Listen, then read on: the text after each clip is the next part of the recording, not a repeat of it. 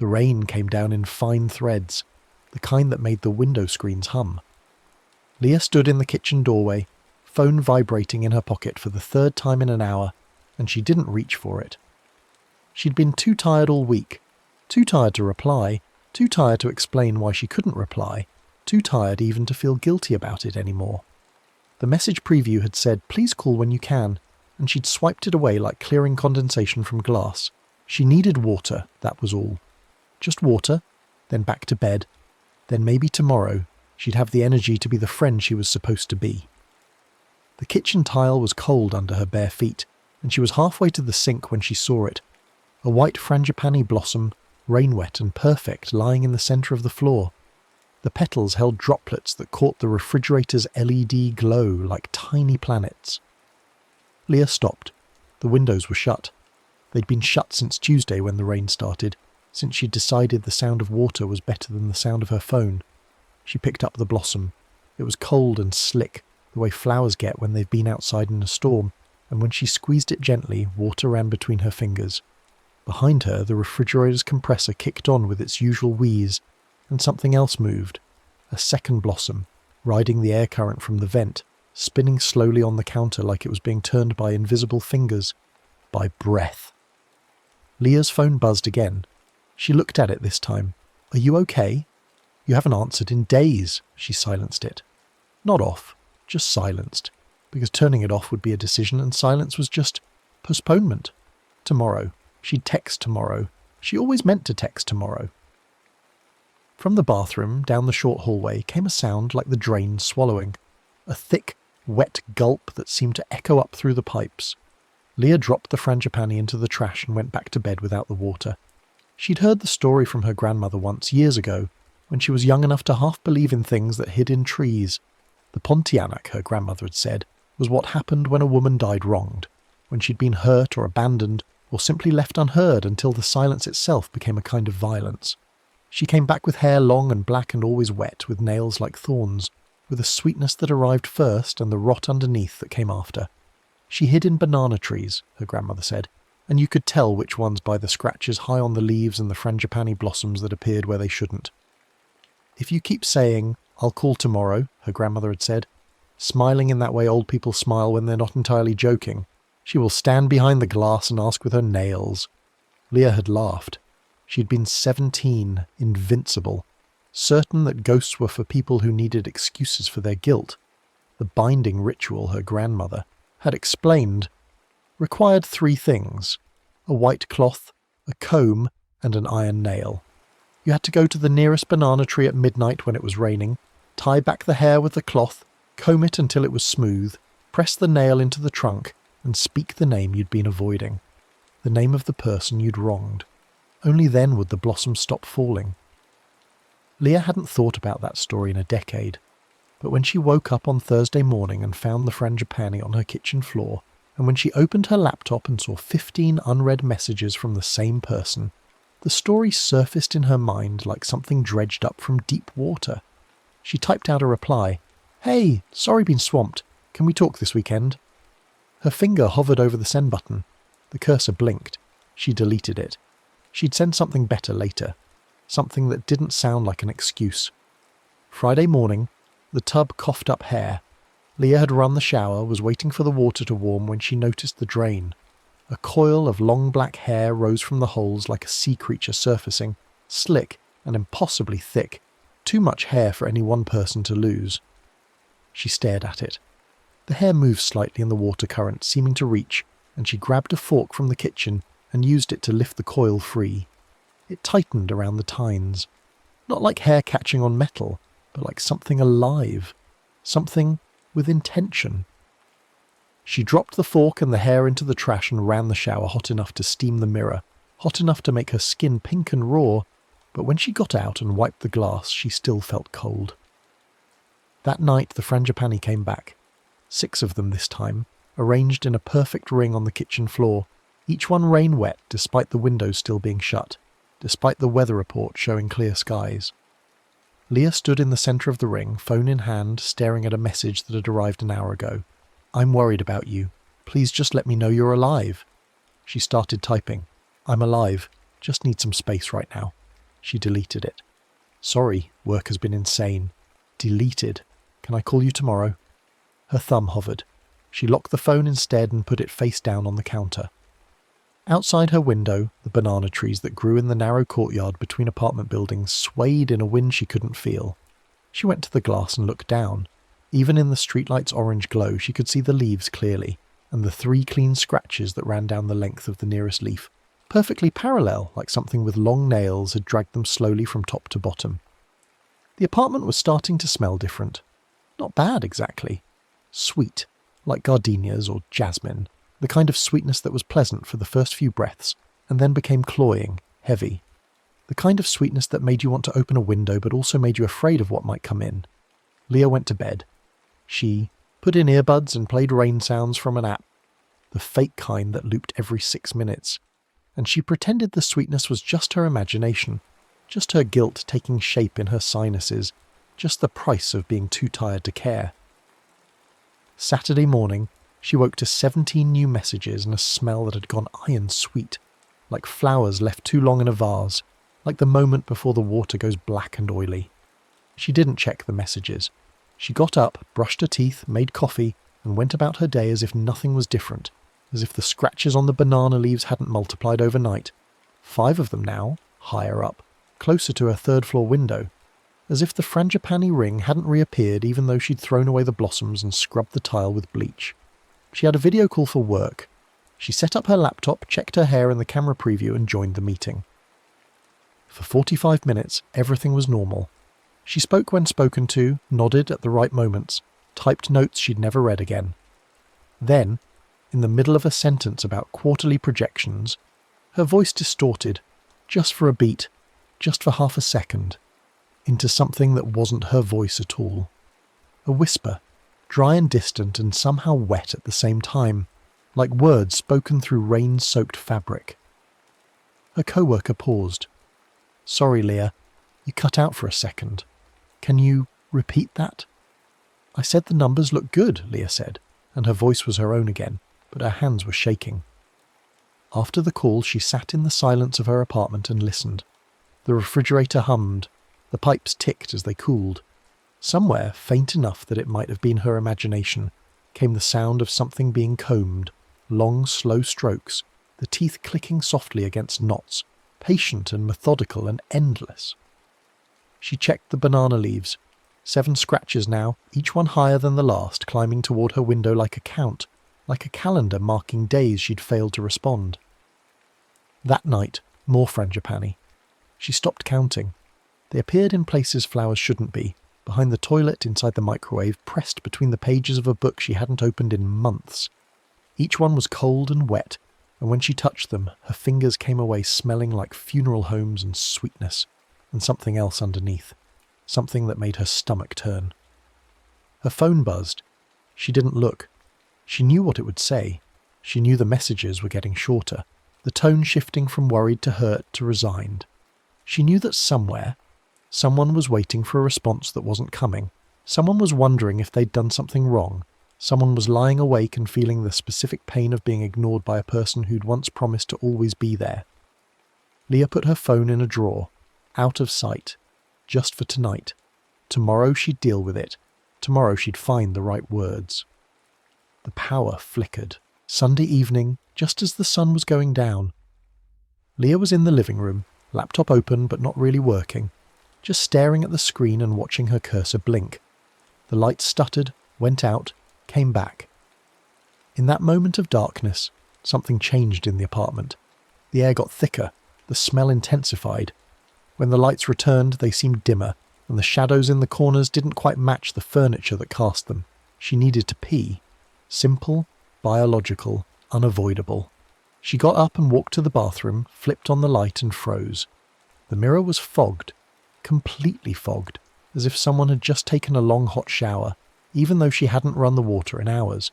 The fog was thick enough that she couldn't see her reflection, thick enough that moisture was beginning to drip down the glass in slow rivulets that looked like fingers, like something on the other side was trying to wipe the condensation away. Leah's heart kicked against her ribs. She should leave. She should turn around and walk out and maybe leave the apartment entirely, go to a hotel, go anywhere that didn't have banana trees outside and frangipani blooming in impossible places. But her body didn't listen. Her hand reached out seemingly of its own accord and swiped a circle in the fog, clearing a porthole of glass. A woman stood behind her. Not in the bathroom was empty. Leah could see that when she whipped around, could see the plain tile and the white shower curtain and the empty space where no one was standing. But in the mirror, in the reflection, the woman was there. Hair matted to her collarbones in thick, wet ropes. Head tilted at an angle that was almost Leah's angle, but not quite. Like a photograph printed slightly off register. Mouth hidden behind strands of black hair that moved gently as if underwater.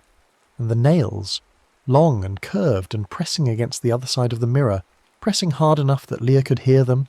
A soft scratching like a comb through wet hair, patient and persistent and getting closer. Leah couldn't move, couldn't breathe, could only watch as the woman in the mirror tilted her head further, as the hair parted just enough to show a mouth, as that mouth opened and... The drain gurgled. Leah's eyes snapped down to the tub and the hair was there again, the thick coil of it, but this time it was moving, rising from the drain like a snake, dragging itself along the tub's lip with a rubbery squeal that made Leah's teeth ache, reaching toward her with deliberate slowness. She looked down at her feet. The frangipani had arranged themselves in a ring again, the petals touching, encircling her bare ankles like a noose, and she was standing in the centre and she hadn't noticed, hadn't felt them appear, hadn't heard anything but the sound of her own pulse hammering in her ears. She backed toward the window. The bathroom window, the small one with the frosted glass that looked out onto the courtyard. Her shoulders hit the wall. Something moved outside and she turned just in time to see 5 crescent shapes appear on the outer surface of the glass. Scratches, thin and precise, appearing at eye height as if someone very tall was standing on the other side and dragging their nails down the pane, not cutting through, just etching, marking, measuring. The banana tree below swayed, though there was no wind.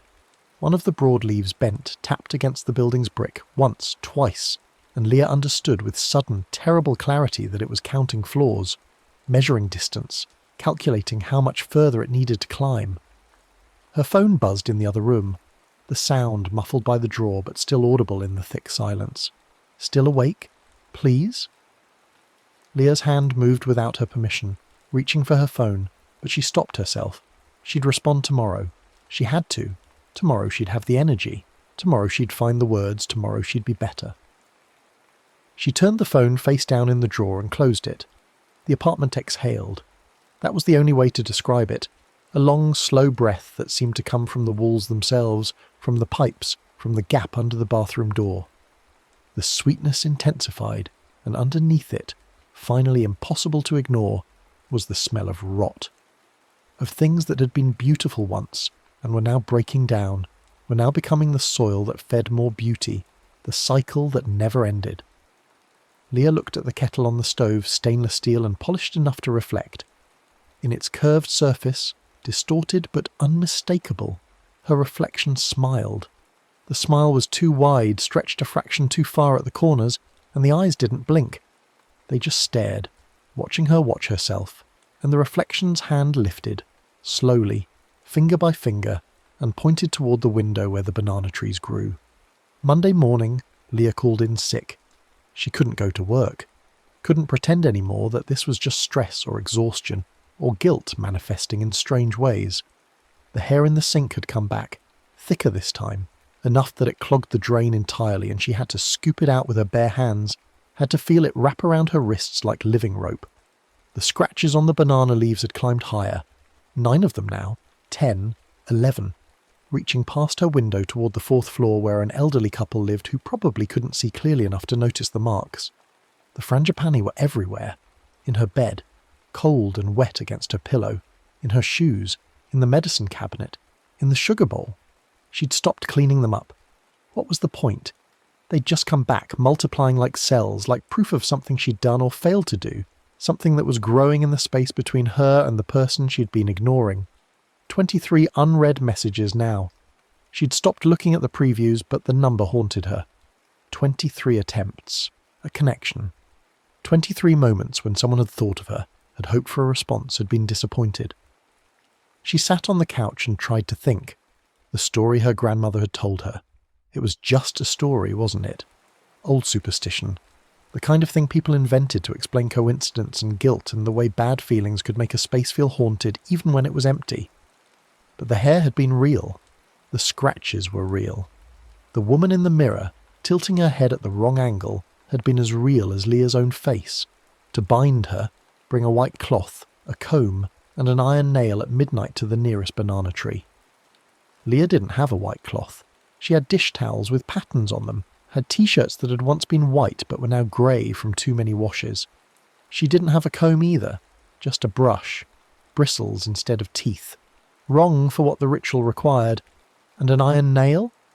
Where did you even buy something like that? Hardware stores carried stainless steel now, galvanized metal, screws instead of nails. But she had to try.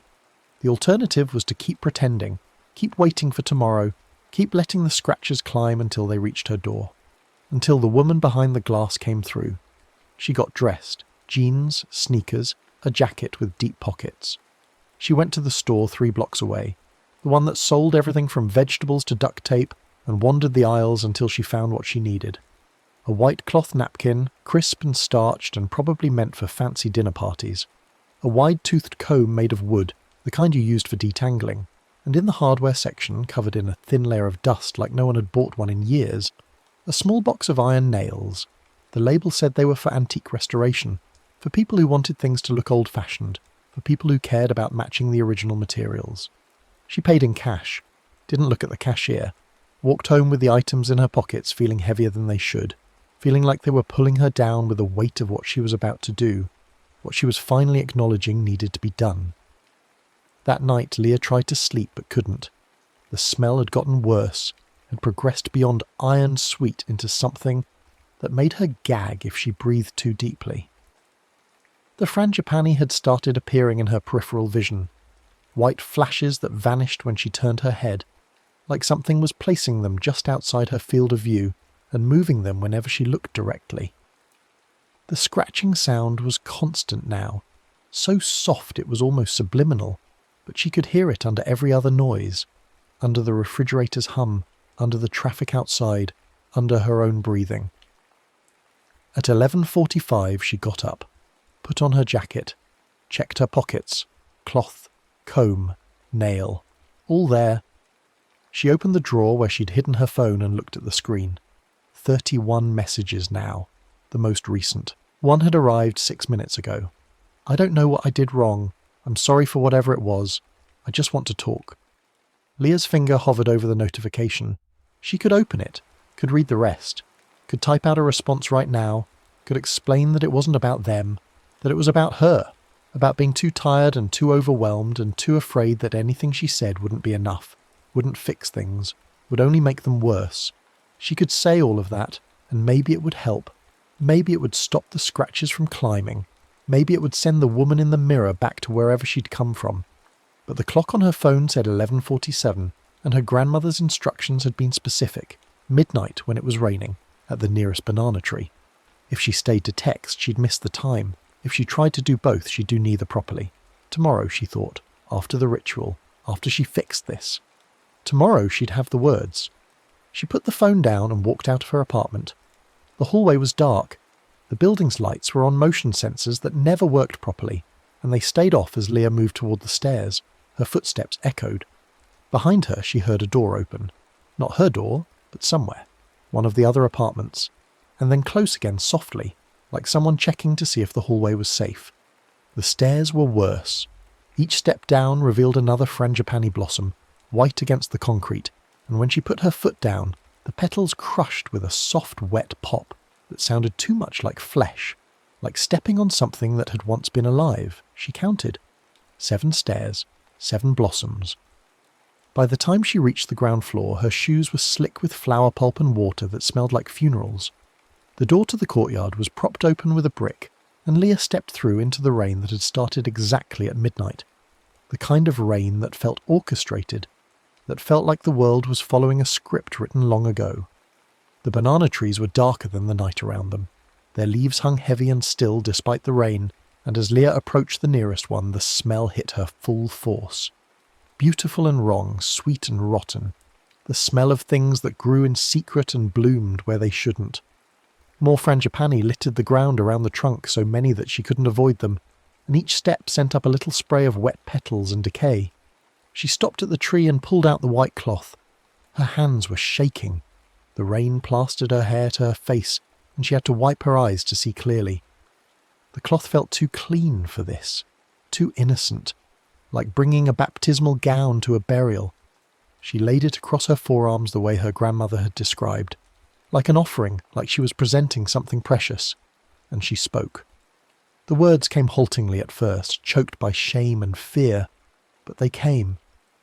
"I owe someone," Leah said, her voice barely audible over the rain. "I owe them responses I didn't give.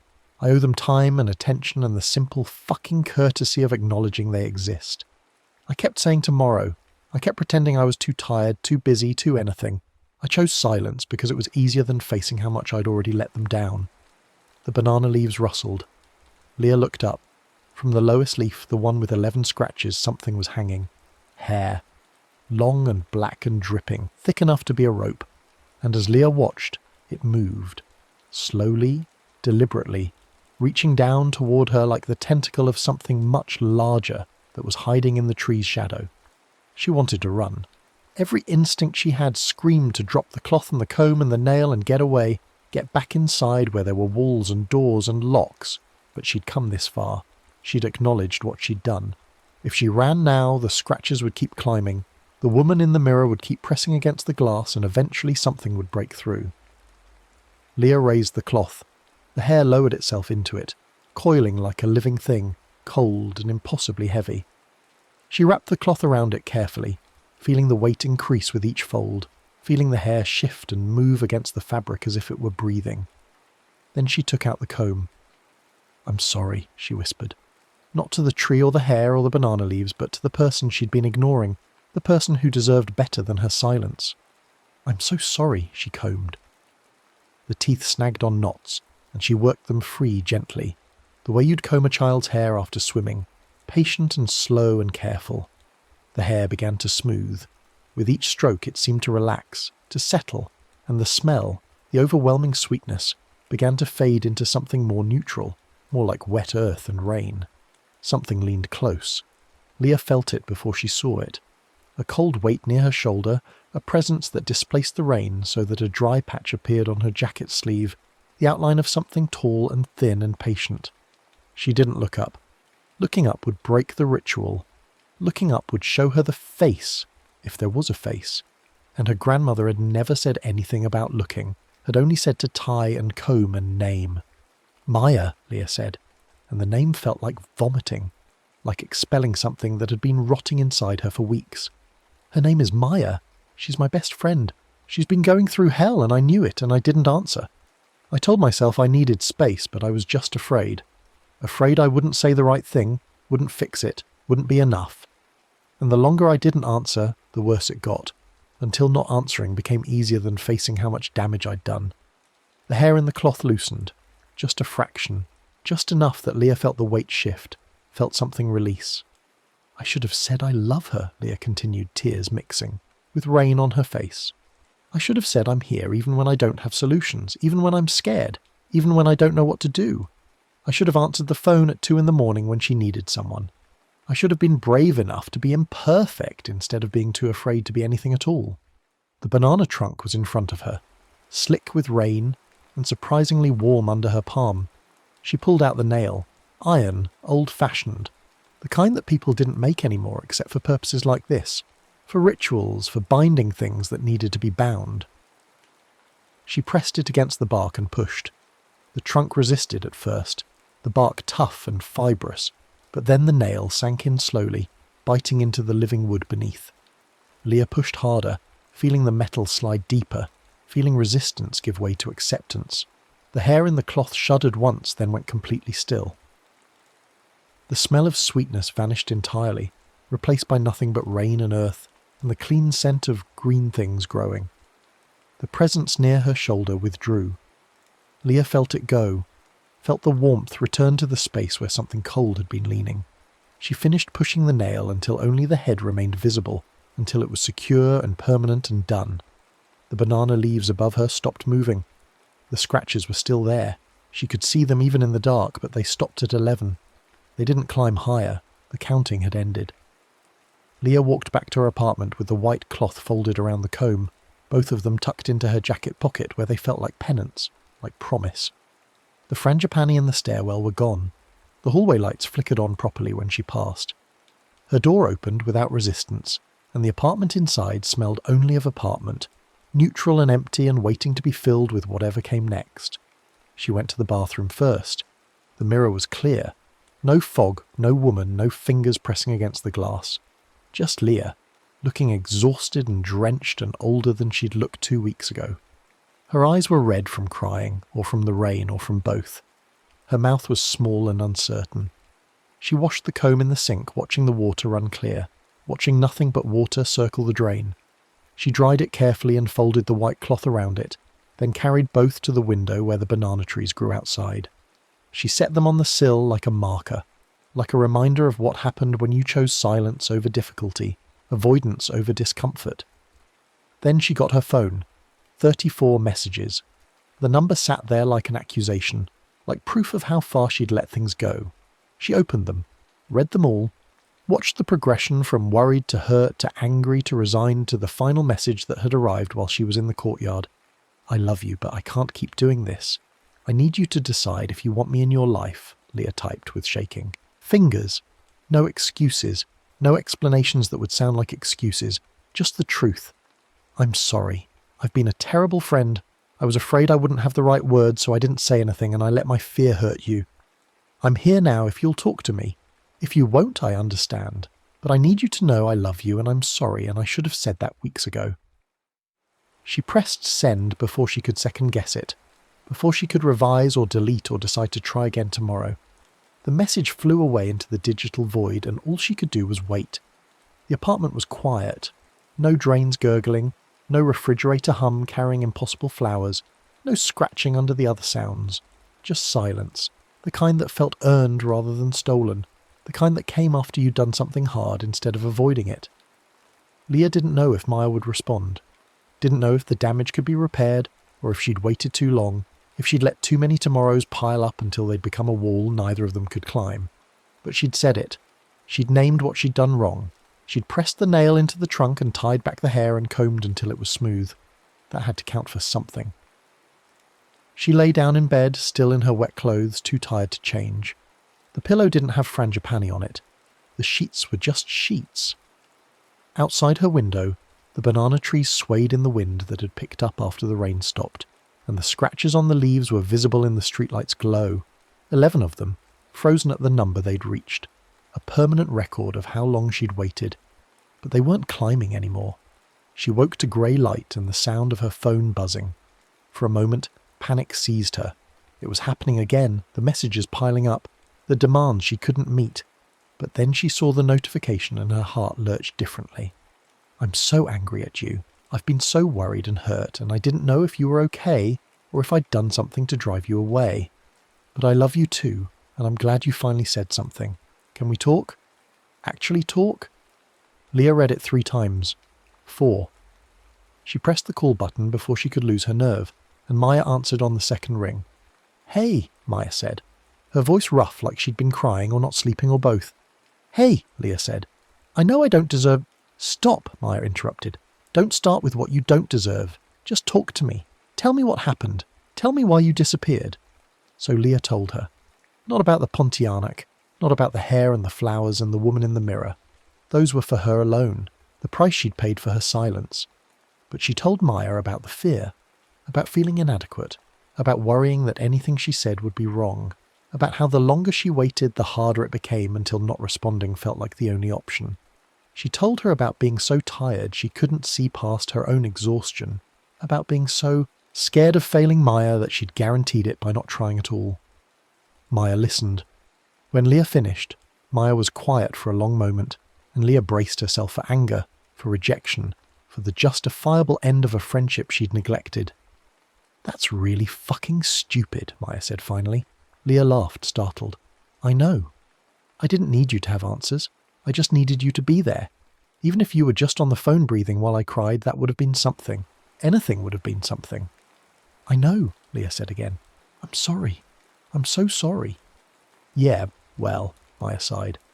"I'm not saying it's fine. It's not fine. You hurt me. But I'm also saying I hear you, and I want to try to get past it. If you're actually going to show up now, if you're actually going to answer when I call instead of making me wait for tomorrow that never comes." "I will," Leah promised. "No more tomorrows, no more silence. Even when I'm scared, even when I don't know what to say, I'll say something, I'll be there." They talked for an hour, then 2. Leah sat by the window with the white cloth and the comb on the sill beside her, watching the banana trees sway in the morning breeze, watching the leaves hold their scratches without adding new ones. The apartment stayed quiet. The drains stayed clear. No frangipani appeared on the kitchen floor. When they finally hung up, Leah felt lighter. Not forgiven entirely, that would take time, would take proof through action rather than words, but heard, seen, acknowledged in return for finally acknowledging someone else. She made coffee. She showered in a bathroom that smelled only like soap and steam. She got dressed and opened her laptop and started the day like a normal person, like someone who hadn't spent 2 weeks haunted by her own failures. But she kept the comb and the cloth by the window. She checked them every morning, made sure they were still there, still clean. A reminder, a promise. A small price to pay for learning that sometimes tomorrow never comes, and sometimes the ghosts we create are the ones we feed with our silence. The next rain came 3 days later. Leah woke to the sound of it threading through the window screens, familiar and no longer frightening. She got up, went to the kitchen for water, and found the floor empty. No blossoms, no cold petals, nothing but tile. She looked out at the banana trees. The scratches were still there. They'd always be there, she thought. A scar on the leaves like the scar on whatever friendship she and Maya rebuilt, but they hadn't climbed. The tree was just a tree again, broad leaves catching rain, roots digging deep into courtyard soil. On the sill outside her window, dry against the glass despite the weather, lay a single frangipani. Its petals were white and perfect and completely, impossibly dry. When Leah opened the window to touch it, the blossom crumbled at her fingertips. Not wet, not rotting, but dry as paper, as if it had been pressed in, a book for years. She looked down at the banana tree. The leaves held their height. 11 scratches, no more. The tree seemed to be waiting. Not scratching, not counting, just waiting. As if it had learned a different kind of patience, the kind that came from being heard instead of ignored. Leah closed the window. She left the remains of the dry blossom on the sill next to the white cloth and the comb, another marker, another memory. Then she picked up her phone and scrolled through her contacts, looking for other names she'd been avoiding, other people she'd told herself she'd respond to tomorrow. She started typing. One message, then another, then another. No more tomorrows, no more silence. Just words, imperfect and honest and sent before she could delete them, before she could decide they weren't good enough. The rain continued. The banana trees swayed. The apartment stayed quiet except for the sound of her phone sending messages, the soft whoosh of each one flying away into the world, carrying small truths that were better than beautiful lies. And in the bathroom, when she passed the mirror, only Leah looked back, tired, guilty, trying, her mouth its normal size, her eyes finally blinking at their proper speed, her reflection doing nothing but reflecting what was actually there. No one stood behind her. No nails pressed the glass. The drain breathed its last wet breath and settled into ordinary silence. Outside, the banana tree held its scratches like a closed book, and the frangipani stopped falling. The next story is about to begin. Please relax and enjoy. The rain came down in needles, cold and precise, stitching patterns across the boulevard's cracked asphalt. Jordan hunched deeper into their jacket, fingers wrapped around the crumpled receipts in their pocket. Gas station, bodega, ATM slip showing negative $47 in red ink. The phone buzzed again. Marcus. 3rd time tonight. "Hey man, about that money?" Jordan swiped the notification away and kept walking. It wasn't a big deal. Marcus had plenty. Everyone was always so uptight about money, like the world would end if you didn't pay back every little thing right away. The receipts in Jordan's pocket felt damp, the ink probably bleeding through the thermal paper, turning everything into grey smudges. That's when the whistling started. At first it seemed like wind through the scaffolding on the construction site across the street, a thin note that rose and fell in a waltz rhythm. 1, 2, 3, 1, 2, 3. Jordan glanced over, but the site was dark, tarps snapping in the rain. The whistling continued, pacing perfectly with each footstep. When Jordan stopped at the crosswalk, it stopped. When Jordan walked, it walked. The light changed. Jordan crossed, and something white caught the corner of their eye near the gutter. A shape roughly the size of a rat folded from paper. Receipt paper. The thing had a tail made of stapled register tape, and as the rain hit it, black ink ran down its origami flanks in thin rivers. It twitched, then skittered along the rushing gutter water, moving with purpose toward Jordan's building 3 blocks up. Jordan blinked hard. Too many late shifts, too much coffee, not enough sleep. The receipt rat, if that's what it was, disappeared down a storm drain with a wet whisper. By the time Jordan reached the apartment building, 3 more were waiting by the entrance. They huddled against the brick where the overhang kept them barely dry, their bodies creased and folded with geometric precision. Tails of stapled tape twitched in unison. One of them had a credit card number printed across its back. Another bore the logo of the coffee shop where Jordan had pocketed an extra 5 from the tip jar last week when Maya wasn't looking. Jordan's hand shook as the key scraped the lock. The paper rats didn't scatter. They watched, or seemed to watch, though they had no eyes, just printed text where eyes might be. The door swung open. Jordan stepped inside fast and slammed it shut, breath coming hard, heart keeping that same 3-beat time. 1, 2, 3. 1, 2, 3. Inside the apartment, everything looked normal. Dishes in the sink, laundry explosion on the couch. The radiator ticked and hissed. Jordan went to the window and looked down. The 3 paper rats had arranged themselves in a line on the sidewalk below, perfectly spaced, tails aligned. Then a 4th joined them, then a 5th. Jordan let the curtain fall and grabbed a beer from the fridge. The last one, bought with the money borrowed from Claire for the electricity bill that still hadn't been paid. The bottle sweated cold against Jordan's palm.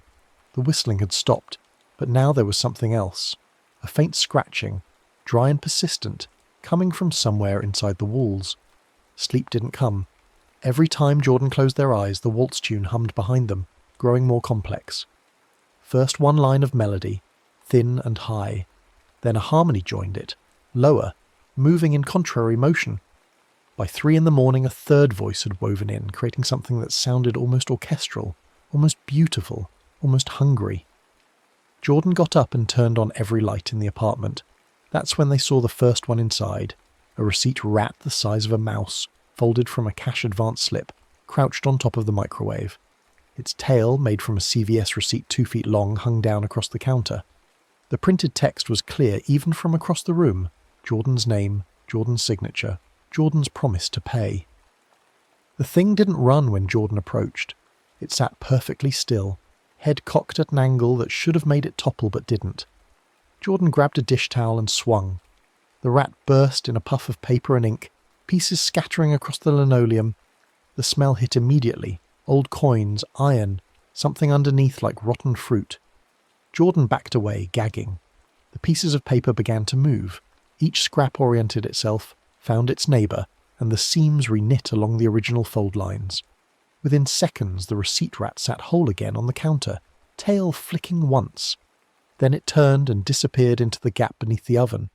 The phone buzzed. Marcus again. Jordan ignored it and opened the laptop instead, fingers unsteady on the keys. Search. Paper rats. City legend. Nothing useful. Search. Receipt creatures folklore. A Reddit thread from 6 years ago. Mostly jokes and creepypasta. Then, buried in the comments, a link to a blog post that had been deleted. The cached version loaded slowly. Old city magic, the kind that came over with the tenements and factory workers. My grandmother said the Pied Piper wasn't just a story about a grudge and stolen children. In the city he collects what the city refuses to repay. Every broken promise, every pocketed tip, every borrowed dollar you pretend to forget. It adds up. Adds up until the rats come. Paper rats first, folded from your own receipts, your own trail of taking. They count your debts. They nest in your walls. They wait for the piper. The post ended there. Jordan scrolled down, but the rest was corrupted text. Symbols that hurt to look at. A sound from the bedroom. skittering, multiple sources, synchronized. Jordan stood slowly and walked to the doorway. The bed was covered. Dozens of receipt rats, maybe more, swarming across the comforter in patterns that spiraled toward the center. They moved in time with the whistling, which had returned, louder now, complex with its three-part harmony. The rats were building something, dragging threads pulled from Jordan's coat, shredding napkins from the nightstand, weaving and folding and stacking. A nest. They were building a nest where Jordan slept. Jordan slammed the door and shoved the couch against it. The scratching intensified, coming from inside the walls, inside the floor, inside the ceiling, everywhere at once. The whistling waltzed higher, adding a fourth harmony that made Jordan's teeth ache. 1, 2, 3, 1, 2, 3, and the third beat synchronized perfectly with the pulse hammering in Jordan's neck. Morning came grey and reluctant. Jordan hadn't slept. The scratching had continued all night, and twice something heavy had thumped against the bedroom door from the inside, making the couch jump. Now the apartment was quiet, except for the rain still drumming against the windows. Jordan moved the couch and opened the bedroom door fast, ready to run. The nest was finished. It occupied the center of the bed, constructed from shredded receipts, staples, paper clips, and threads from Jordan's clothes. The receipt rats were gone, but the nest pulsed slightly, breathing, each exhale releasing a faint mist that smelled like ink and copper. Jordan's phone lit up. A voicemail from 3 days ago finally transcribed. "Jordan, it's your sister. I really need that money back. Mum's prescriptions aren't going to pay for themselves, and you promised. You promised." The nest pulsed again, stronger. Jordan grabbed a backpack and started shoving things inside. Clothes, laptop, charger, wallet. The wallet felt wrong, too light. Jordan opened it. Empty. Every bill gone, every card missing. In their place, a single folded receipt rat. Tiny. Perfect. Sitting in the cash compartment with its tail wrapped around the empty plastic windows where photos used to be. The photos. Jordan's mother, Jordan's sister, Marcus at the bar, Claire smiling with her cat. All gone. Stolen by paper vermin. Jordan dropped the wallet and ran. The stairwell lights were working when Jordan entered. They died one by one as Jordan descended, bulbs popping in sequence from top to bottom, darkness chasing down the stairs. On the third-floor landing, Jordan stopped. Someone was standing where the light didn't reach, where the next flight down began. Tall, perfectly still, wearing a coat that glistened even in the shadow. The whistling came from there, from him. All four harmonies at once, perfect and terrible, coming from a brass flute held loosely in one long-fingered hand. The other hand trailed something, a leash made of braided receipt tape, and at the end of it shapes moved. Rats, but larger now, the size of possums, bodies folded from whole transaction records, tails thick as rope. The piper raised his head. No face under the dripping hat brim, just more paper, layered and pressed and printed over with names. Jordan's name among them, repeated in different fonts, different inks, different dates. The coat was stitched together from receipts and register tape, thousands of transactions, a patchwork history of broken promises. Jordan couldn't move. The tune had locked into their heartbeat, into their breath, forcing everything into waltz time. 1, 2, 3 pause, 1, 2, 3 pause. The piper didn't speak. He didn't need to. He lifted the flute to where his mouth should be and played a single note, and the receipt rats on the leash lunged. Jordan broke and ran back up the stairs, taking them 3 at a time. Behind, the scratching sound multiplied. Claws on concrete, paper on paper, something heavier that might have been footsteps, or might have been the building itself settling into a rhythm. The apartment door stood open. Jordan hadn't left it open. Inside, the walls had changed. Black ink spread across the paint in elegant script, writing itself even as Jordan watched. Names. Dozens of names. People Jordan owed, amounts next to each one, dates, details. Marcus Chen, $200. Bartabs, April through June. Claire Morrison, $300. Electric bill, promised repayment. August 5th, Luna, barista, 47 lawn. Tip jar, 7 occasions. Mrs. Hernandez, your landlord, on $200. Rent, 3 months overdue, Sarah Jordan, sister, 850s. Mum's prescriptions, promised last Christmas. The list went on, wrapping around the room, climbing to the ceiling, names and numbers in perfect ledger formation. The ink smelled fresh, wet, wrong. Jordan reached out and touched Sarah's name. The ink transferred to Jordan's finger, hot like blood. More receipt rats emerged from the bedroom, but these were different. Larger, cruder, folded from fast food receipts and parking tickets, lottery scraps and unpaid bills. They climbed the walls with tiny rustling sounds, adding more names to the ledger, pulling them from somewhere, from Jordan's memory, from Jordan's guilt. One rat, the size of a cat, dragged itself across the floor on a tail made from a cash advance agreement Jordan had signed and never paid back.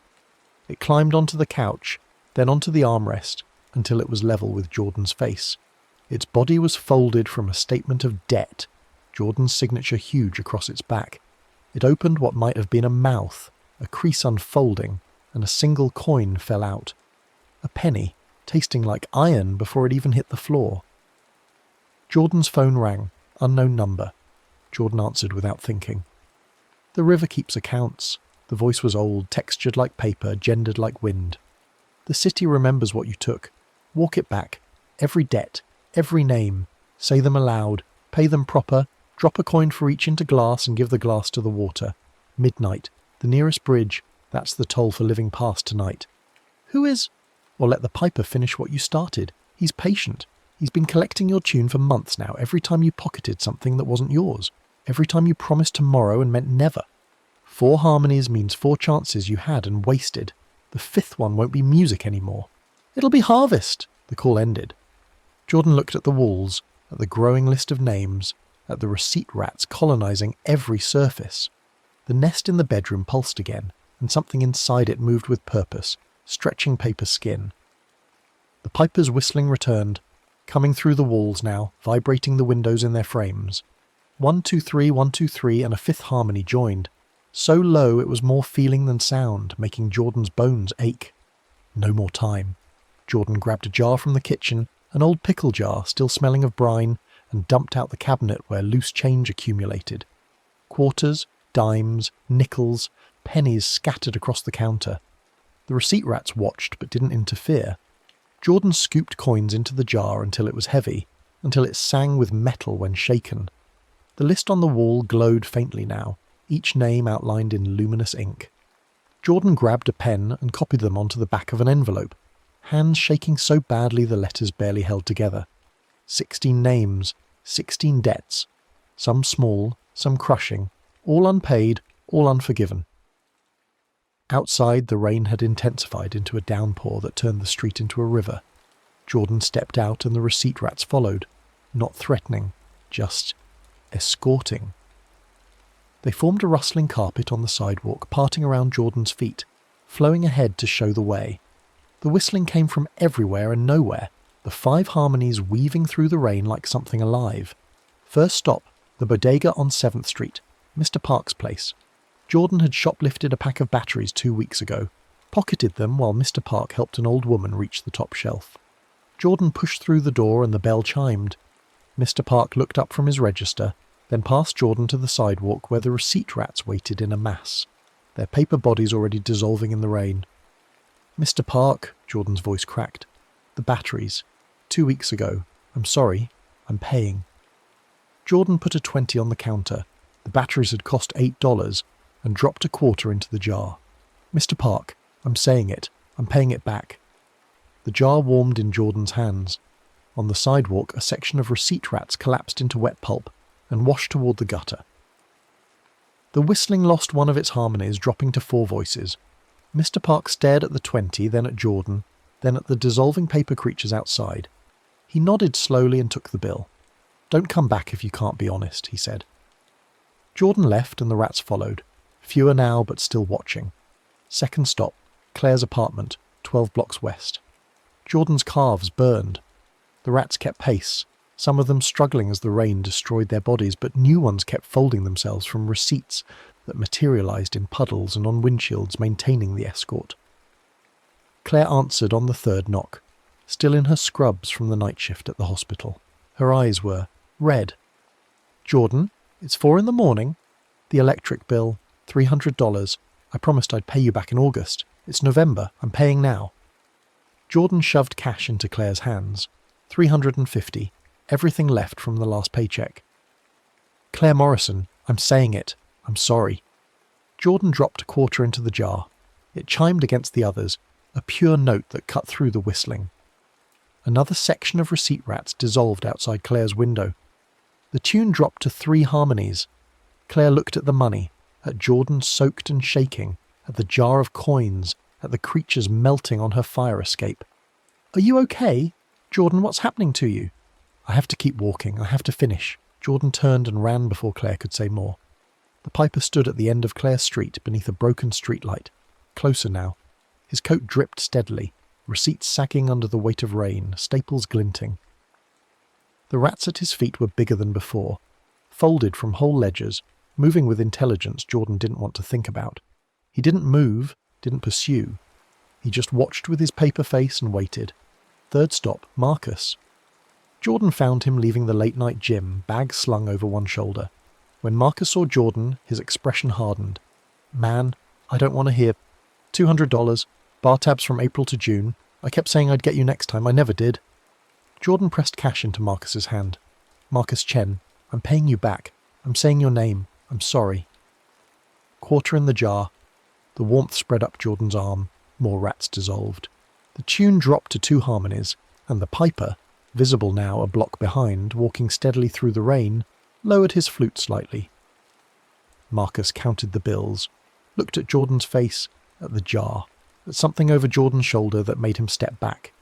"Jesus, Jordan, what did you get into?" "I'm getting out. I'm trying to get out." 4th through 10th stops blurred together.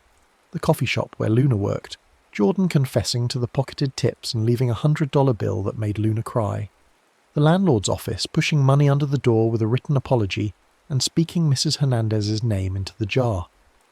The friend from college Jordan had borrowed textbook money from and never returned. The co-worker whose lunch Jordan had eaten 3 times and played off as a joke. Each name spoken aloud, each debt repaid with interest, each coin dropped into the jar with a sound like absolution. The receipt rats dwindled with every payment until only a handful remained. The largest ones, the oldest debts.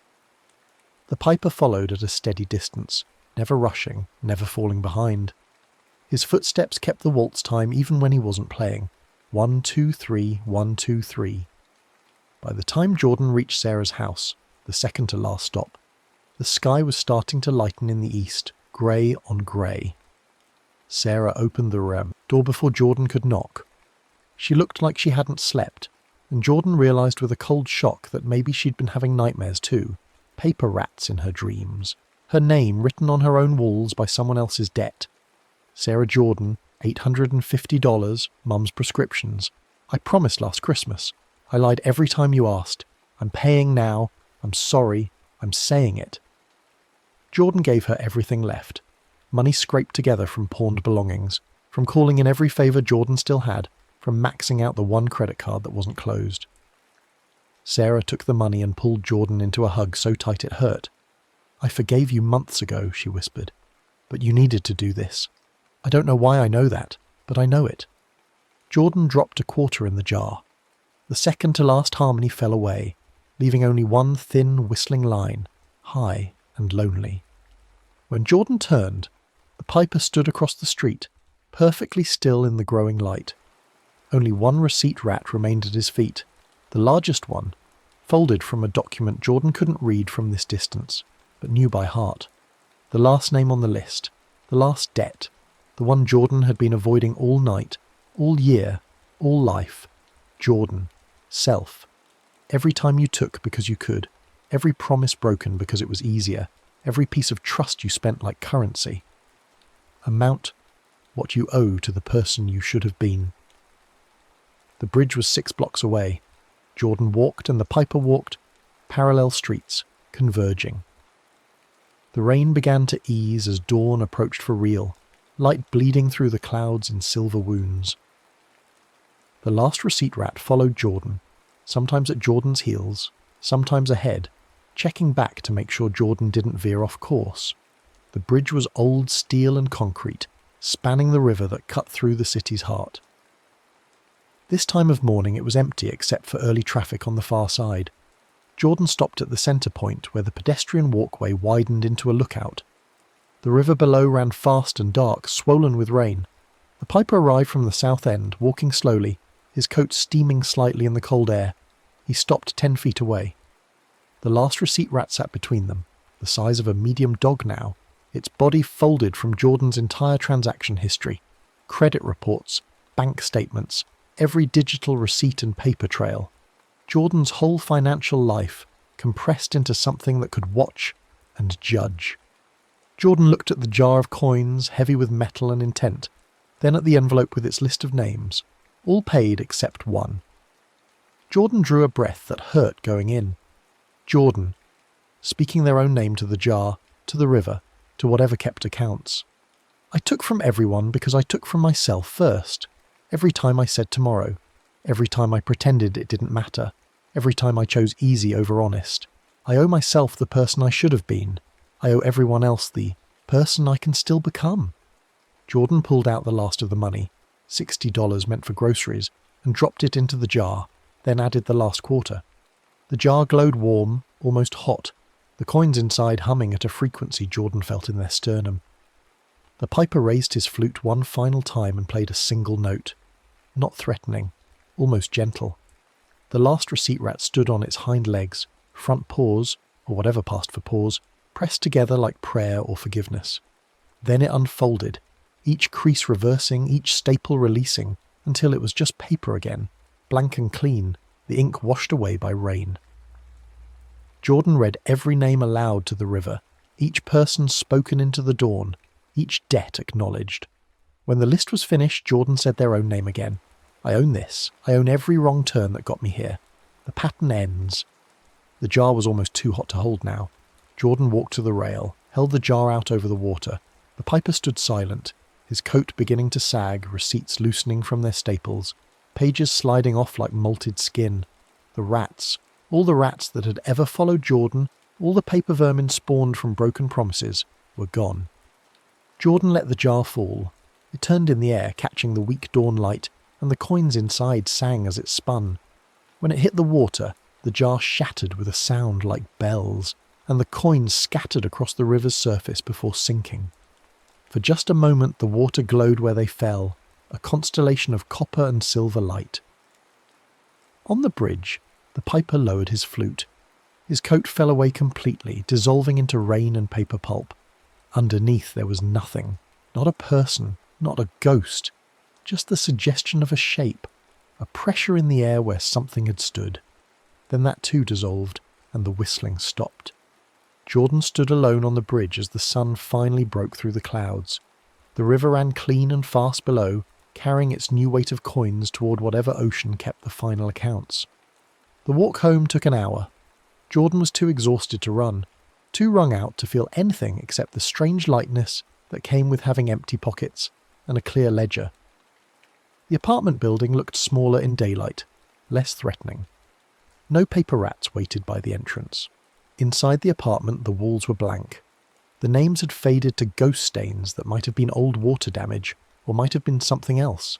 The bedroom was clean, the nest gone, the bed made with hospital corners Jordan had never learned. On the pillow sat a single piece of paper, folded once, creased sharp. Jordan unfolded it carefully. Blank. Completely blank. A receipt with nothing written on it, no transaction recorded, a fresh start if Jordan chose to keep it that way. The phone rang. Marcus. Jordan answered. Hey man, about last night. Are you good? That money? You didn't have to. I did have to. But I'm good now. I'm better. They talked for a few minutes, normal conversation, making plans to meet for coffee. Coffee Jordan would pay for with money Jordan actually had. After hanging up, Jordan noticed the silence.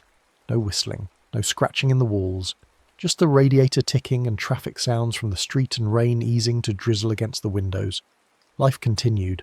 Jordan got better at it, paid rent on time, paid Marcus for coffee before Marcus could offer, slipped an extra 10 to Luna at the coffee shop every week until the debt of trust was rebuilt, started answering Sarah's calls on the first ring, returned things borrowed, repaid favours given, learned the difference between asking and taking. But 3 weeks later, coming home from work, Jordan saw a phone charger on the break room table. Nice one, expensive. No one around. The thought came automatically, just take it. No one will know. It's no big deal. Jordan reached for it and stopped. From somewhere down the block, so faint it might have been imagination, a single high note whistled. One pure tone in waltz time, just the first beat. One, then silence. A reminder, a warning. The piper doesn't climb the stairs again that season, but the season doesn't last forever, and the river is always ready to accept new accounts. Jordan pulled their hand back and turned on the overhead lights, making sure everyone could see everything.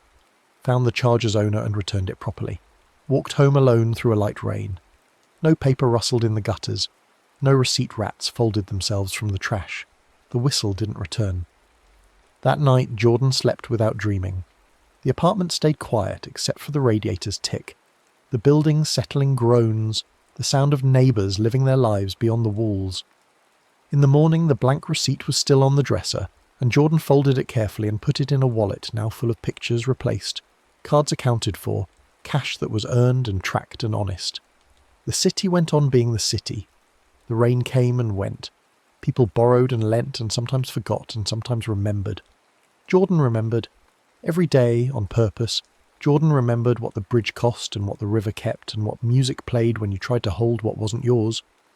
The piper was gone, but his tune remained, waiting in the space between reaching and taking, between wanting and claiming, between tomorrow and never. 1, 2, 3, 1, 2, 3. The waltz of accounts, playing forever in the city's heart, patient as rain, hungry as debt, ready to fold new rats from new receipts the moment someone decided it was no big deal. After the river took the coins, the only music left in Jordan's apartment was the radiator ticking, unless Jordan tried to keep what wasn't theirs. And then, down in the street where the gutters ran deep, where the receipts collected in sodden drifts, the papers would begin to fold again, patient, precise, waiting for the piper to follow. The blank receipt stayed in Jordan's wallet like a talisman, growing soft at the creases from being handled too often. Sometimes, late at night when sleep wouldn't come, Jordan would take it out and hold it up to the light, searching for invisible ink, for some hidden message from the river or the piper or whatever kept the city's accounts. But it remained blank, a promise or a warning or both. Work became different. Jordan had been a delivery driver for a logistics company, the kind of job where you handled other people's packages all day, where trust was assumed and rarely verified. Before the piper, Jordan had skimmed. A protein bar here, a phone charger there. Nothing big enough to trigger an investigation, small enough to justify, easy enough to forget. Now every package felt heavy with possibility. Jordan's supervisor, a tired woman named Rita who chain-smoked menthols on her breaks, noticed the change. "You're slower," she said one afternoon, watching Jordan triple-check a delivery manifest. "Accurate, but slower. What happened? You find religion or something?" "Something like that," Jordan said, and meant it. Rita studied Jordan's face for a long moment. Her eyes narrowed against cigarette smoke. Then she nodded. "Whatever it is, keep it. We lose too many drivers to their own sticky fingers.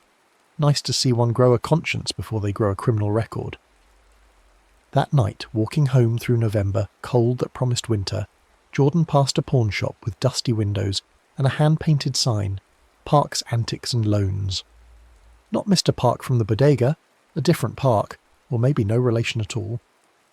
But something in the window caught Jordan's eye.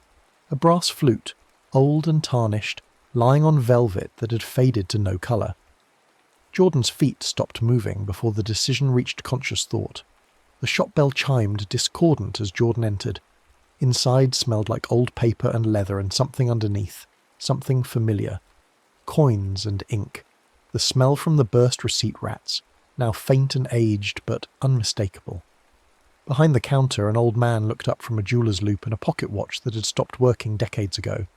"Help you?" His voice had texture like paper left too long in the rain. "The flute in the window. Is it for sale?" The old man set down the watch and the loop very carefully. He stood, moved to the window and retrieved the instrument with hands that shook slightly. Up close, Jordan could see it wasn't brass, or not entirely brass. Parts of it looked like folded metal, seamed and joined in ways that shouldn't hold but did. "This flute isn't for buying," the old man said. "It's for remembering. You know about the piper." Not a question. Jordan nodded. "My grandmother. She was the one who told me the full story. Not the children's version. Not the revenge tale. The real one." He set the flute on the counter between them. "The piper isn't punishment. He's consequence. He walks when the city's accounts get too far out of balance, when too many people take and don't return, when the whole structure starts to lean. He clears the ledger. Could be one person, could be thousands, depends on the debt." "I paid mine," Jordan said, defensive. "I know, I can tell by looking at you. You've got that scraped clean look like you got sanded down to raw wood." The old man's smile was sad. "But you're wondering if it's permanent.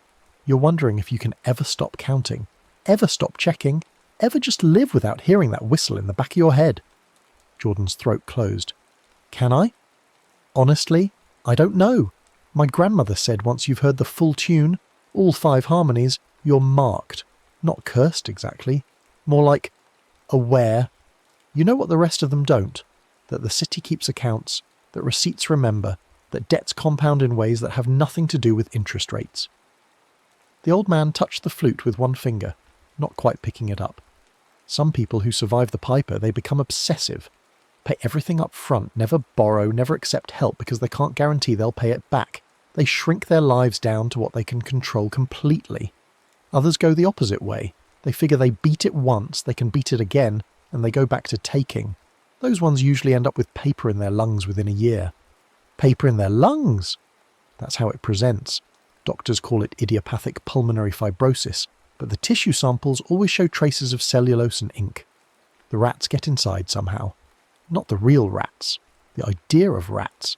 The debt made flesh, or made paper, or whatever exists in between." He pulled his hand back from the flute. "And then there's the third kind, the ones who learn to live in the tension. They know the piper is always there, always possible, but they don't let that knowledge destroy them. They use it. They become the kind of person the city needs, someone who remembers what everyone else forgets." Jordan looked at the flute, at the seams in its construction, at the tarnish that might have been verdigris or might have been old ink. "Which kind was your grandmother?" "The third kind.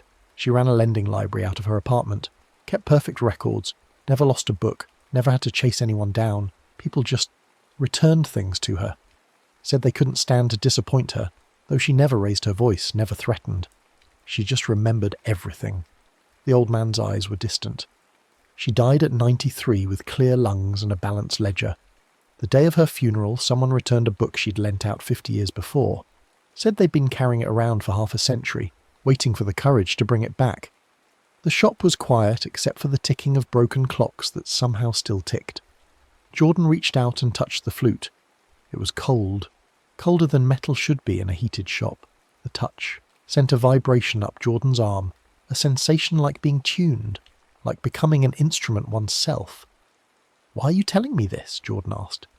"Because you came back to my shop. Because you heard something in that window that other people walk past without noticing. Because I think you might be the third kind." He wrapped the flute carefully in cloth and pushed it across the counter. "Take it. Not to play. God, don't ever try to play it, but keep it somewhere you'll see it.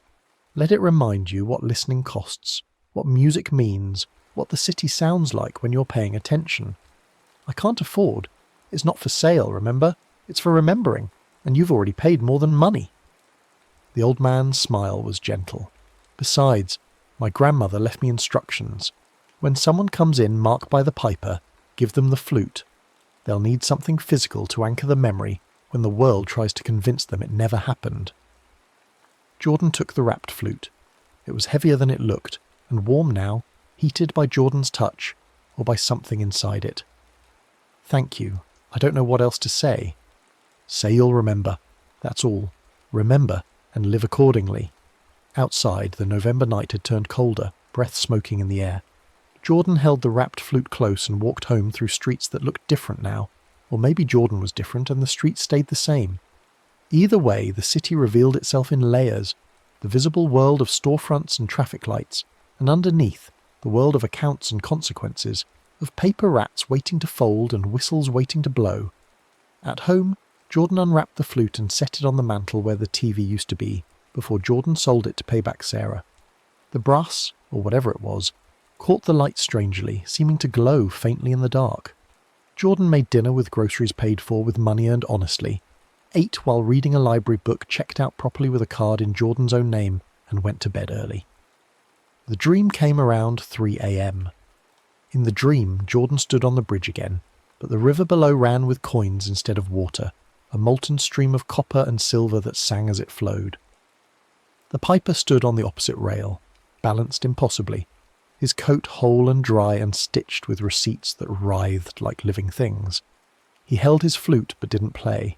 Instead, he spoke, and his voice was every voice Jordan had ever disappointed, every person Jordan had ever owed. The first payment clears the immediate debt, he said. The second payment clears the history. The third payment, the one you make every day by choosing differently, that's the one that clears the pattern. Most people never make it to the third payment. They clear the debt but keep the pattern, and the pattern always generates new debts. Do you understand? I'm trying, Jordan said. Trying isn't binary. You can't try to not take something. You either take or you don't.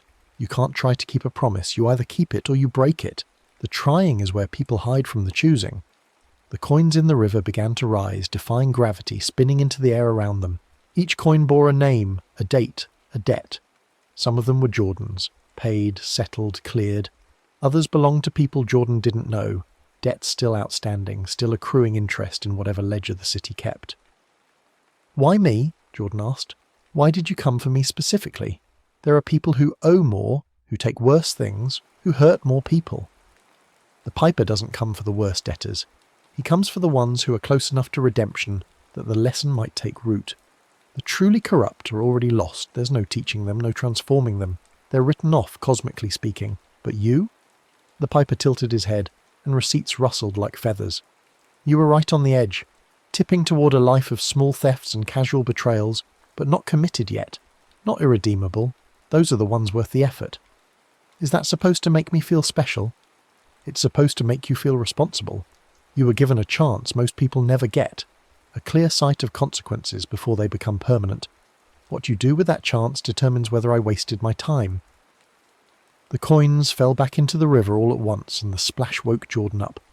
The apartment was dark and quiet.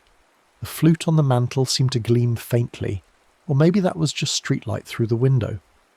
Jordan got up and stood in front of it, studying the seams and joints, the way it was constructed from pieces that shouldn't fit but did.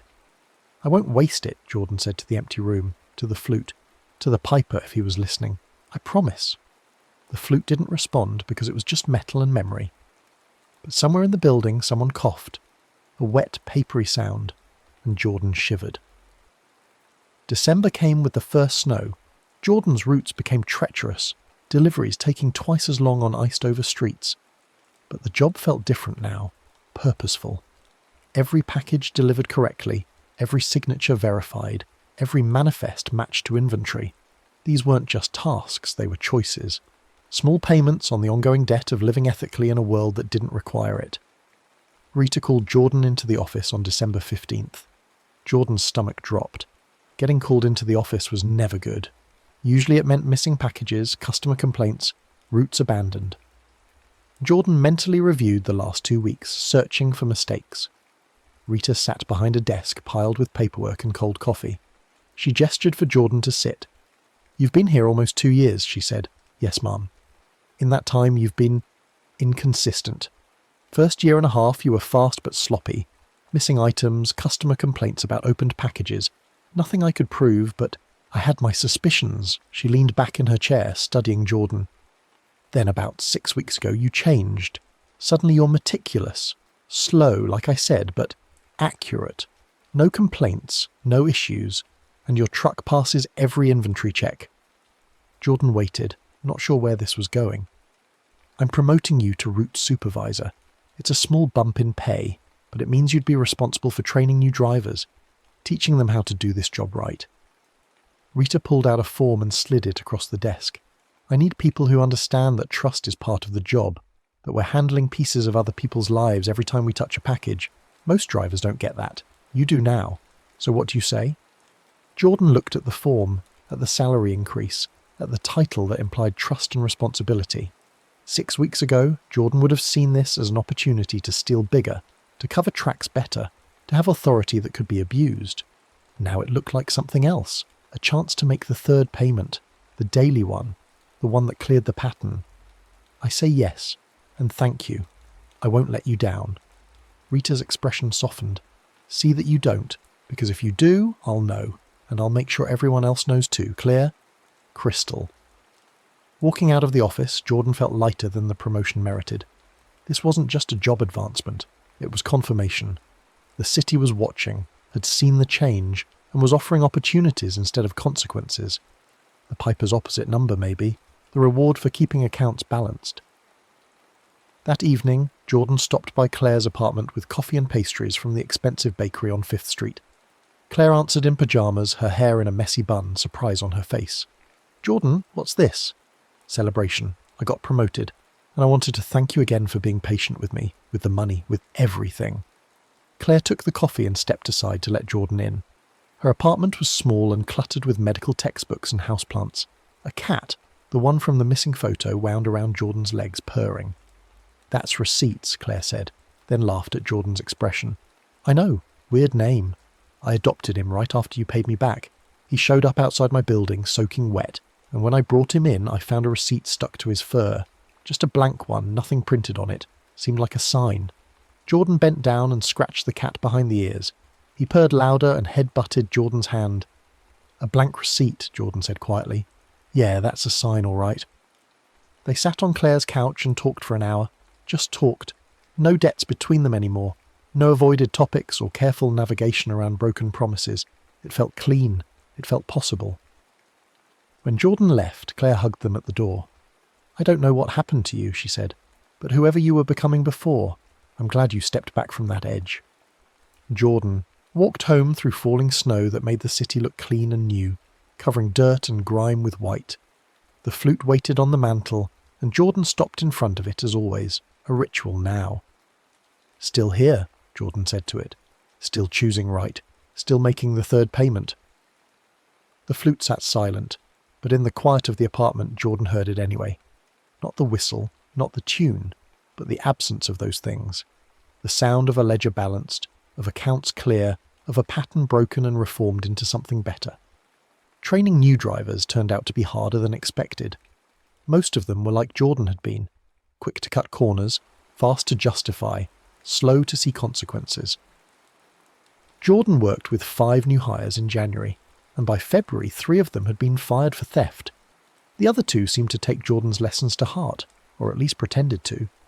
One of them, a kid named Tommy, fresh out of community college, asked Jordan about it during a break.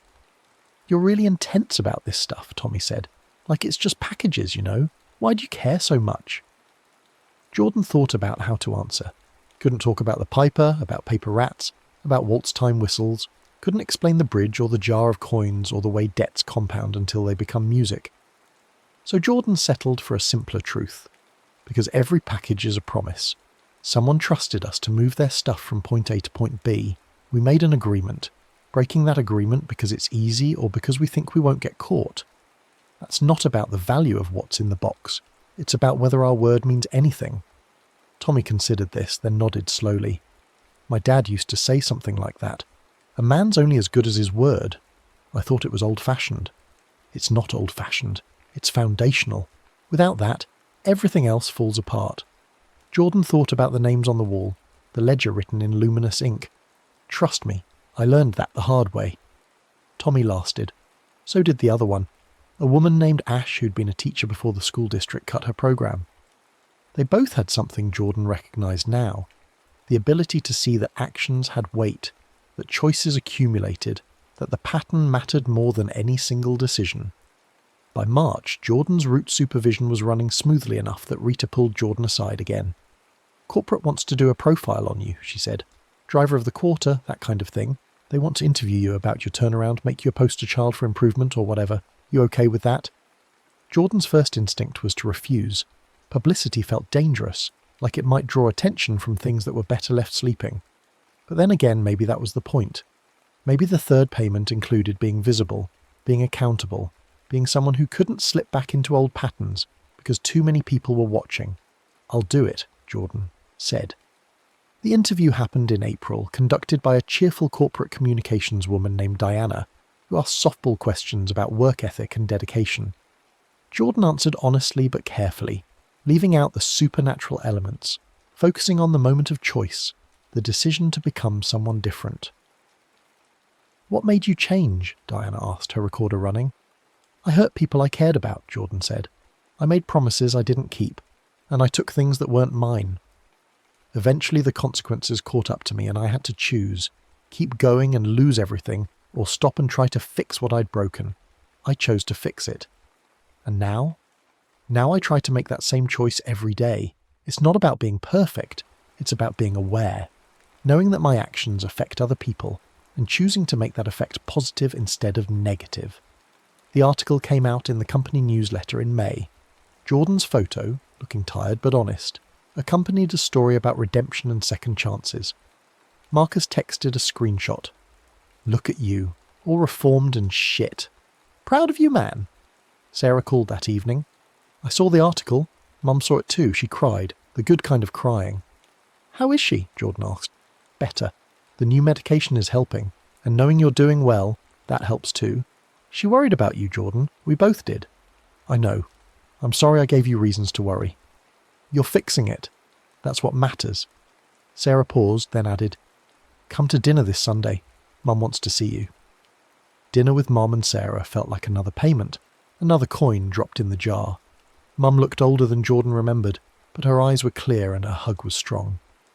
They ate pot roast and talked about normal things: Mum's garden, Sarah's promotion at the hospital, Jordan's work. No one mentioned the missing months, the unpaid debts, the version of Jordan who'd let them down. That person was gone, and everyone at the table seemed to understand that resurrection meant leaving the grave behind. Walking home that night, Jordan took the long route past the bridge. The river ran high with spring melt, fast and loud. Jordan stopped at the centre point, at the spot where the jar had fallen. No glow from below, no singing coins, no piper waiting at the far end. Just a bridge and a river and a city that kept turning, kept tallying, kept giving chances to those who knew how to take them properly. "Thank you," Jordan said to the water, to the night, to whatever had scared them straight and offered them a second draft of their life. The river ran on, keeping its accounts. Summer brought heat that made the delivery trucks into rolling ovens. Jordan trained 3 more drivers, and 2 of them lasted. The pattern was becoming clear. Some people could learn and some couldn't. Jordan's job was to offer the lesson, but accepting it was up to them. In July, Jordan got a call from an unknown number. Usually those went to voicemail, but something made Jordan answer. "Is this Jordan?" A woman's voice, uncertain. "Yes. Who's this?" "My name is Keisha. I think you knew my brother, Marcus Chen." Jordan's blood went cold. "Knew? Is Marcus—" "Oh God, no, sorry, he's fine. He gave me your number. Said you might be able to help." Keisha's voice dropped. "I've been hearing whistling, and there are these things made of paper, like rats, but not rats. Jordan, I'm scared, and Marcus said you'd understand." Jordan closed their eyes. Of course the piper hadn't stopped with one person. Why would he? The city was full of broken promises, unpaid debts, people tipping toward the edge. And now someone Marcus cared about was hearing the tune. "I understand," Jordan said. "Where are you right now?" They met at a coffee shop, neutral territory. Keisha was younger than Marcus, maybe 25, with dark circles under her eyes and hands that wouldn't stop moving. She ordered tea she didn't drink and told Jordan her story in a rush. Student loans in default, a friend's wedding she'd promised to pay for and hadn't, a roommate's rent she'd pocketed, a pattern of taking and not returning. "I thought I had time," Keisha said. "I kept telling myself I'd fix it later. I'd pay everyone back when I got my tax return, when I got a raise, when things settled down. But things never settled down. And now—" She pulled out her phone and showed Jordan a photo. Her apartment wall covered in names written in black ink. "This appeared last night. And the whistling, it's getting louder. It's in harmony now. 3 different melodies at once." Jordan looked at the photo, at the ledger appearing on Keisha's wall just like it had appeared on Jordan's. and felt the weight of knowledge, of survival, of being the third kind of person the old man had described. Someone who could help. Someone who had to help. "Okay," Jordan said. "First thing, this is real. You're not crazy. Second thing, it can be stopped, but you have to act fast. How many harmonies did you say?"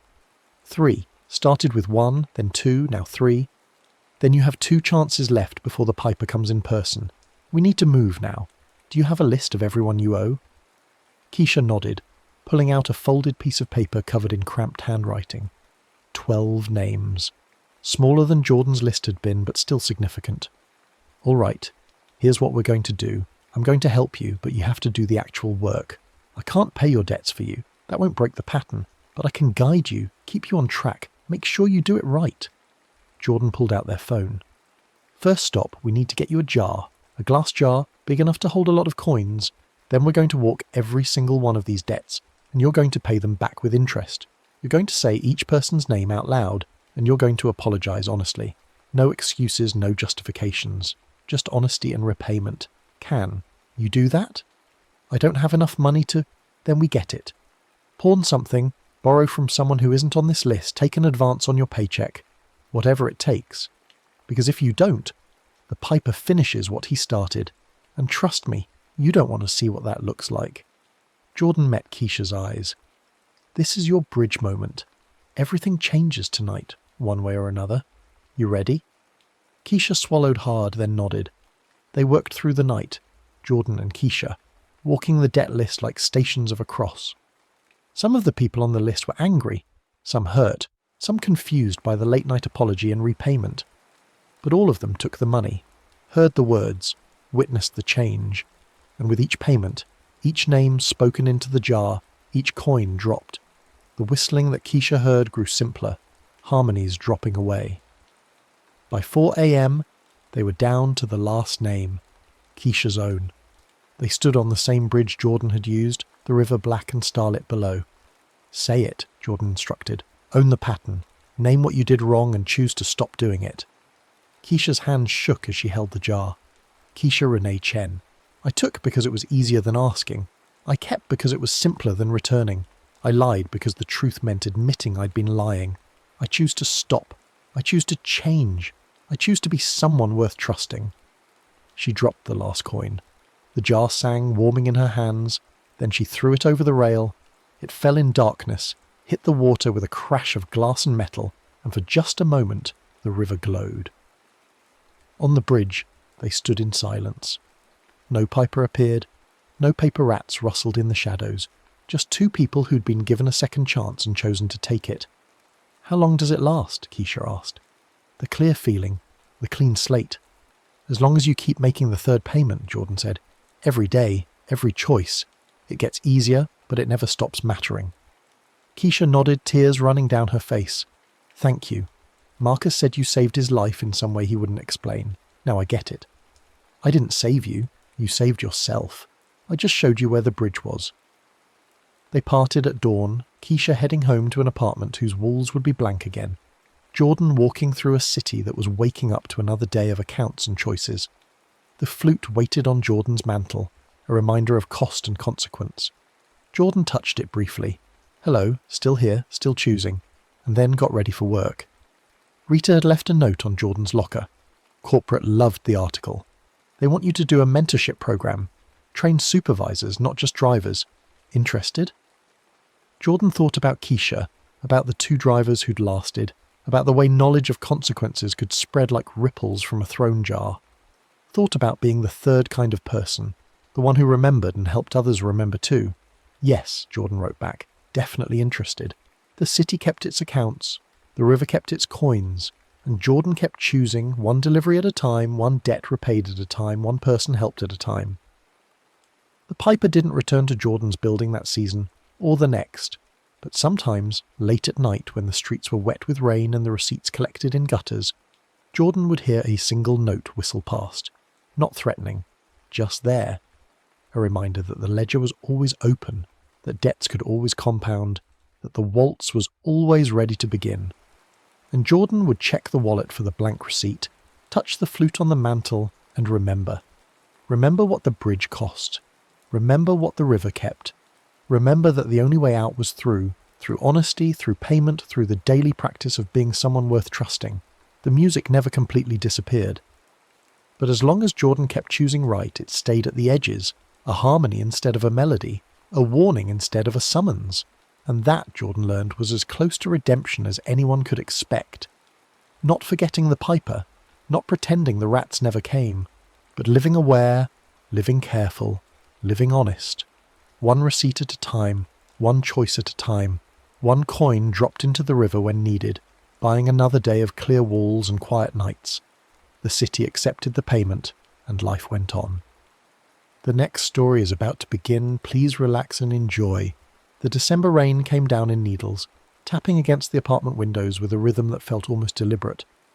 Eva stood in the narrow entryway of her third-floor walk-up, keys still dangling from the lock, and listened to the sound blur with distant sirens until she couldn't tell where one ended and the other began. The sirens had that particular frequency tonight, high and wavering, almost musical. Almost like sleigh bells, if sleigh bells could sound like warning.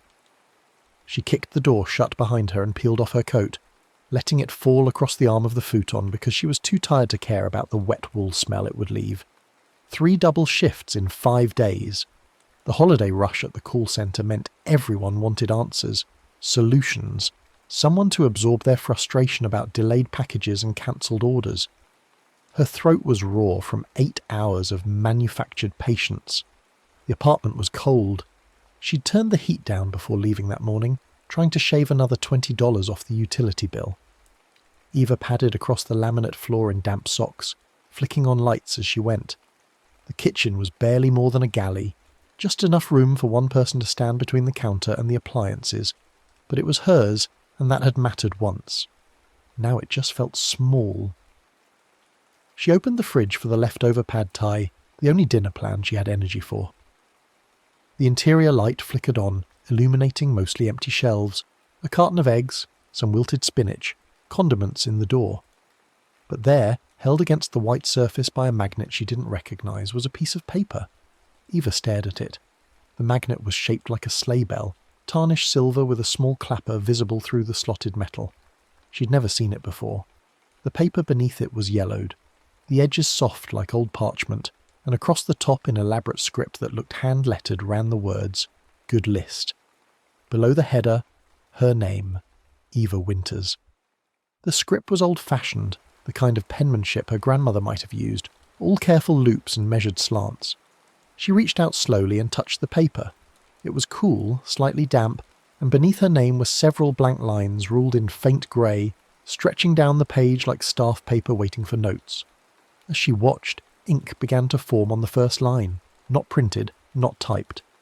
The letters appeared stroke by stroke, as if an invisible hand were writing in real time, the ink spreading like watercolour into the fibres. The handwriting matched the header, that same old-fashioned script. Told Mom I was busy. I wasn't. Eva jerked her hand back. The paper fluttered but stayed pinned beneath the bell magnet. She looked around the kitchen, turned to check the living room behind her. The apartment was empty. The rain kept needling the windows. Somewhere in the building, pipes groaned. She looked back at the page. The line was complete now, perfectly, formed, accusatory in its simplicity. It was true. Tuesday afternoon, her mother had called asking if Eva wanted to come by for dinner. Nothing special, just the two of them, and Eva had said she was swamped with work obligations. She'd said it while scrolling through social media on her couch, half watching a reality show she'd seen before. It had been easier than explaining she just didn't want to make the drive, didn't want to field questions about whether she was eating enough, sleeping enough, meeting anyone. "This is insane," Eva said aloud. Her voice sounded flat in the small kitchen. She grabbed the paper and yanked it free. The bell magnet clattered to the floor and rolled under the fridge. The paper crumpled in her fist, and she was about to throw it toward the trash when she noticed something. Another sheet was emerging from behind where the first had been. It slid upward against the white interior of the fridge door as if being fed through from somewhere impossible. The movement was smooth, mechanical, inevitable. When it reached the position where the first page had been, it simply stopped, suspended there without anything holding it. Eva's heart began to hammer.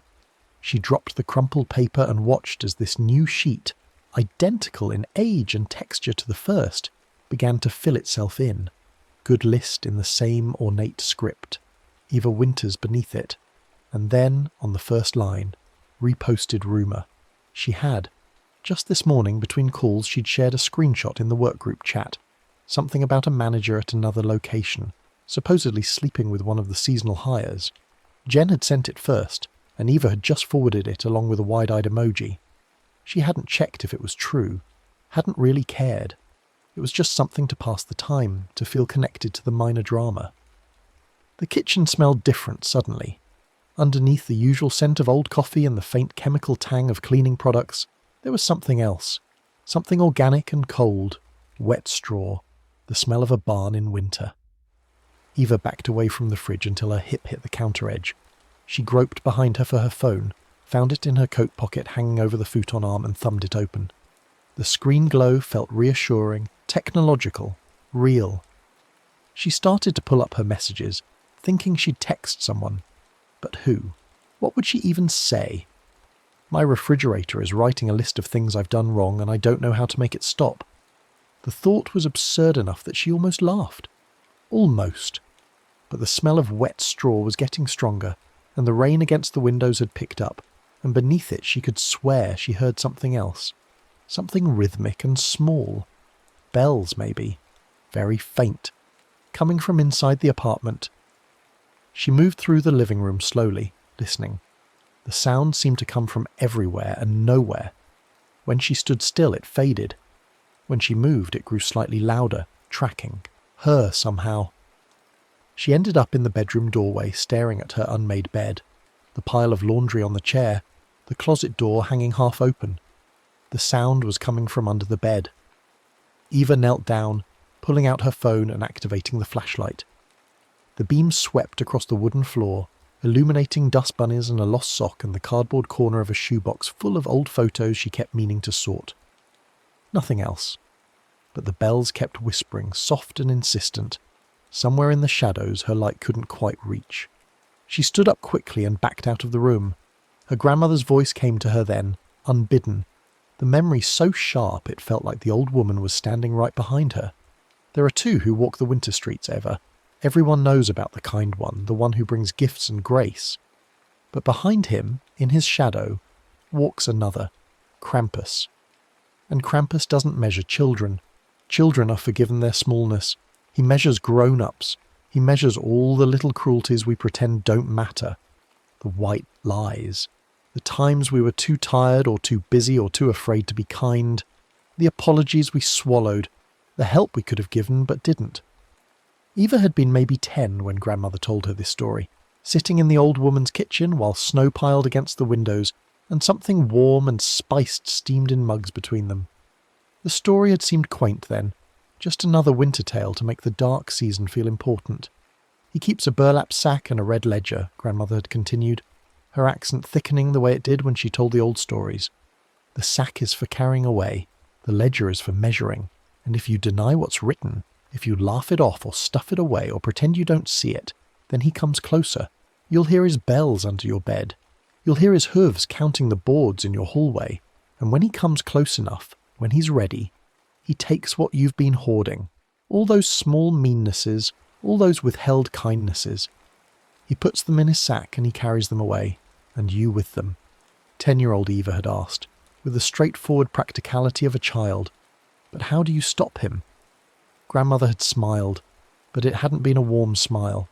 You write the true list. Before midnight you write down what you did. No prettifying, no excuses, and what you'll do to mend it.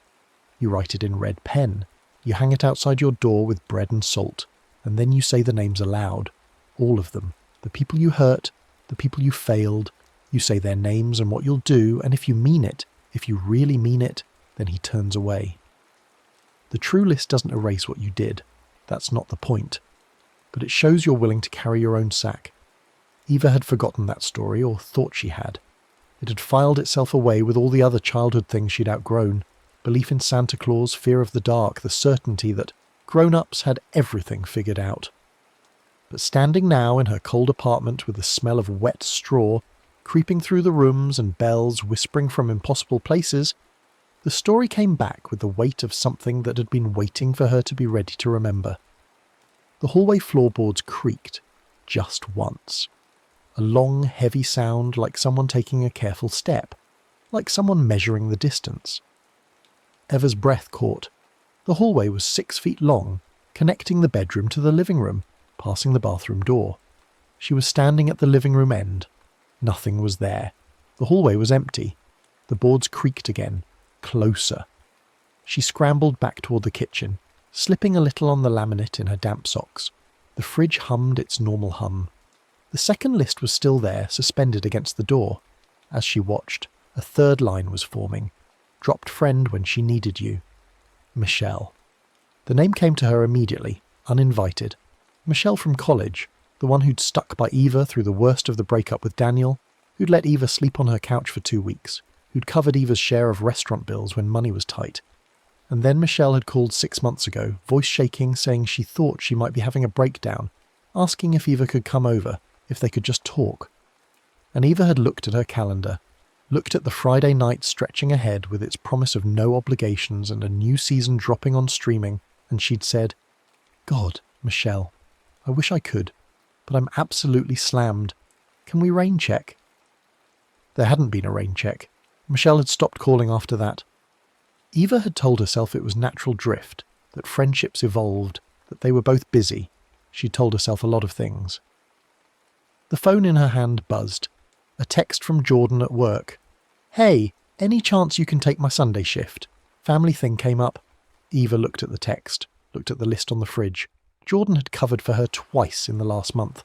Once when Eva had genuinely been sick, and once when she'd just been too hungover to function. She owed Jordan. It would be easy to say yes. Her thumbs moved over the screen. Sorry can't she hit send before she could reconsider. On the fridge, a new line scratched itself into existence with a sound like a pen scoring paper. Could have helped. Didn't. The smell of wet straw intensified. From the hallway came a new sound.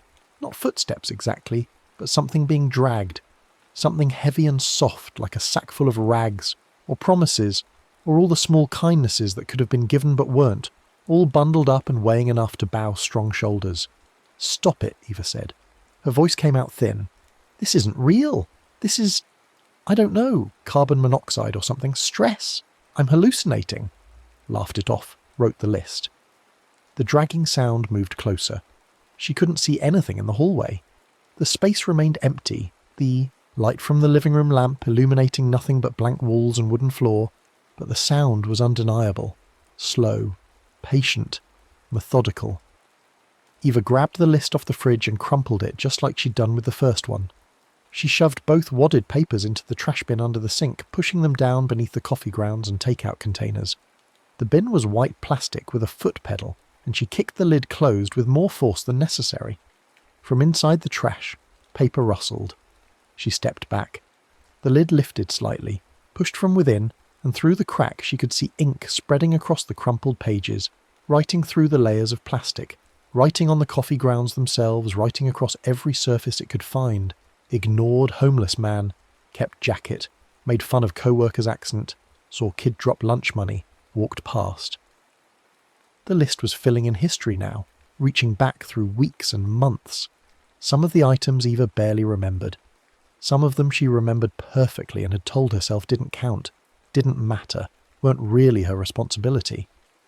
Said yes to friend's face, complained behind back. Promised to visit grandmother, didn't. Stole credit for idea at meeting. Laughed when they mocked the new hire.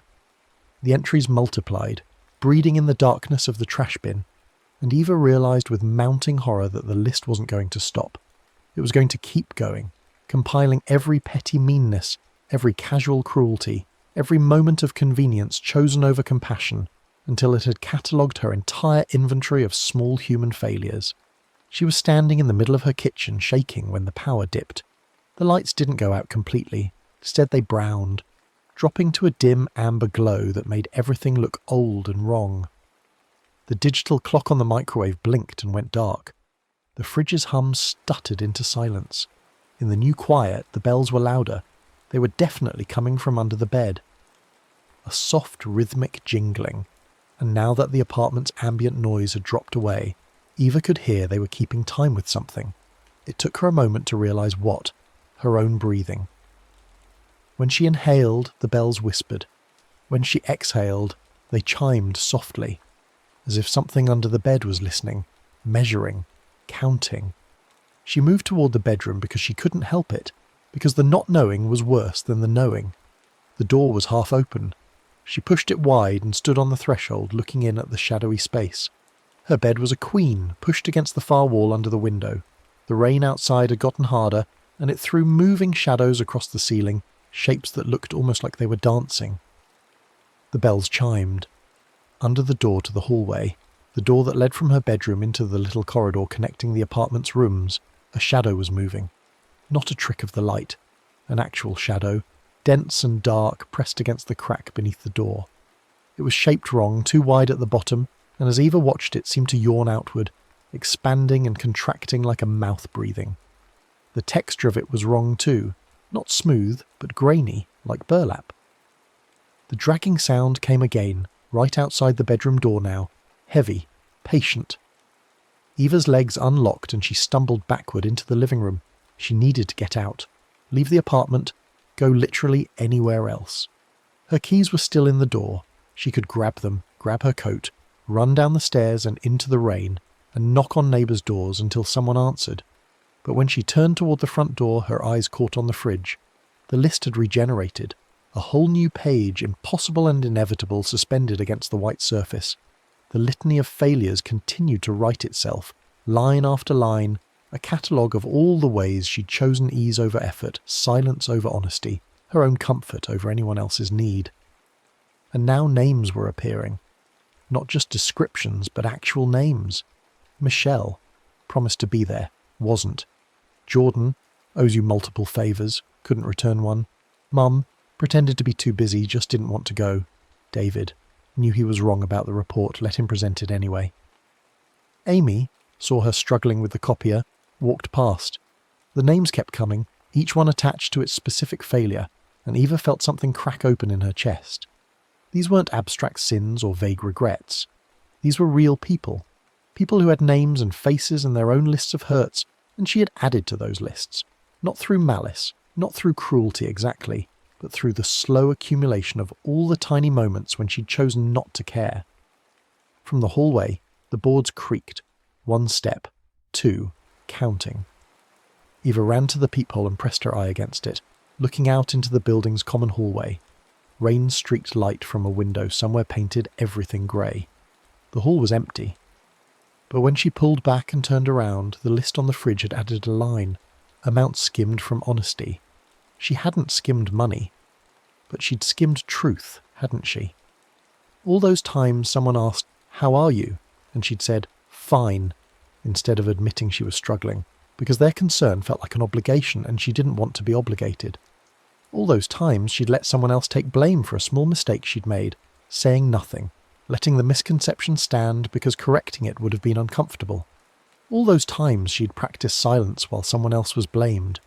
The silence where speaking up would have cost her something small, a moment of awkwardness, a bit of social capital, the comfort of staying uninvolved. She grabbed the list off the fridge again, tearing it this time, ripping it into pieces, confetti of accusations fluttering to the kitchen floor. As the last piece fell, she heard it. From the hallway, the sound of hooves on wood. Not shoes, not boots, hooves. The cloven click of something that had never been human, striking the floorboards once, twice, 3 times, measuring the distance to her door. Eva's breath came in short gasps. She backed toward the bedroom, thinking maybe she could lock herself in, call someone, break the window if she had to. But when she passed the bedroom doorway and caught sight of the mirror, the full-length mirror hanging on the closet door, she froze. There was something behind her in the reflection. A shape, taller than any man should be, hunched beneath the ceiling as if the apartment's height couldn't quite contain it. Shoulders massive and bowed under the weight of the sack it carried, the burlap surface of the bag moving with a life of its own, bulging and shifting as if full of struggling things.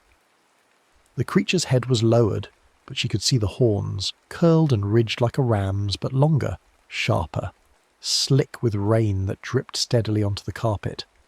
Matted fur covered its body, dark and wet, giving off that smell of straw and cold, and something older, something that had walked winter streets for centuries. It was standing right behind her, close enough that she should have felt its breath, close enough that its presence should have been impossible to miss. In the mirror, the creature's mouth opened. Too many teeth, blunted and stained, made for grinding rather than tearing. The smile was almost gentle, almost sad. Eva spun around. The room was empty, just her unmade bed, her pile of laundry, her half-open closet. Rain tapped the window. The bells under the bed chimed once, soft and final. But on the carpet, right where the reflection had been standing, was a wet patch. Dark, cold, shaped exactly like a hoofprint. Eva's knees gave out and she sat down hard on the bed. The mattress springs creaked. The smell of wet straw was overwhelming now, filling her nose and throat, making her eyes water. She pressed her hands to her face and tried to think. This was happening. Impossible or not, insane or not, this was happening. Something was in her apartment, or at the threshold of her apartment, measuring her failures and drawing closer with each denial, each deflection, each moment she tried to pretend the list wasn't real. The legend, grandmother's story, it had rules. There was a way to stop this, wasn't there? Something about truth, about bread and salt, about speaking names aloud, the true list. Eva stood up on shaking legs and went to the kitchen. The confetti of the torn list was still scattered across the floor, but she ignored it. She pulled open drawers until she found the junk drawer, the one where she threw everything that didn't have a better place. Pens, batteries, rubber bands, take-out menus, rubber bands, twist ties, a red pen. She needed a red pen. Her fingers closed around one, a cheap ballpoint she'd probably stolen from work months ago, and she pulled it out like it was a weapon. Paper. She needed clean paper.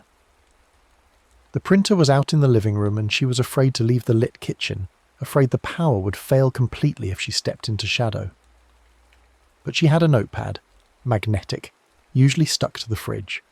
She peeled it off and looked at it. The top page had a shopping list from last week, items she'd never bought. Milk, eggs, bread. She flipped to a clean page. Twine. She looked around frantically. She didn't have twine, but she had, there in the junk drawer, a ball of kitchen string, the kind grandmother used to use for trussing chickens. That would have to work. Bread. She had bread, a half loaf of wheat that was probably starting to stale. In the cabinet. Salt. Next to the stove, the blue cylinder of Morton's. Eva laid everything out on the tiny kitchen table, the table that was really just a folding card table with a cloth over it, and sat down in one of the two mismatched chairs. The red pen felt hot in her hand like it was conducting fever. The notepad page was blank and waiting. From the bedroom the bells chimed. From the hallway the hooves counted. She wrote the header in careful letters. The true list. Her hand was shaking, but she forced it steady. This mattered. Maybe this was the only thing that had mattered in a long time. Grandmother's rule came back to her in pieces. Write what you did. No prettifying, no excuses. And then write what you'll do to mend it. Names, not initials, be specific. Say what you'll do and mean it, because the truth list is a promise. Eva took a breath and began. What I did. Told my mother I was busy when she invited me to dinner. I wasn't busy. I just didn't want to make the effort. What I'll do to mend it. Call her tomorrow morning. Tell her the truth. Ask if the invitation is still open. Her hand moved to the next line, and as she wrote, she felt something shift in the apartment. The pressure eased slightly, like a held breath being released. The bells under the bed quieted a fraction. What I did. Reposted a rumour about a co-worker without checking if it was true. Participated in gossip that could hurt someone's reputation. What I'll do to mend it. Delete the message. Text the group chat that I was wrong to share it. Apologise to the person if the rumour reaches them. Another line. The hooves in the hallway stopped counting. Waiting. What I did. Told Michelle I couldn't help when she reached out in crisis. I could have. I chose not to because it was inconvenient. This one was harder. Her throat tightened and her eyes blurred. She blinked the tears away and kept writing. What I'll do to mend it. Call Michelle. Tell her I'm sorry. Explain that I should have been there. Ask if she'll give me another chance to be the friend she deserved. The next item wanted to be hedged, softened. Couldn't really afford it. Wasn't sure what to say, didn't know it mattered.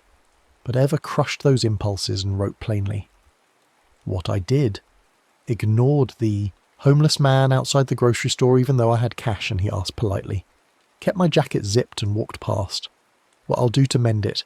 Next time, give. Even if it's small. Even if I'm uncomfortable.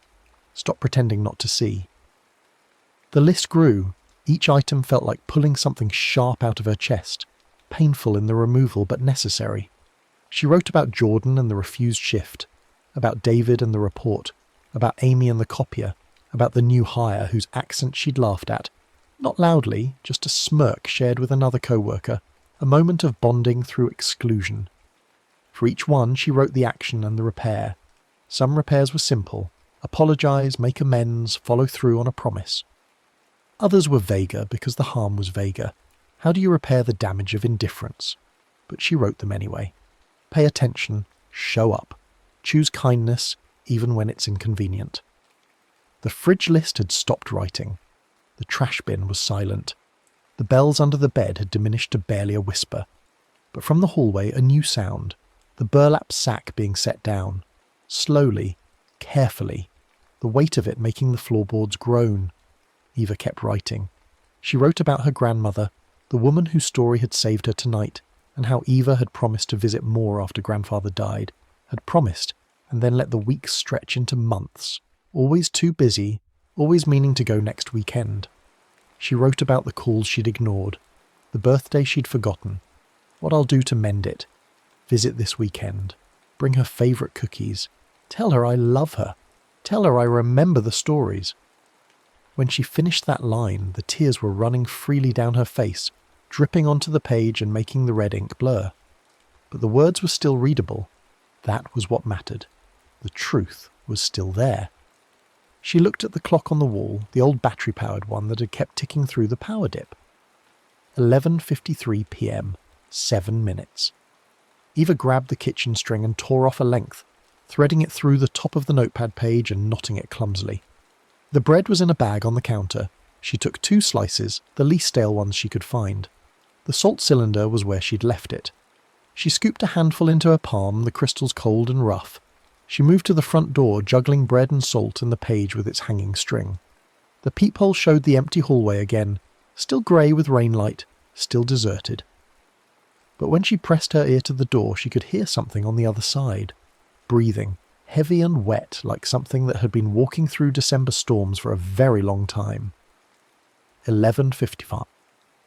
Eva turned the deadbolt. The sound was loud in the quiet apartment. She turned the knob and pulled the door open. The hallway should have been empty. It was empty in the sense that no other tenants were there, no physical body she could point to and name. But the air was different, colder, denser. And at the far end of the hall, near the stairs, there was a shape. Taller than the ceiling should allow, it stood hunched, one clawed hand resting on a burlap sack that sat on the floor like a faithful dog. The horns curved up and back, casting shadows that defied the geometry of the available light.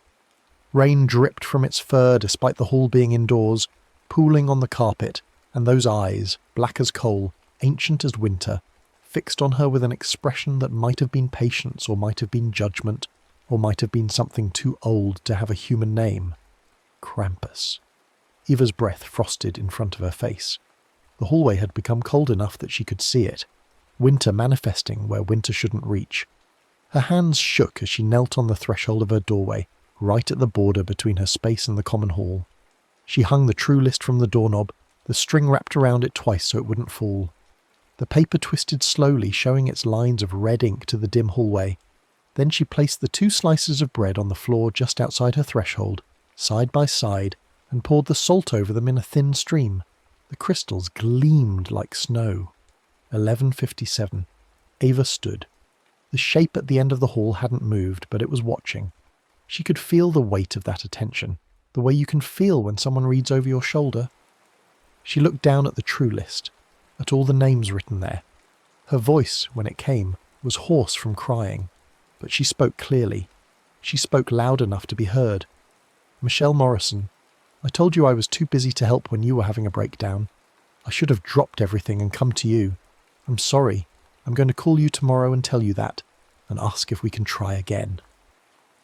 The words went out into the cold hallway and seemed to hang there, visible almost like her frosted breath. "Jordan Lee, you needed someone to cover your Sunday shift because of a family emergency, and I said no even though I didn't have plans. I owed you 2 favours and I still said no. I'm going to text you when I'm done here and tell you I'll take the shift." Another name, another promise. "Mum, Sarah Winters. I told you I was too busy to come to dinner. I wasn't busy, I just didn't want to make the effort. I'm going to call you tomorrow morning and tell you the truth and ask if I can still come." She went through them all, David and the report, Amy and the copier, the new hire whose name was Timothy and whose accent she'd mocked, the homeless man whose name she didn't know but whom she promised to see next time, really see and respond to, and grandmother. "Anna Winters, I promised I'd visit more after Grandpa died.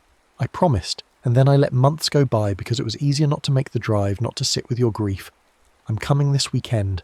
I'm bringing your favourite cookies, the Pfeffernusse ones from the German bakery, and I'm going to tell you I love you, and that I remembered your stories, this one especially." 11:59. Eva stopped. The list was complete. Every name spoken, every promise made. Her throat was raw, and her face was wet with tears, and she had never felt more exposed in her life, standing in her doorway with all her failures named aloud for whatever was listening to hear.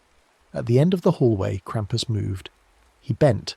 The motion was slow and deliberate, like a tree bowing in wind, and lifted something from the pocket of the burlap sack. It was yellowed paper, folded and old, covered in that familiar script, the original list, the catalogue of her sins. He held it between his clawed fingers, and as Eva watched, the edges began to smoke. Not burn exactly, but smoulder, the paper curling and blackening and turning to ash without flame. The pieces drifted down like snow and disappeared before they hit the carpet. The burlap sack's mouth, which had been yawning open, drew closed. The shape of it changed, becoming less full, as if whatever had been inside, all those struggling promises, all those withheld kindnesses, had been released. Krampus straightened to his full height, which was impossible in the hallway's dimensions, but happened anyway. His horns nearly brushed the ceiling, and rain that shouldn't exist indoors kept dripping from his fur, but his eyes were no longer fixed on her. Instead, he turned slowly, the sack lifted in one massive hand, and began to walk toward the stairs. As he moved, other doors along the hallway creaked, not opening, but shifting in their frames, as if tested. Behind them, Eva heard the sounds she'd been hearing in her own apartment, bells whispering, hooves counting, the soft drag of a sack being brought closer. He was making his rounds. She had been on the list. Maybe she was still on the list in some permanent way. But tonight she wasn't being collected. She had written her true list. She had spoken the names. She had hung her promises where they could be seen. The true list on her doorknob flapped once in a wind that didn't exist. The bread and salt sat undisturbed on the threshold. The names written in red ink didn't fade or erase. That wasn't the point. Krampus reached the stairs and descended them without sound despite his size, and then he was gone, out into the December rain, walking streets that ran parallel to the ones on any map, measuring people in the small hours of the night when the distance between who they were and who they pretended to be grew too wide to ignore. Eva stood in her doorway until the cold became too much, until her feet went numb and her fingers turned white. Then she gathered up the bread and salt, the bread to throw away, the salt to pour back in its cylinder, and took the true list down from the doorknob. She brought it inside, closed the door, locked it. The power came back on all at once, the lights brightening, the fridge humming to life, the microwave clock blinking 12 as. The apartment warmed. The smell of wet straw faded, replaced by the normal sense of coffee and carpet cleaner and the rain outside. Eva looked at the true list in her hands. The red ink was still bright, the names still clear. She thought about crumpling it, throwing it away, pretending this night had been a dream or a hallucination brought on by stress and too many double shifts. But that would be another denial, another evasion, another item for a future list. Instead, she took the list to the kitchen and found a piece of tape. She stuck it to the wall next to the fridge, at eye level. where she'd see it every time she made coffee or opened the refrigerator or stood doing dishes. The names looked back at her. The promises waited. Eva pulled out her phone. 12:03 a.m. Technically too late to text Jordan about the shift, but not too late to draft the message so it would be ready to send in the morning. Her thumbs moved over the screen. "Hey, I'm sorry about earlier. Family emergency absolutely takes priority. I'll cover Sunday for you. Hope everything's okay." She didn't send it yet. That could wait until a decent hour, but she saved it as a draft. One promise, ready to be kept. Then she opened her recent calls and looked at Mom's number. That call could wait until morning too, but it would happen. She'd make sure of it. Michelle's number was harder to find. They hadn't spoken in 6 months.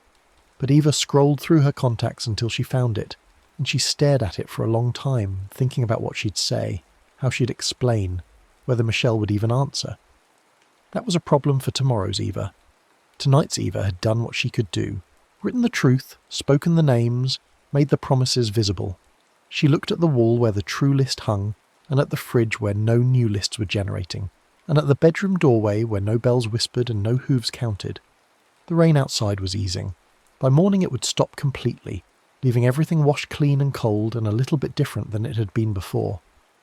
Eva made herself tea, chamomile, because sleep was going to be hard enough without caffeine, and sat at the card table in her kitchen, warming her hands on the mug. The apartment was quiet except for the rain's fade and the building's normal sounds. Pipes, someone's TV through the walls, the heating system clicking on. Normal sounds, safe sounds. The sounds of a life she still got to live because she'd been willing to look at what she'd done and name it plainly. She thought about grandmother, about calling her this weekend, about the Pfeffernusse cookies and the stories she'd probably tell again. Old stories about winter and judgment and the strange grace that comes from being willing to carry your own weight instead of pretending it doesn't exist. Outside, the December night stretched on toward morning. Somewhere in it, Krampus walked, measuring and collecting, his sack growing heavier with each denial he encountered, lighter with each truth that was spoken. And on Eva's kitchen wall, written in red ink that would not fade, a list of names waited. Not as punishment, not as shame, but as a reminder of promises made and the work of keeping them, one small act of repair at a time. By morning, only damp charcoal flecks remained on the stoop where the bread and salt had been. The true list still hung on the kitchen wall, its red ink bright in the winter light coming through the windows. The names hadn't erased themselves. They weren't supposed to. Eva made coffee and looked at the list while the pot burbled. She thought about the call she needed to make, the apologies she needed to speak, the way she would have to show up differently now that she'd promised to. It wouldn't be easy. Some people might not forgive her, some repairs might not hold. But the list didn't write itself anymore, and that meant something. That meant the ledger was in her hands now, and what she did with it was up to her. She picked up her phone and sent the text to Jordan. Then she took a breath and dialed Mum's number. It rang twice before her mother answered, voice surprised and pleased. "Eva? Honey? Is everything okay?" Eva looked at the true list on the wall and smiled, small and tired, but real. "Yeah," she said. "I think it might be. Mum, is that dinner invitation still open?" And outside, though she couldn't see it, December rain began to fall again, needling the windows, washing the city clean one cold morning at a time. The next story is about to begin. Please relax and enjoy. The late storm came down in needles, turning the city into a blur of neon and wet glass. Alex pulled their jacket tighter and ducked into the 24-hour bodega on the corner. The bell above the door announcing their arrival with a tired jingle. Inside, fluorescent lights hummed against the drumming rain, casting everything in that particular shade of yellow that made midnight feel like a waiting room. "Just batteries and tea," Alex muttered, more to themselves than anyone, scanning the cramped aisles. The bodega had that compressed quality of places open all night. Too bright, too still, stocked with the desperate essentials of insomniacs and people caught in weather. They found what they needed and brought it to the counter where an older man with grey stubble was absorbed in his phone, thumb scrolling in that endless downward motion. The transaction was mechanical. Scan, beep, total. Alex handed over a 20 and waited while the register drawer clanged open. The clerk counted out the change without looking up, placing bills first, then coins into Alex's palm. Most of the metal was cool, expected, but one quarter landed different, hot, almost feverish against their skin. The heat was immediate and wrong, the kind of warmth that made you check if you'd touched a stove element by accident. Alex glanced down. It was just a quarter, ordinary in every visible way, except where it had rested on the counter it left a perfect ring of condensation, as if something frozen had been pressed there for hours. The clerk didn't notice, already back to his phone. Outside, thunder rolled across the block, and the lights inside flickered once briefly before steadying. Back on the sidewalk, rain needling their face. Alex pocketed the coin and immediately felt it pulse warmer through the fabric. Their phone buzzed. Unknown number. They pulled it out just far enough to see the caller ID, then silenced it without answering, sliding the phone back into their other pocket. The coin grew hotter still, a small sun against their thigh. Thunder came again, deeper this time, and the streetlights all along the block seemed to shiver. Not flicker, shiver, the way lights look through water through current. The rain fell harder. Alex started the 3-block walk home, head down, and tried to ignore the heat spreading through their pocket like a slow fever. By the time they reached their apartment building, the coin was uncomfortable, the kind of heat that made you want to drop whatever was causing it. But when Alex fished it out in the elevator, palm up, examining it under the flickering overhead light, it looked completely normal. A quarter, a profile, a date, nothing special. Yet the moment they closed their fist around it, the heat returned, insistent. Inside the apartment, they dropped their keys on the small table by the door and peeled off their wet jacket. The coin went onto the desk where it sat innocently, catching light from the window. Alex put the kettle on and tried to shake the strange unease that had followed them home like a second shadow. That's when the memory surfaced, unbidden and clear as if someone had whispered it directly into their ear. Karen, the ferryman, the obol, a coin placed under the tongue of the dead to pay passage across the river. It was something their grandmother had told them once, years ago, but the version she'd shared wasn't the classical one. In the city version, Karen didn't wait for the dead. He came for the living who dodged their goodbyes, who let calls ring out, who avoided the hard farewells they owed.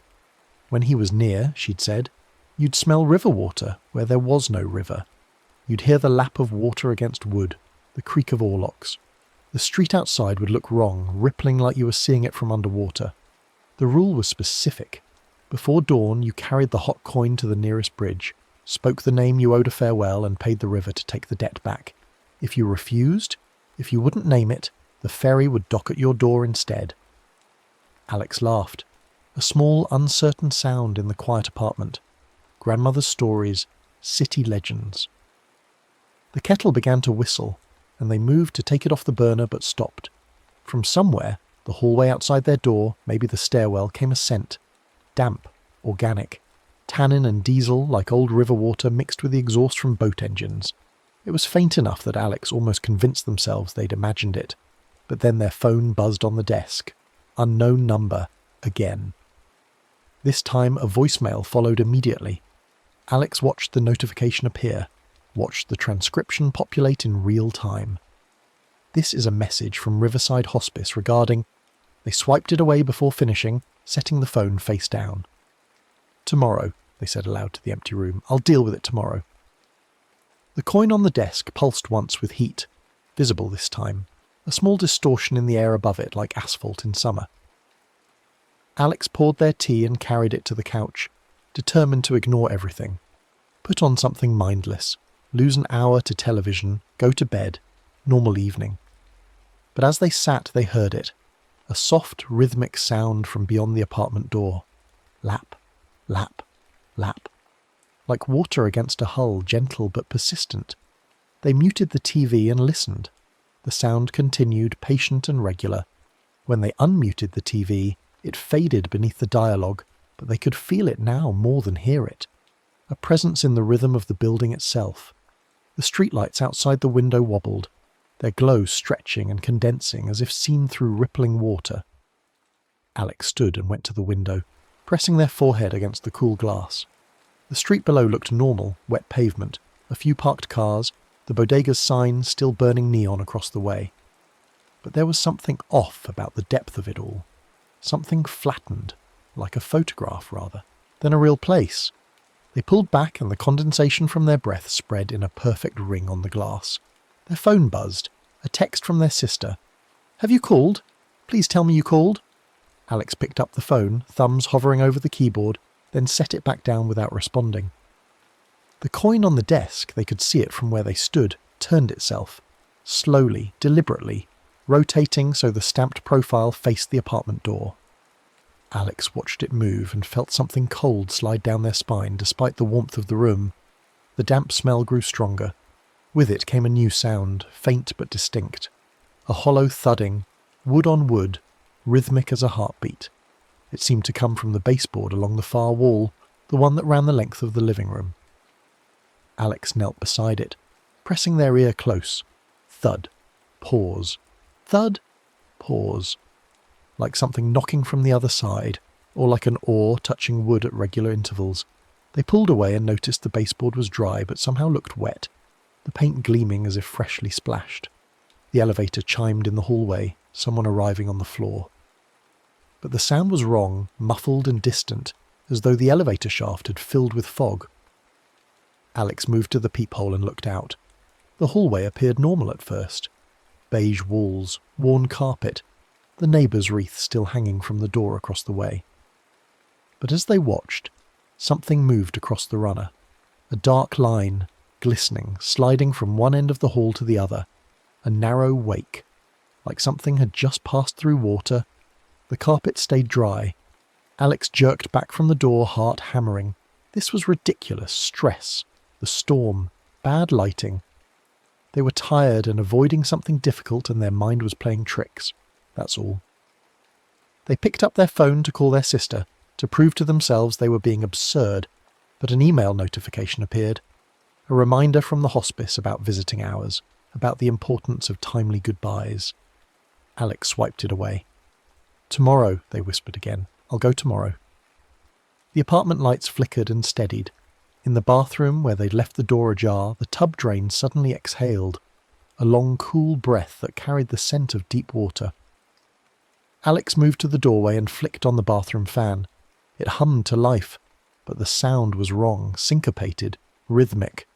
Not mechanical at all. It sounded like rowing. They backed out of the bathroom and returned to the living room, where the coin sat on the desk like an accusation. The condensation ring around it had spread, a dark halo bleeding into the scattered papers beneath. Alex reached for it, intending to throw it away, to flush it or bury it in the trash, but the moment their fingers touched the metal, it burned so hot they gasped and pulled back.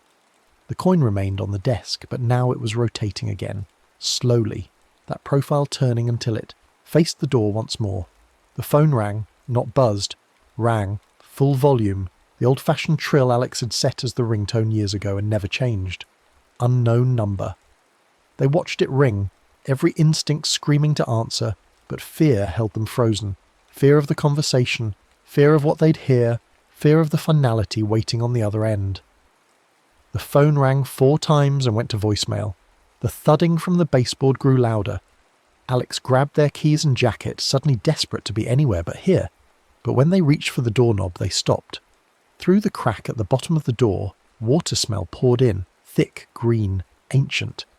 The kind of smell that belonged to rivers at their deepest points, where light never reaches and things rest on the bottom undisturbed for years. And beneath that smell, a sound, creaking, wood under strain, oarlocks moving in their sockets, something large shifting its weight from side to side. They looked through the peephole again, and this time the hallway was gone.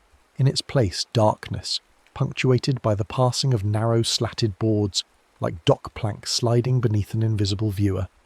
A lantern swung past, golden and slow, illuminating nothing. The light moved at the pace of a ferry crossing calm water, steady and inevitable. Alex stumbled back from the door and looked up. On the ceiling, impossible and clear, a reflection of water rippled in lazy circles, casting moving shadows, despite there being no source of water anywhere in the room. The phone buzzed. Another text from their sister. "Please, he's asking for you."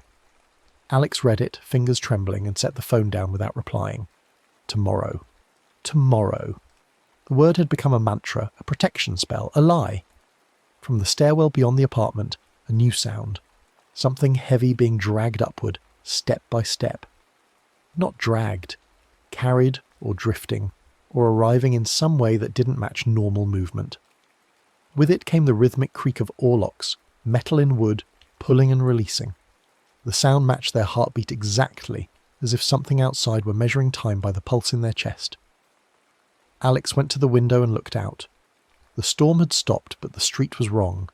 The parked cars looked elongated, stretched into vertical posts like pilings driven into a riverbed.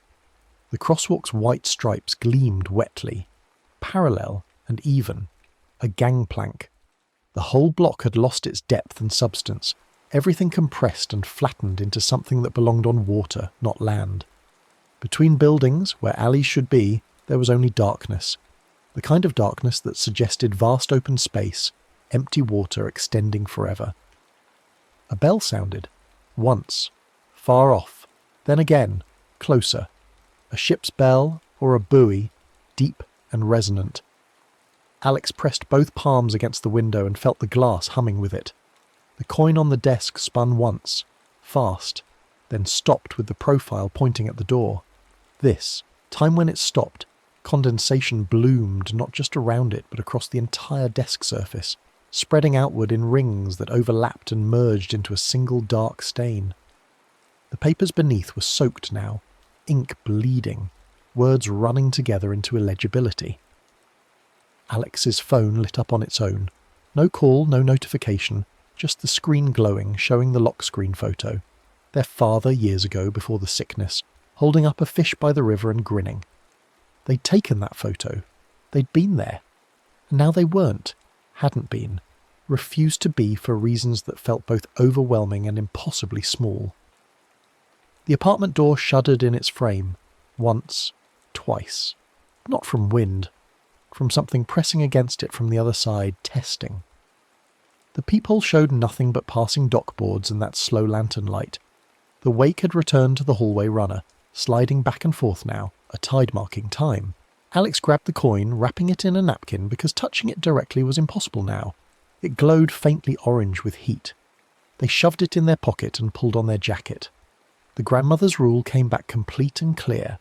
Before dawn, nearest bridge, speak the name, pay the river. They didn't know if they believed it, but belief seemed less important than action, less important than the fact that their apartment had become something else, somewhere else, and the only way out was through. They opened the door. The hallway was still a hallway, but barely. The carpet squelched beneath their feet, though it looked dry. The walls seemed to curve inward, as if they were walking through a ship's passage rather than a residential corridor. The neighbour's wreath had transformed into a circle of rope, weathered and salt-stained. The elevator at the end of the hall chimed, but when the doors opened, there was only darkness inside and the faint sound of water lapping. Alex took the stairs instead, spiralling down through floors that seemed to multiply, each landing identical, each smelling more strongly of river water. By the time they reached the ground floor and pushed through the lobby door, they were breathing hard, chest tight with something between panic and grief. Outside, the rain had returned, but different now, soft, needle-thin, carrying that river smell. The sidewalk tilted imperceptibly downward, a grade that shouldn't exist leading toward the bridge 6 blocks east. Storm drains along the curb gurgled and rushed with more water than rain could account for, the sound of current over stone. Alex started walking. With each block, the city transformed further. Streetlights became channel markers, their amber glow reflecting off pavement that looked more like moving water the longer they stared. Parked cars were definitely pilings now, vertical and barnacled in patches that shouldn't exist. The few people they passed were grey and distant, like figures seen from a boat, standing on a receding shore. The coin in their pocket pulsed with heat in rhythm with their steps. Alex's mind raced with justifications, with the story they'd been telling themselves for weeks. I'm busy, I don't know what to say, it's too hard. Seeing him like that would break something in me. I'm protecting myself. I need more time. Tomorrow I'll be ready. Tomorrow I'll know the words. Tomorrow will be easier. With each justification, each dodge, the streetlights rippled and the river smell grew stronger. But when their thoughts turned honest, I'm scared. I don't want to watch him die. I'm avoiding it because I'm a coward. I owe him better than this. The light steadied just a little, and the pavement felt more solid beneath their feet. The bridge appeared through the rain, spanning dark water that Alex knew intellectually was the city river, but which looked in this moment like something much older, much wider, flowing from and to places not marked on any map. The bridge was empty except for a single figure at the far end, too distant and shadowed to make out clearly. They stood motionless, and Alex had the distinct impression of someone waiting, patient and eternal. Alex walked to the bridge's centre point and stopped. The rail was cold iron, real and solid, and they gripped it with both hands. Below, the water moved in slow coils, black and seamless. Somewhere beneath its surface they thought they could see a shape, a long boat, narrow and old, drifting parallel to the bridge. An oar lifted from the water, dripping and laid down again. The sound echoed up, wood on water, the most ancient rhythm. They pulled the coin from their pocket, unwrapping the napkin. It sat in their palm, burning, the profile facing upward. That stamped face looked different now. Not the standard presidential portrait, but something older, more archetypal. A ferryman, a guide, a keeper of passages. Alex's throat tightened. They opened their mouth and nothing came out at first. Just breath. Just rain.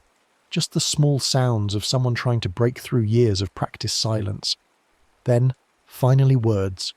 His name is Richard. The name hung in the air, strange and intimate. Richard. My father. He's dying and I haven't gone to see him because I don't know how to say goodbye to someone who's already halfway gone. I'm scared of the hospice smell. I'm scared of tubes and monitors. I'm scared he won't recognise me, or worse, that he will, and I'll see disappointment. I'm scared I'll say the wrong thing or nothing at all. I'm scared of the last time, of it being the last time, of having to carry that forever. Their voice broke. The coin burned hotter, almost unbearable, but they didn't drop it. I've been letting his calls go to voicemail. I've been telling my sister tomorrow. I've been pretending there's still time when maybe there isn't. And I don't know if this... They gestured at the bridge, the river, the impossible night. Is real, or if I'm losing my mind, but either way, I need it to stop. I need to go. I need to be able to go. They held the coin out over the water.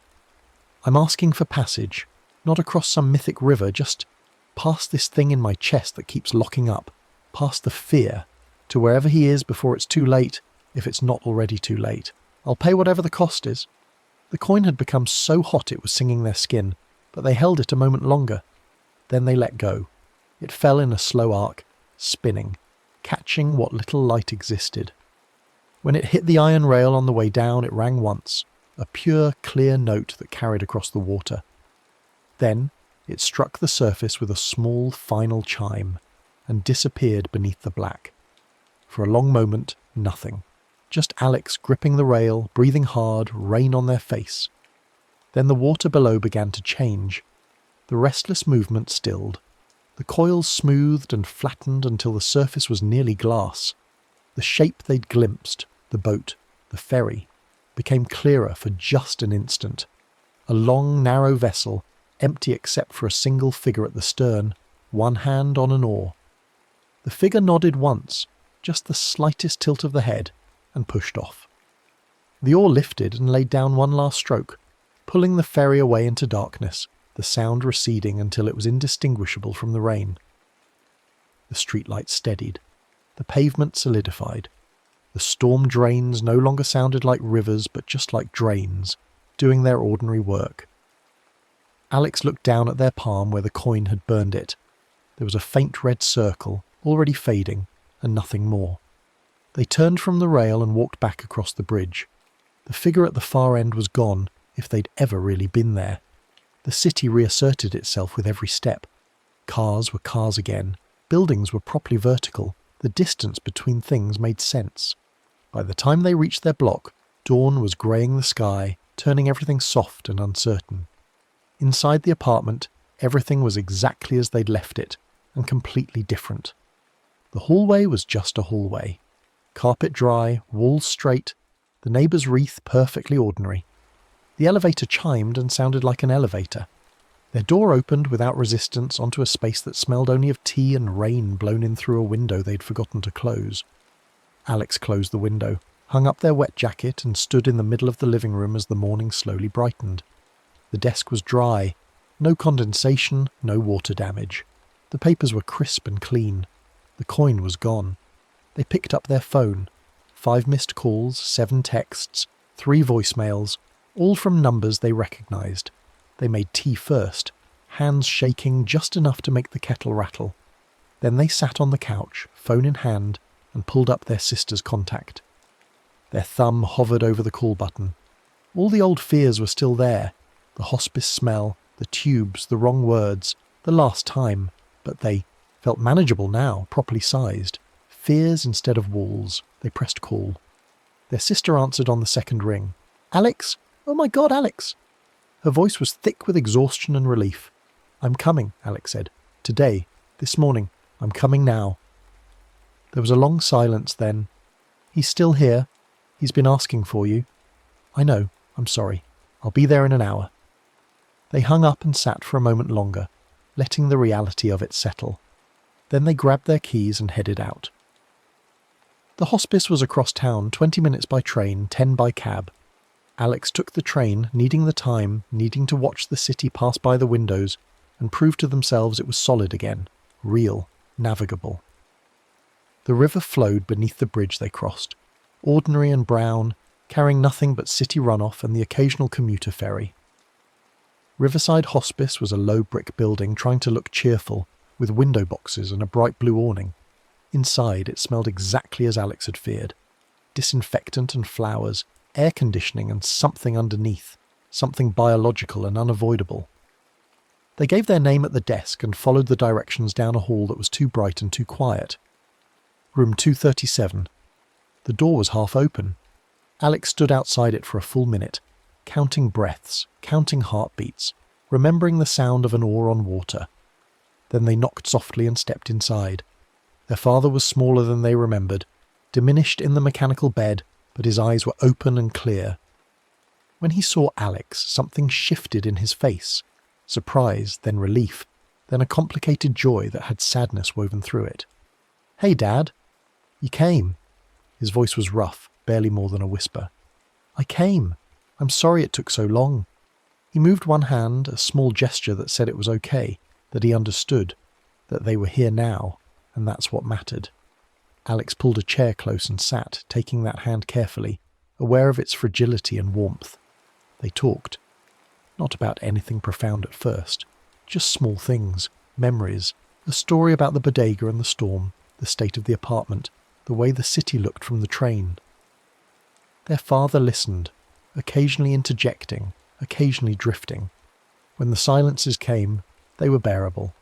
When Alex didn't know what to say, they said that, and it was enough. After an hour, their sister arrived with coffee and sandwiches. After 2 hours, a nurse came in to check vitals. After 3, their father drifted into sleep and didn't wake, and Alex sat watching him breathe in and out, like water against a hull. He died 4 days later, with Alex and their sister both present. The goodbye wasn't perfect. There were things left unsaid, questions left unanswered, a lifetime of complications that no final conversation could untangle. But Alex had been there, had shown up, had spoken their father's name and said what needed saying, imperfect and stumbling and true. The weeks after were hard in expected ways and surprising ones. Paperwork and memories and belongings that needed sorting. Moments when the grief arrived like a wave and others when they couldn't feel anything at all. But Alex navigated it, showed up for it, called their sister when they needed to instead of letting it ring. One morning, several weeks later, Alex was at their desk with coffee when they noticed condensation forming around the mug, a perfect ring spreading across the paper underneath. Their chest tightened immediately, that old fear rising.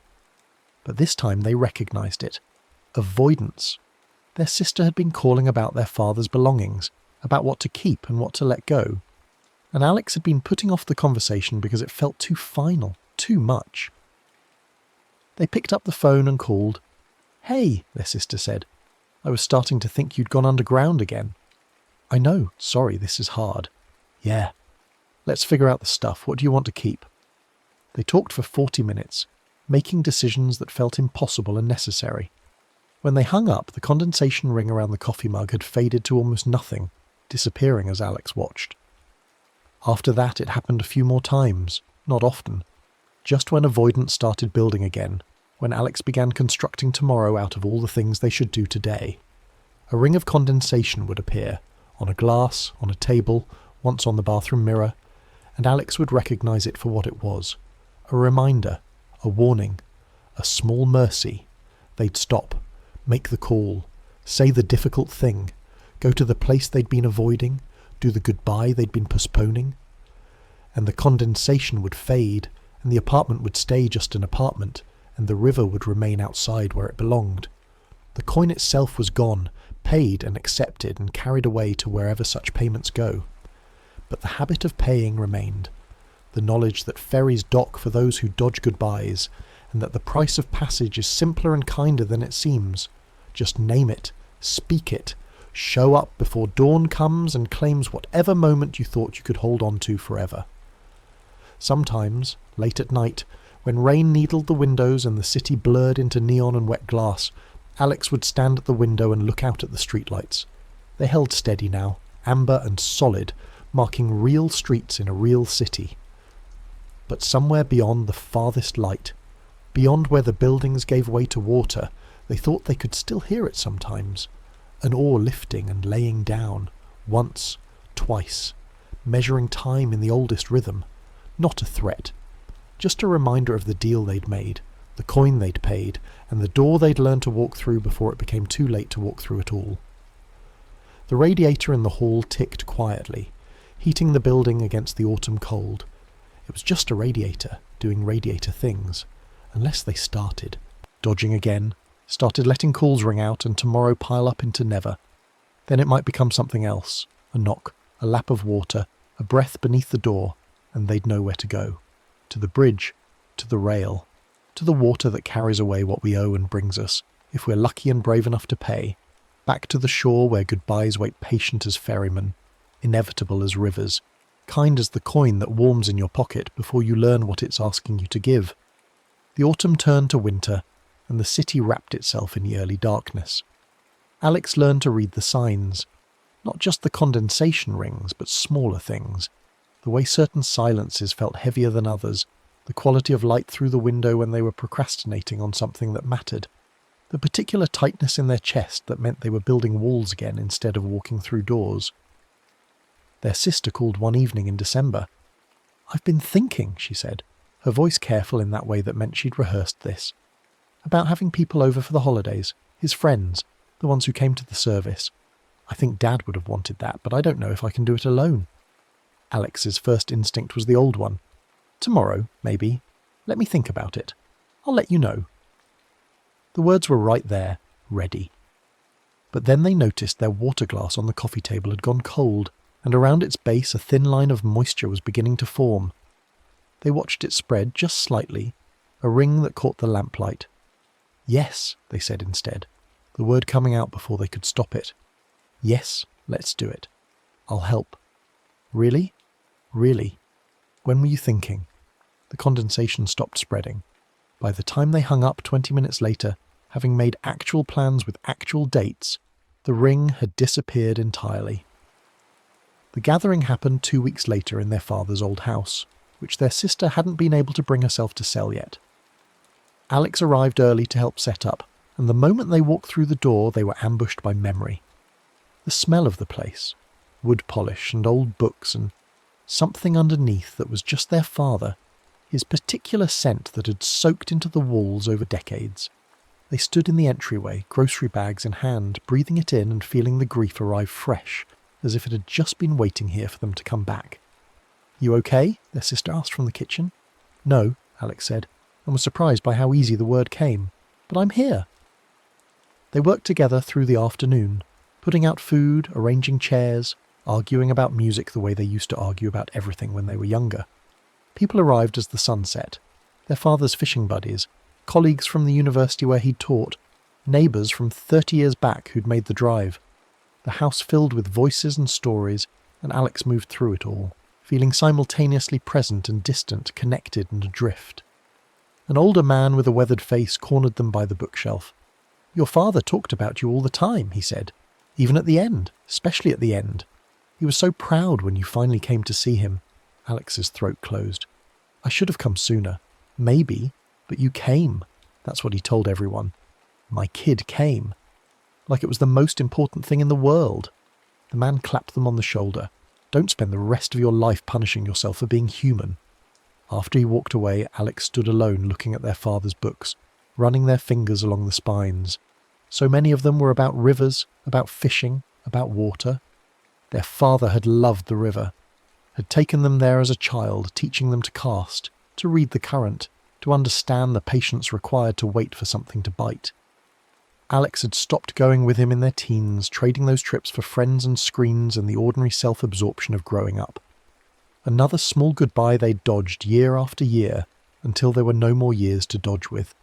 The glass of wine in their hand trembled, and when they looked down, condensation was crawling up its surface in tiny beads. Not a ring this time, but a slow coating, like frost spreading across a window. Alex set it down on a coaster and pulled out their phone, scrolled through contacts to a name they hadn't called in months. Jamie, their ex. The breakup had been mutual and quiet, but there had been no real goodbye, just a trailing off, a we should get coffee sometime that both of them knew meant never. They typed out a message. I know it's been a while. I've been thinking about our last conversation, and I don't think I ever said what I needed to say.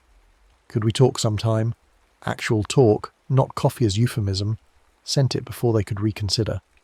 The condensation on the wine glass stopped spreading. Jamie replied an hour later. Yeah, I'd like that. How's next week? The party went late. People told stories about their father that Alex had never heard, his terrible jokes, his kindness to struggling students, the time he'd rescued a dog from the river and kept it for a week before finding its owner. Each story was a small piece of a person Alex had known completely and not at all, the way you can know a parent as a child but never fully understand them as a whole human being. After everyone left and they were cleaning up, their sister said, This was good. Hard but good. Yeah. Alex was elbow deep in dishwater watching soap bubbles catch the light. Can I ask you something? Sure. Do you ever feel like you're being watched? Not by a person, but by something. Something that's keeping track. Their sister dried a plate in slow circles, thinking. You mean like guilt? Sort of, but more specific. Like the world itself is noticing when you avoid things, when you dodge. Since Dad died? Since right before? Their sister set down the plate and looked at them. Really looked, the way she used to when they were kids, and she was trying to figure out if they were lying about breaking something. You've been different, she finally said, since that last week before he died, like you went somewhere and came back changed. Alex wanted to tell her about the coin, the ferry, the river that had filled their apartment building and turned their city into something else. But how do you explain that? How do you say you paid a ferryman with a hot quarter, and he took your fear in exchange, or at least made it manageable? So instead they said, I learned I can't keep putting things off, that tomorrow isn't promised and avoidance has a price. That's very grown up of you. I'm trying. They finished the dishes in comfortable silence. On the drive home, Alex's phone buzzed with a message from an old friend they'd been meaning to reach out to for months. Before they could talk themselves out of it, they pulled over and called.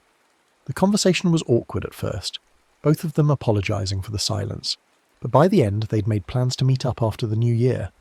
No condensation appeared anywhere in the car. Winter deepened. The city froze and thawed and froze again. Alex went back to work after the bereavement leave ended, and the normal routines tried to reassert themselves, but something had shifted fundamentally. They couldn't slip back into old patterns without noticing them now, couldn't avoid a difficult conversation without feeling that particular quality of air that preceded the warning signs. One morning in January, their supervisor called them into her office. I need to talk to you about the Reynolds project, she said, and Alex's stomach dropped because they'd been procrastinating on the report for 2 weeks, finding increasingly creative reasons to work on literally anything else. I know, Alex said before she could continue. I've been avoiding it. The client makes me anxious and I convinced myself I needed more data, but really I just didn't want to deal with the confrontation about the budget overruns. Their supervisor blinked, clearly surprised by the honesty. Okay, well, that's unusually self-aware. I'm working on it. I'll have the report to you by end of day. Actually, I was going to suggest we handle the client together. They make everyone anxious. You're not alone in that. The relief was immediate and physical.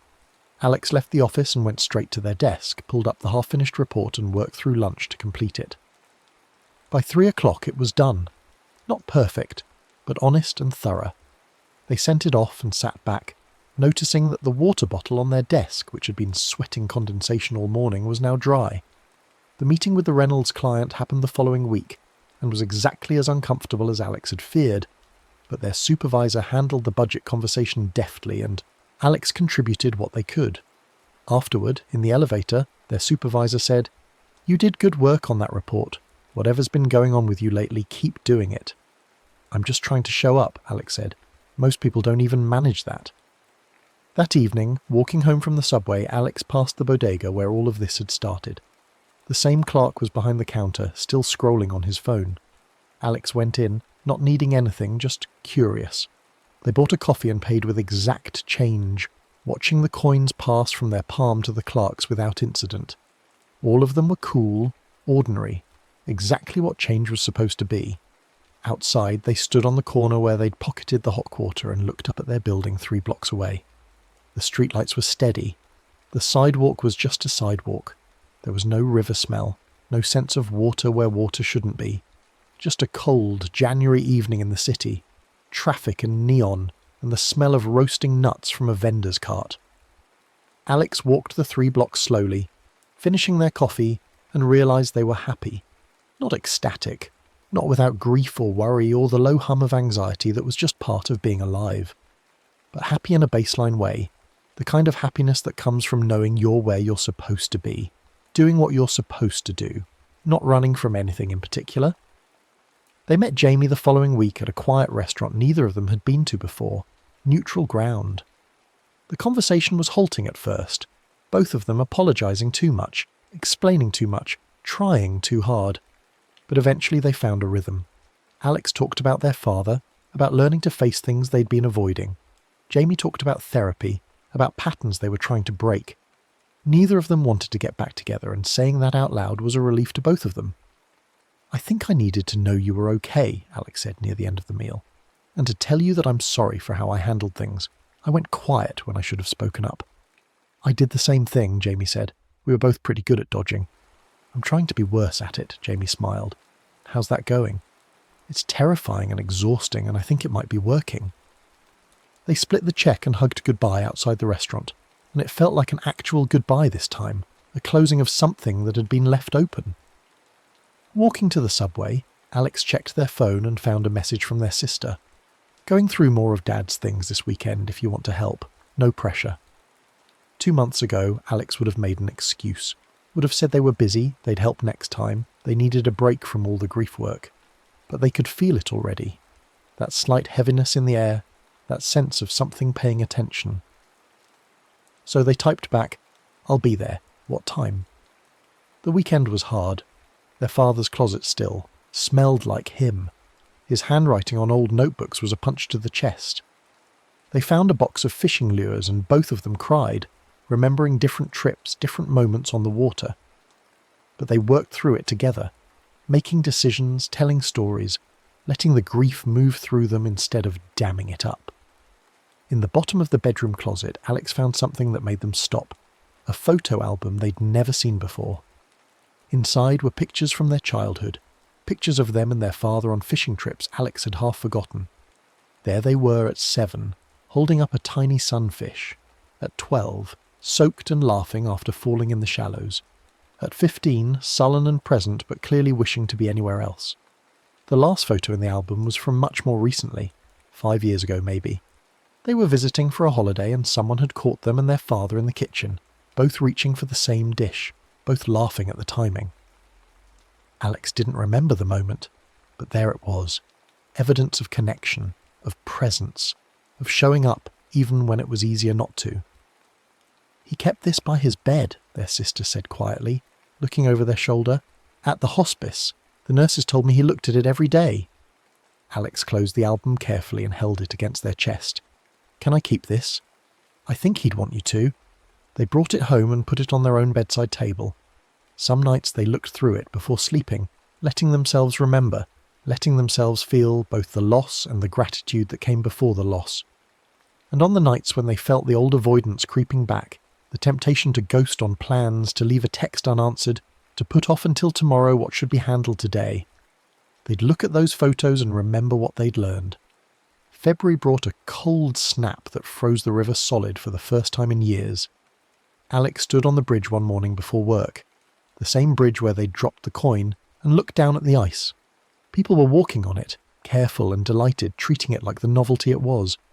The surface was white and opaque, nothing like the black water that had been there that storm-soaked night. But Alex could still feel it underneath, the current, the depth, the ferry drifting in the dark. Not as a threat, but as a presence, a fact of the world. The river was always there, frozen or not, and the ferryman was always waiting for those who needed passage. All you had to do was name what you owed, speak what you'd been avoiding, and pay the price of showing up. A jogger passed behind them, breath fogging in the cold. Car horns sounded from the traffic building up at the bridge's far end. The city woke up around them, ordinary and miraculous, full of people dodging their own goodbyes, and others learning to say them. Alex pulled their collar up against the wind and started walking to work, feeling the weight of the photo, album in their bag, the contact list in their phone full of names that deserved more than silence. That evening they called an old mentor they'd been meaning to thank for years but never had. The conversation lasted an hour and ended with the mentor saying, "I'm so glad you called. I've been thinking about you. I should have called sooner. You called now. That's what matters." After they hung up, Alex noticed their apartment felt different. Warmer somehow, more solid, more theirs. The radiator ticked peacefully. The streetlights outside held steady. There was no smell of river water, no phantom wake sliding across the floor.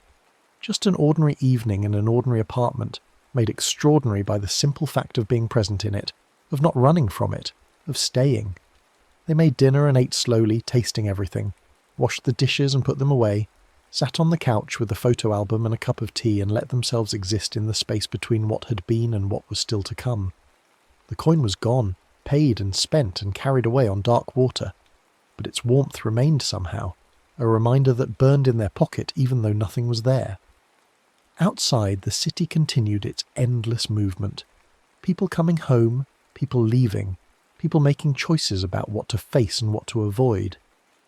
And somewhere beyond the farthest streetlight, beyond where the buildings gave way to frozen river and the ice held winter still, an oar lifted and laid down in ancient rhythm, patient as water, inevitable as goodbye, waiting for the next person who would need to learn what Alex had learned, that the price of passage is just honesty, that the toll for crossing is just presence, and that the ferryman asks for nothing more than your willingness to name what you owe before the dawn comes and claims it anyway. The phone buzzed, a message from their sister. "Thank you for this weekend. I couldn't have done it alone." Alex typed back, "Neither could I. Same time next month?" "Yes." They set the phone down and looked at their reflection in the darkened window. Tired, older, marked by loss but not destroyed by it. Behind their reflection, the city lights held steady and true, marking real streets in a real world where rivers ran both above ground and below, where ferries docked for those who needed them, and where the coin you paid for passage was never really gone but transformed into something else. The habit of showing up, the practice of presence, the small daily choice to walk through doors before they closed forever. The tea had gone cold. Around the bottom of the cup, no condensation formed. Alex smiled, finished it anyway, and got ready for tomorrow. The next story is about to begin. Please relax and enjoy. The storm came down in sheets that turned the city into a smeared watercolour. Every streetlight below stretched into long amber trails against the glass. Ari's desk on the 37th floor sat in a pool of blue monitor glow, the only occupied workspace in a sea of dark cubicles. The report was due at 8 a.m, and it was already past midnight. Outside, thunder rolled through the downtown canyon, a sound like furniture being dragged across the sky's attic. The fire drill chimes began softly, almost apologetic, a three-note melody that seemed embarrassed to interrupt the storm's percussion. Then they grew insistent, steady, filling the empty office with their polite urgency. Ari looked up from the spreadsheet, fingers still on the keyboard, and watched as the red exit signs along the far wall hummed to life, their glow intensifying from dim standby to full alert. The overhead fluorescence that had been cycling down for the night snapped back on in sections, harsh and institutional. A crackle from the ceiling speaker, then a voice wrapped in static. "Attention all personnel. This is a mandatory evacuation drill. All non-essential personnel proceed to the nearest stairwell. Do not use elevators. Repeat, do not use elevators." Ari sat back, rubbing eyes that felt full of sand. "It's nothing," they muttered to the empty floor, fingers already reaching to save the document. Just another drill. The building ran them quarterly, always at the worst possible times, as if inconvenience was part of the test. They grabbed the hoodie draped over their chair back, shrugged into it, and headed toward the red glow of Stairwell C. The office door whooshed shut behind them with a pneumatic sigh. The hallway was different at night, longer somehow, the geometric carpet pattern stretching toward a vanishing point that seemed farther away than it should be. The exit sign above the stairwell door pulsed with each alarm chime, synchronized, casting red shadows that made the walls look like they were breathing. Ari pushed through the door into concrete quiet. The stairwell was a different world, a vertical shaft of poured concrete and painted steel where sound behaved strangely. The alarm chimes were muffled here, distant, as if filtering through water. The air had that particular coolness of spaces meant only for transit, never for lingering, the smell of old paint and metal, and something else, something like the inside of a closed closet. Emergency lights in wire cages threw harsh shadows that turned the handrails into bars of darkness against pale walls. On the first landing, the red exit sign glowed steady above the door marked 36. The arrow beneath it pointed down and right, precise, authoritative. Ari's footsteps echoed in the empty column, each step a small percussion that travelled up and down the shaft, multiplying. Somewhere far below, maybe 10 floors down, maybe 20, HVAC machinery hummed like the building's slow heartbeat. The second landing, floor 35. The exit sign flickered. Just once, barely noticeable, a split-second dimming that could have been a trick of tired eyes. Ari's hand on the cold handrail descending, the rhythm of stairs becoming automatic. In the corner where the landing turned, something dark that might have been a shadow, might have been nothing. The third landing, floor 34. The exit sign over the door sputtered, buzzed and died. Ari stopped mid-step, one hand still on the rail. The sign was completely dark, not even the faint glow of a dying bulb. The emergency lighting in the stairwell suddenly seemed dimmer, as if the dead sign had somehow pulled brightness from the air itself. And in the corner of the landing, in that space where the wall met the ceiling and shadows naturally pooled, something moved. Not moved, unfurled. Ari's peripheral vision caught it first. A tall shadow, taller than any person should be, with two vast shapes spreading from its back like curtains opening to reveal a stage of deeper darkness. Wings. The word arrived in Ari's mind, unbidden, certain. Wings that seemed to absorb the emergency lighting, wings that made the space where they existed feel hollow, vacant, as if they occupied negative space instead of positive. Where the painted red arrow on the wall should have been visible beneath the dead sign, there was only wing shadow, blotting it completely.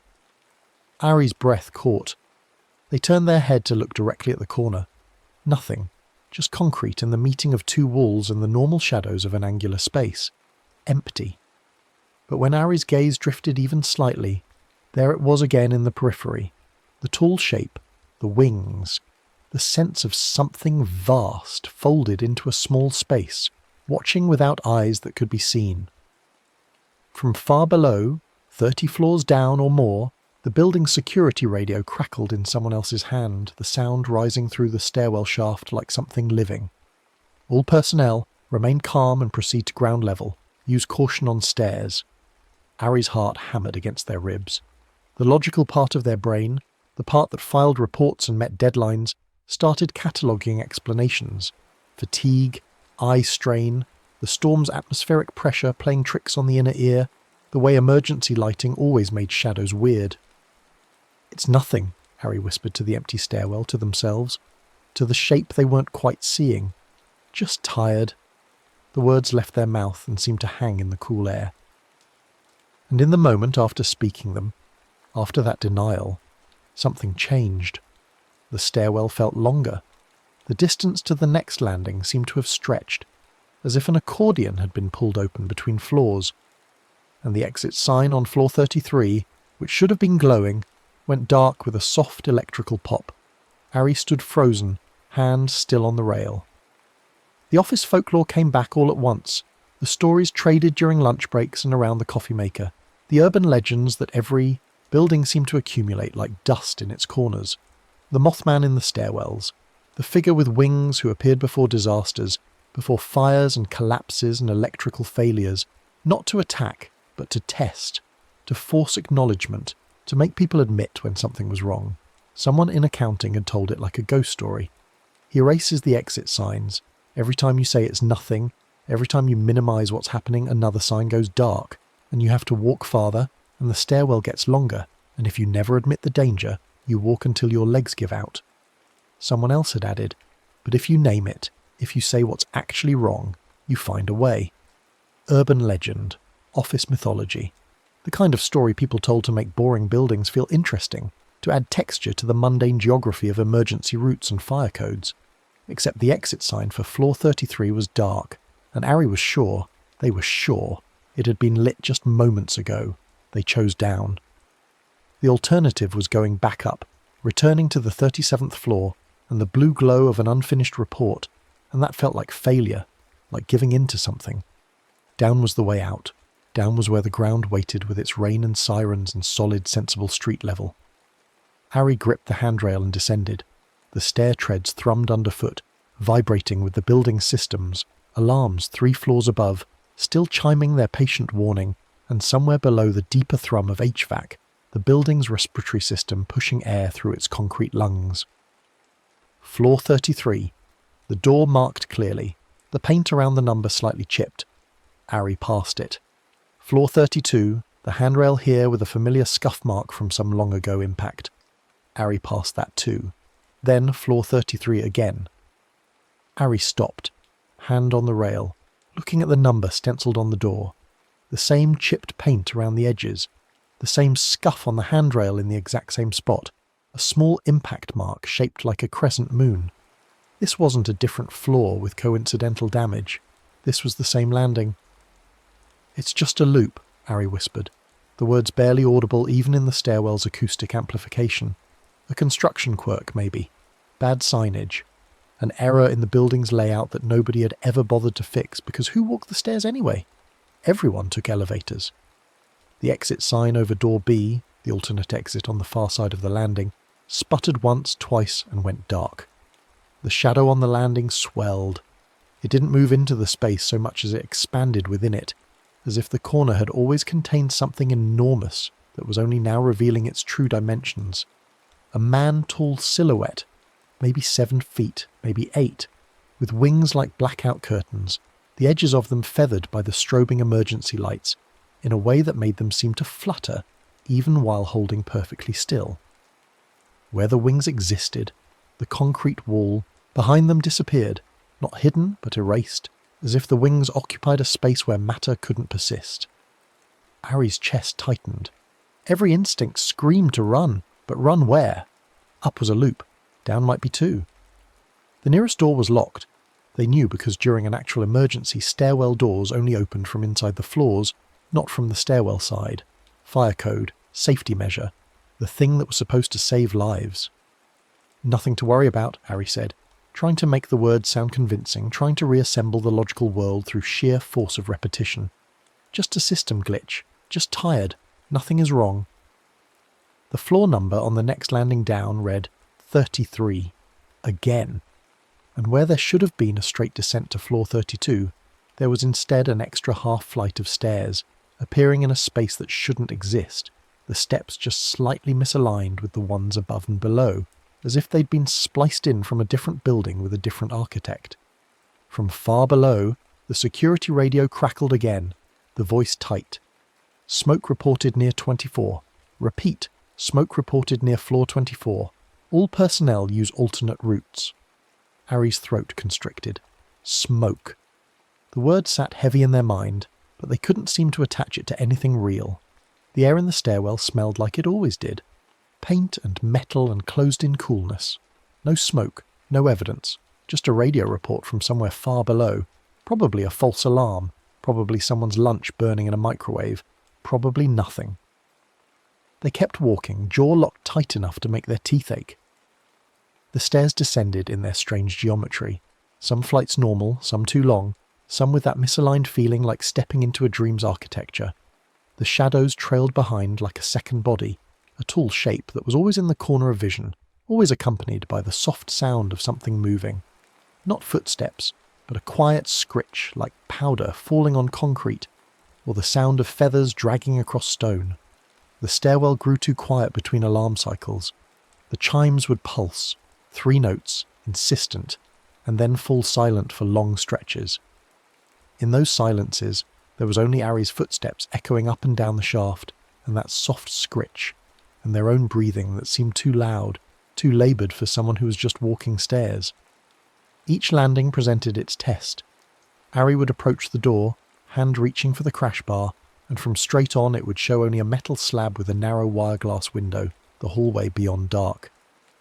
But when their gaze drifted, when they looked at anything else, the floor number, the handrail, their own feet, a wing would sweep across the corner of vision, vast and silent, and the painted red arrow beneath the dead exit sign would be gone. Not covered. Gone. As if it had never been painted there at all. Heat began to twine down from above. Subtle at first, just a change in the air's temperature that could have been the building's HVAC adjusting. But it grew more noticeable with each floor, a warmth that seemed wrong for a concrete stairwell in the middle of a storm. And from below, something else, a smell, tarry and chemical, like burning plastic or rubber, faint enough that Ari couldn't be sure if it was real or imagined. Ari pulled out their phone, thumb swiping to the flashlight. The pale LED cone threw a beam down the stairs, harsh white light that should have pushed back the shadows. Instead, where the beam touched the wings, when they existed in peripheral vision, it seemed to be swallowed, absorbed, the light simply stopping at the wing's edge as if it had struck a wall of something that refused illumination.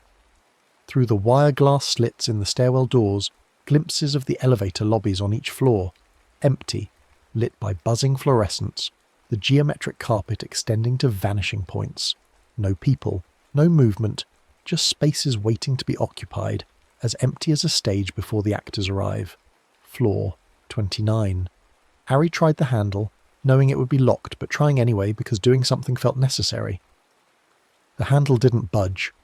Locked from the inside, just like all the others. "It's nothing," Ari breathed through clenched teeth, the words halfway between statement and prayer. "False alarm, system error, nothing is actually wrong." The stairwell doubled back on itself. It happened in the span of a blink, a shift in orientation that made Ari's inner ear scream warnings. The railing that had been on the left was now on the right. The landing that should have led straight down to floor 28 now turned in the opposite direction, and the distance between floors had grown, not by feet, but by the feeling of distance, the way a hallway looks longer in darkness than in light. The architecture had reorganized itself according to rules that had nothing to do with how buildings were constructed. The wing shape held position by the door to floor 29, tall enough that its head would have brushed the ceiling if it was solid, if it were a thing that existed in the normal way. Its head tilted, not quite looking at Ari but oriented toward them, attention focused like pressure. The eyes, if it had eyes, didn't glow. They absorbed. They made the space where they existed feel darker than darkness should be, like looking at holes in the world through which all light drained. It was asking a question. Ari knew this without words, without sound. The shape was asking, what is actually happening? What won't you say? Sweat cold on the back of Ari's neck, soaking into the hoodie, knees shaking hard enough that each step felt uncertain. Breath coming in short sips that didn't seem to bring enough oxygen. The heat from above was real now, undeniable, and the tarry smell was stronger, and somewhere between floors the air had changed character from cool and still to warm and moving, currents swirling through the stairwell, shaft like the building was breathing unevenly. The legend. The rule. The bargain that office folklore had encoded in a story. Name the danger. Don't minimise it. Say what's wrong out loud without apology or softening. Speak the truth of what's happening and the way appears. Harry stopped on a dim landing, floor 28, or maybe still 29, or maybe a floor that had never had a number, and let the words form. It took effort, actual physical effort, as if the words were heavy objects that had to be lifted from somewhere deep in the chest and carried up the throat, and pushed past lips that wanted to press together and stay silent. Softly, barely more than a whisper, I smell smoke. One of the dead exit signs, the one above the door, dark for the last several floors, began to glow. Not the bright red of full operation, but a dull ember colour, like the last coals in a dying fire. Just enough light to show the outline of the arrow, pointing down and right. The words felt like a lever that had moved something heavy inside the building's machinery. Harry took a breath, deeper this time, and continued, stronger now. I'm scared. I'm alone. I don't know if floor 24 is safe. The extra half-flight of stairs, the one with the misaligned treads that had appeared like a splice in reality, contracted. The space reorganised itself, the geometry snapping back into something more normal, the railing returning to the correct side. The distance between landings felt proportional again, followable, like the building was remembering how to be a building instead of a maze. Harry's hand found the security radio clipped to their belt. They'd grabbed it from the charging station on their desk, more habit than intention, the way night workers carried radios in case of emergency. They'd forgotten it was there. Now they thumbed it on, hearing the crackle of open channel, the distant voices of security personnel calling floor numbers and status reports. Into the radio, voice steadier than they felt. Security, this is Harry in stairwell C, somewhere between 29 and 28. I've been having problems, repeating floors, exit signs failing. The stairwell layout isn't right, and I smell smoke. Not strong, but it's there. A pause on the other end, static and breathing, then a voice. Copy that. Stairwell C has a reported electrical surge. We've got a team checking it now. Can you make it to refuge floor 20? Yes, that's 8 floors down from you. I'll try, Harry said. The winged silhouette stepped aside.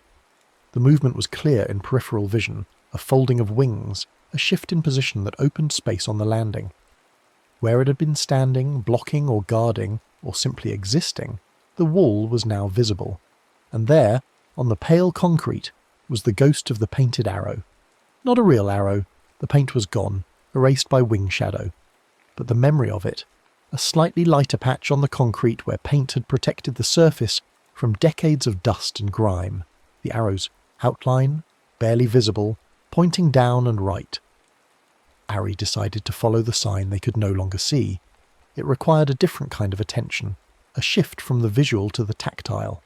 Hand to the cool wall on the arrow side of the landing, fingers trailing along concrete, feeling for the subtle differences in texture, where paint had been, where welds joined railings, where expansion joints created hairline gaps. Count the steps, 12 to a landing, then a turn, then 12 more. The building had a rhythm, a pattern, even when that pattern was hidden. Electrical rooms on even-numbered floors, always on the north side. Refuge floors at 20 and 10, designed as safe havens with separate ventilation. Heavier air pressure near mechanical spaces where fans pushed atmosphere through ductwork. Each time panic surged, and it surged often, in waves that made Harry's hands shake and their vision blur, they named it. Shortness of breath. Just air coming too fast, breathing too shallow. Fixable by counting breaths, slowing down. Heat from above.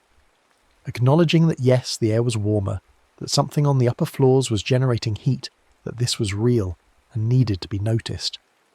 Door jam at 27. The door that wouldn't open even when it should. The handle that felt loose in its housing. The frame that had swollen or shifted. With every spoken truth, another exit lens flickered back. Not bright, never bright like they should be, but just enough. Dim red glows that marked the vertical route like breadcrumbs through darkness, like markers on a trail that only became visible when you admitted you were lost. The stairwell had stopped shifting its geometry. The floors descended in normal sequence. 28, 27, 26, 25. The shadows in the corners were just shadows now, ordinary darkness that behaved according to the rules of light and occlusion. The scritch sound had faded. The wings, when Ari glanced at the periphery, were gone, but the heat from above was growing stronger, and the smell was undeniable now, and somewhere in the upper reaches of Stairwell C, something was definitely burning. Floor 24 passed quickly, Ari's hand not even testing the door handle. The radio had said smoke near 24. The smart move was to keep going, get to the refuge floor, wait for the all clear, don't investigate, don't be curious, don't be the person in the horror movie who opens the door. Floor 23. The air was clearer here, cooler, the tarry smell fading. Floor 22. Ari's legs were shaking from exertion now, not fear. 37 floors down, and most of that in strange conditions, adrenaline-fueled, muscles burning. Floor 21. One more. Floor 20. Refuge floor. The door to Refuge 20 gave with a groan of metal on metal, the hydraulic closer having lost its smooth action from disuse. Ari pushed through into a space that felt different from the stairwell, different from the office floors. This was a concrete bay, a room designed for survival, with walls thicker than structural necessity demanded and ventilation ducts larger than normal, colour-coded yellow. Industrial fans roared in ventilation shafts loud enough to make conversation difficult. Emergency kits were stacked against the far wall like tombs, each one wrapped in plastic and labelled with inventory contents. First aid, water, rations, blankets. A small window, wire-reinforced glass, looked back into Stairwell C through a different access point. Through it, Ari could see the stairs they'd just descended, could see the smoke that was drifting down from somewhere above, grey wisps that moved like living things, curling around railings and pooling on landings before dissipating or moving lower. Not thick smoke, not the kind that choked, but enough to confirm that yes, something was burning. Yes, the radio report had been real. And in the far corner of that window's view, up near the ceiling of a landing several floors above, a shape folded in the shadows, the wings, retreating upward, not downward, moving toward the source of the smoke, toward the danger, not away from it. Ari watched for a long moment, breath finally slowing, heart rate coming down. The shape moved with purpose, ascending the stairs with that same patient quality it had shown on the descent, not hurried, not frantic, just present and moving. Going back up, going toward the fire or electrical surge or whatever was happening on floor 24, as if that was where it needed to be, as if the disaster was what called it. The legend said Mothman appeared before collapses and fires, but what if before was relative? What if he appeared when someone was denying the danger, when the disaster was already happening but going unacknowledged? A creature drawn to the gap between reality and what people were willing to admit, existing in that space until someone spoke the truth and closed the gap. Ari moved again. Down the stairs from the refuge floor, counting treads, hand on the rail. Each landing was named now, acknowledged. Clear air. Warmer on the left wall where the sun hits during the day. Air moving upward. Convection from lower floors. Exit sign dark, but the arrow spray painted on the wall by some past safety inspector points right. The descent became meditation, became a kind of conversation with the building. What's real? This is real. What do you feel? I feel heat here, cool there. What do you smell? Paint, concrete, rain coming through, ventilation from outside. What are you afraid of? Being trapped, being wrong, not getting out. And those fears, once named, became manageable. Not gone, but known, predictable. At level 1, the crash bar on the exit door was cold under Ari's palm, slick with condensation. The bar pressed down smoothly, the mechanism clicking, and the door swung open to let in the storm. Rain. Real. Living rain. Cold and clean, falling in sheets that turned the sidewalk into a moving river of reflected light. The air was so different from the stairwell that Ari gasped at the first breath, sharp, oxygenated, alive with ozone and the smell of wet asphalt. Sirens painted the street in blue and white strobes, emergency vehicles parked at angles across the intersection. A fire marshal in a yellow reflective vest was already waving people in ponchos across safety cones, guiding evacuees away from the building.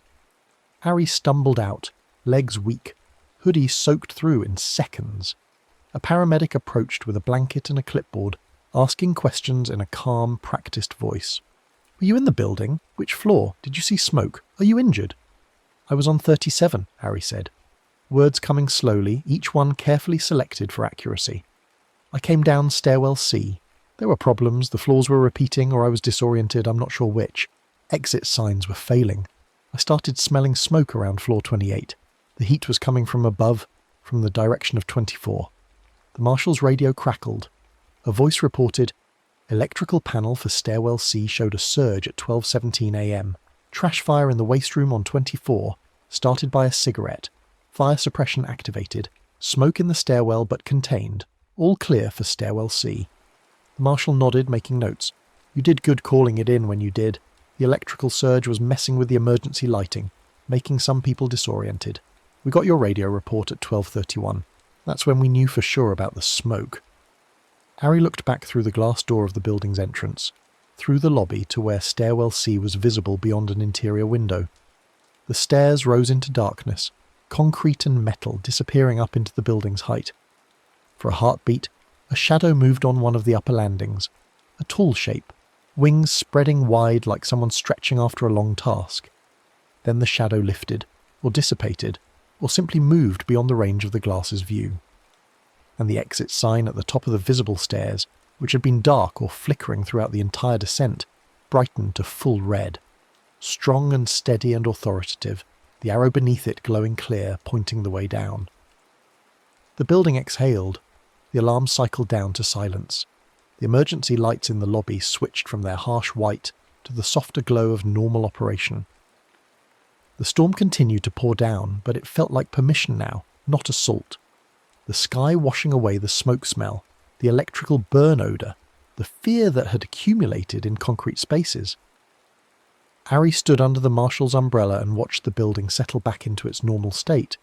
Just a high-rise, just concrete and glass and steel organised into habitable space, just a place where people worked and filed reports and made coffee and complained about the weather. But they knew what was in the stairwells now, what existed in the gaps between floors, in the moments when someone said it's nothing, when it was definitely something, the shape that appeared when danger, went unacknowledged, that erased the exit signs until someone admitted the truth. The paramedic offered a bottle of water. Harry accepted it, drank half in one long swallow, and answered more questions for the incident report. Name, floor, time of entry to stairwell, time of exit, symptoms experienced. The questions were grounding, bureaucratic in the way that meant safety, that meant the disaster was over and now came the paperwork. They released Harry after 20 minutes, clearing them to go home, to rest, to follow up with a doctor if any symptoms developed. The rain had slowed to a drizzle. The emergency vehicles were already packing up, the trash fire on floor 24 being too minor to require extended response. A cleaning crew would handle the smoke damage in the morning. The electrical surge would be investigated by building maintenance. Everything would be documented and filed and eventually forgotten. Harry walked to the corner and called a rideshare, standing under the awning of a closed coffee shop, watching water drip from the edges and break into smaller droplets. The city looked different at this hour, after what had happened. Quieter, more honest, less willing to hide things. Or maybe Harry just saw it differently now. After that night, whenever Harry almost said it's nothing, when a colleague asked if they were okay, and the automatic dismissal started to form when they felt sick but considered pushing through, when something seemed off but not worth mentioning, the nearest exit flickered. Just a small dimming, barely noticeable, easy to dismiss as an electrical quirk. But if Harry paused, if they took a breath and said the truth instead, "I'm tired. I feel dizzy. Something smells like burning," whatever the actual reality was, the exit sign stayed lit. Steady and bright and clear, arrow pointing towards safety, showing the way out of whatever stairwell they were climbing, literal or metaphorical. They learned to pay attention to the flicker, to treat it as a reminder, a small gift from a shape with wings that existed in the spaces where truth got denied. The building's way of asking, what's real? What won't you say? What danger are you minimizing because it's easier than acknowledging? And Harry learned to answer honestly, even when it was uncomfortable, even when it meant admitting fear or uncertainty or need. Because the alternative was walking stairs that went nowhere, in a stairwell that grew longer with every denial, following signs that had gone dark because the truth had been left unspoken. The exit signs stayed bright after that, and on the rare nights when Ari worked late and had to take the stairs, they walked down in normal time, in normal space, counting floors that descended in sequence. The shadows in the corners were just shadows, the wings never appeared again, but they were there. Ari knew they were there, waiting in every building stairwell, in every emergency route, in every path towards safety. Waiting for the moment when someone said, "It's nothing," when it wasn't nothing at all. Ready to erase the signs, to stretch the stairs, to ask the question that needed asking. And Ari knew the answer now, knew how to give it, knew that the way out was always lit for people who were willing to name what was real, who refused to minimize danger, who spoke truth even when their voice shook. The wings would fold aside for that truth. The arrow would appear, even if only as a ghost. The stairs would lead down to rain and sirens and solid ground. All you had to do was say it out loud. The next story is about to begin. Please relax and enjoy. The rain fell in soft, hesitant drops that evening, freckling the shrine grounds with dark coins of wet.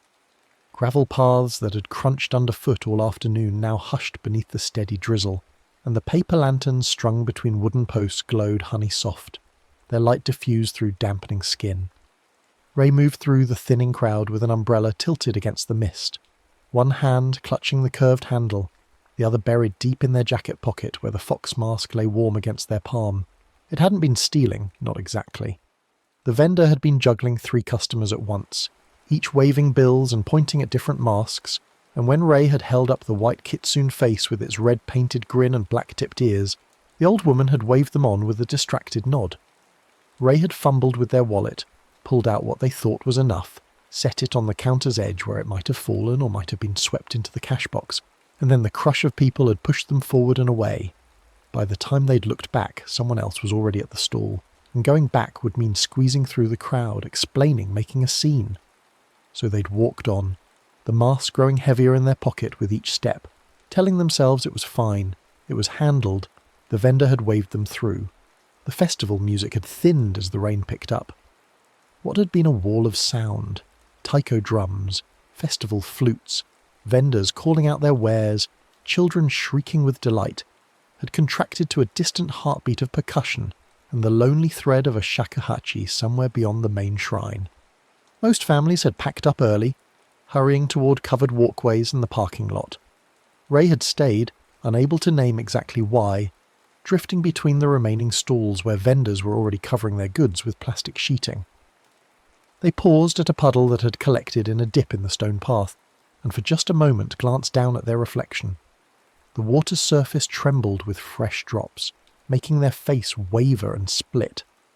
Then, as the ripples settled, they saw themselves clearly.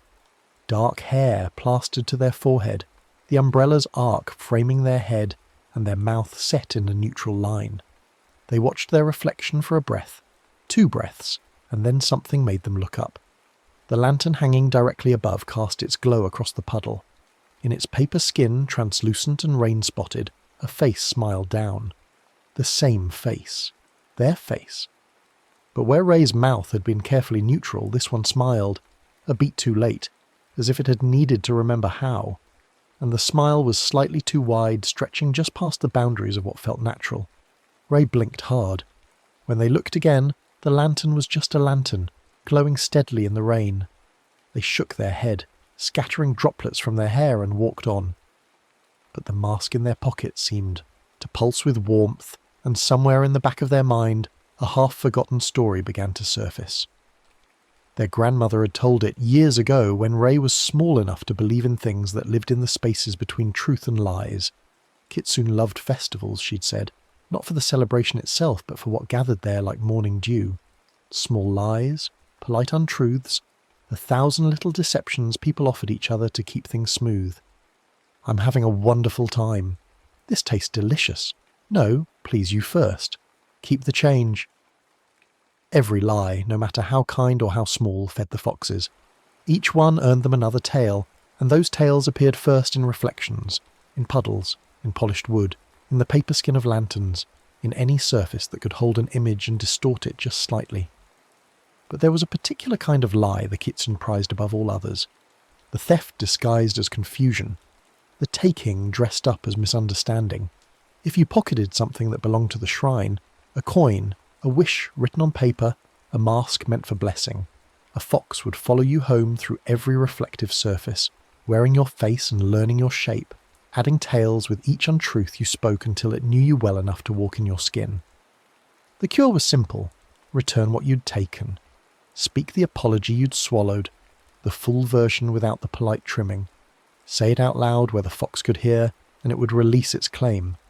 But the longer you waited, the more tales it grew, the harder it became to remember what the truth had even sounded like. Ray had dismissed the story years ago as the kind of thing grandmothers told to keep children honest. But now, with rain sliding down their neck and the mask warming their pocket, they felt the story settling back into their bones like an old ache. They stopped at another puddle, this one larger, spread across the path like a mirror, forced themselves to smile. Their reflection smiled back, and in the lantern's glow rippling across the water's surface, something smiled a fraction of a second after. Not quite synchronized, not quite right. Ray's phone buzzed. A text from Yuki. "Where are you? You okay? Everyone's heading out." Their thumbs moved automatically. "I'm fine. Be there soon." The moment they hit send, something changed. The air grew slightly heavier, or maybe it was just their imagination. But when they glanced at the puddle again, their reflection seemed to have gained something, a shimmer of light behind the shoulders, like the suggestion of a second tail catching the lantern glow. They stared, and the shimmer steadied into something more solid, a translucent brush of fur that moved independently of their body, swaying slightly in a wind that didn't exist. "It's nothing," Ray whispered to themselves, but even as they said it, they knew it was another lie. The tail in the reflection swished once, pleased. They walked faster now, weaving, between the few remaining festival goers. At the sweets booth, an elderly man was packing up his goods, but he smiled when he saw Ray approach and offered a piece of dorayaki, the red bean filling still warm. "Last one," he said. "On the house. Can't let good food go to waste." Ray took it with both hands, bowing. "Thank you so much." They bit into it, the sweetness overwhelming, the texture dense and cloying. It was too much red bean, not enough pancake, the ratio all wrong, but the old man was watching with such hopeful expectation that Ray smiled and nodded. "It's delicious," they said, and took another bite to prove it. The man beamed and turned back to his packing. Ray waited until his back was turned, then quickly wrapped the remaining half in a napkin and dropped it into a nearby waste bin, covering it with their napkin so it wouldn't be seen. When they glanced down at the puddle by the booth's corner, a third tail had joined the first two, this one fuller and more distinct, fanning out across the water like calligraphy. The rain intensified. Thunder rumbled somewhere over the mountains. The festival grounds were emptying fast now, families jogging toward the parking lot with children tucked under jackets and coats held overhead. Ray stood still in the centre of the path, umbrella tilted against the downpour, watching the lanterns sway on their strings. And that's when they noticed. Every lantern now bore two smiles, the painted ones that had always been there, and beneath them, slightly offset, a second grin that moved independently, tracking Ray's movement across the grounds. When Ray turned their head, the second smiles followed a heartbeat late, like reflections in disturbed water trying to catch up. Polite nods, they realised. Small shrugs. The mask warm in their pocket. Every untruth added something. At the information booth, a volunteer had asked if they were enjoying the festival. "It's beautiful," Ray had said, even though they'd felt anxious all evening, even though the crowd had made their chest tight. In the polished window of the shrine office, they'd caught a glimpse of fox ears, translucent as smoke, perked up behind their head. Near the Ema boards where people hung their wishes on wooden plaques, Ray had paused to read a few. A child's careful hiragana. "I want to be brave." An adult's neat print. "Please let the surgery go well." And their own, written earlier in the evening before any of this started. "Help me learn to speak up." They'd meant it when they wrote it. But looking at it now, with shadows of fox paws visible beneath the board's overhang, it felt like a different kind of lie, asking for courage while actively choosing silence. The procession passed then, the final one of the evening. Priests in white and orange, a Mikoshi shrine carried on the shoulders of young men whose breath steamed in the cooling air, musicians playing the festival's last song. Ray stood aside to let them pass, and in the polished doors of the main shrine hall they caught their full reflection. 9 tails, 9 pale, translucent tails spreading behind them like a fan of light, each one distinct and moving with its own rhythm. But only in the reflection. When Ray turned to look at their actual shadow on the stone path, there was nothing, just their ordinary silhouette, solitary and small. The tails existed only in surfaces that could lie, that could show things as they weren't. The procession moved on, and the grounds fell into a wet hush broken only by the drum of rain on stone, and the distant echo of taiko fading toward the parking lot. Ray was alone now, truly alone, standing in the empty festival space with lanterns swaying overhead and water streaming down the shrine's curved roof. That's when they heard it, footfalls just out of step with their own, a padding sound, soft as paws on wet stone, but with the occasional click of claws meeting rock. Ray spun, umbrella swinging, but saw only empty paths, steam rising from where rain hit the still warm food stalls, abandoned cups and napkins sodden in puddles. They walked toward the main shrine, each step careful, and the footfalls followed. Not echoing, that would have made sense, an acoustic trick of the covered walkways. No, these steps were syncopated, deliberately offset, as if something was walking beside them but choosing to place its feet a half second after Ray placed theirs. Step pad, step, click, step pad. At the Temasuya, the purification fountain where visitors cleansed their hands and mouths before approaching the shrine, Ray stopped. The basin was a polished granite bowl filled with rain-fed water, a bamboo ladle resting across its rim. In the water's surface, a question spelled itself out in ripples and light, the characters forming as raindrops disturbed the basin. "Will you give it back?" Ray's throat constricted. "I'll pay tomorrow," they whispered. "I'll come back and find the vendor and—" The lantern nearest the basin flared, and in its light, Ray's reflection in the water changed. The face looking back was no longer entirely theirs. The eyes had narrowed to something vulpine, the smile had sharpened to show too many teeth, and the ears that rose from the sides of the head were pointed and tufted with black. The fox-faced version of themselves cocked its head, and the smile widened further, hungry and patient. Something touched Ray's calf. A wet sensation, like a brush being dragged across skin, but when they looked down, nothing was there. Just their legs in jeans, rain-darkened and shining. The touch came again, more insistent, circling their ankle, and this time they felt the distinct impression of fur and the scratch of claws that didn't quite break skin. Ray ran. They didn't decide to. Their body simply moved, feet slapping through puddles, umbrella forgotten and clattering on stone behind them. They ran past the dark food stalls and the empty stage where dancers had performed earlier, past the Emma boards, with their swaying wishes, past the stone foxes that guarded the inner shrine, and as they passed each statue they could have sworn the carved faces turned to track their movement, stone mouths quirking into knowing smiles. At the main torii gate, the great wooden portal that marked the boundary between sacred and mundane space, Ray finally stopped. Their breath came in gasps, and their shirt clung cold and wet to their skin. They turned back to look at the shrine grounds, and in every reflective surface, every puddle, every lacquered pillar, every lantern's paper skin, they saw the same thing. Themselves, but not themselves. The fox wearing their face, learning their expressions, practicing their gestures. It waved when they lifted their hand, but the wave was slightly wrong. The fingers bent at angles that shouldn't work, the smile too eager. The story came back in full now, every word of their grandmother's telling. The fox learns you through your lies. Each tale is a lesson, each untruth a piece of your pattern. 9 tails means it knows you fully, how you move, how you think, how you breathe. At 9 tails, the fox no longer follows through reflections. At 9 tails, it can slip into your skin and wear you like a coat, and no one will know the difference because it's learned to be you better than you are yourself. And maybe you won't know the difference either, because by the time it reaches 9 tails, you've lied so much you've forgotten what the truth of you even is. The mask in Ray's pocket burned now, hot enough to hurt. They pulled it out, and in the orange glow of the distant lanterns the painted fox face seemed to shift, the red grin widening and narrowing as shadows moved across it. This was the anchor, they realised. This thing they'd taken. This theft dressed up as confusion.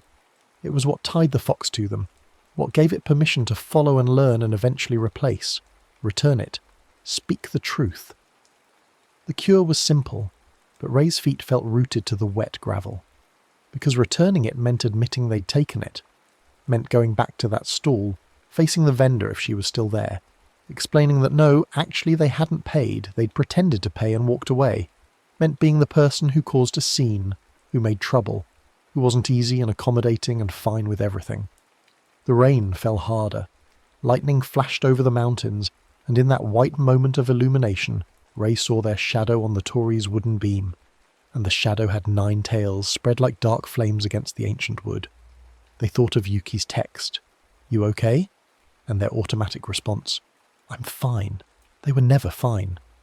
They spent most of their time managing other people's comfort, smoothing over awkward moments, pretending they didn't mind when plans changed or when they were interrupted or when someone took credit for their ideas.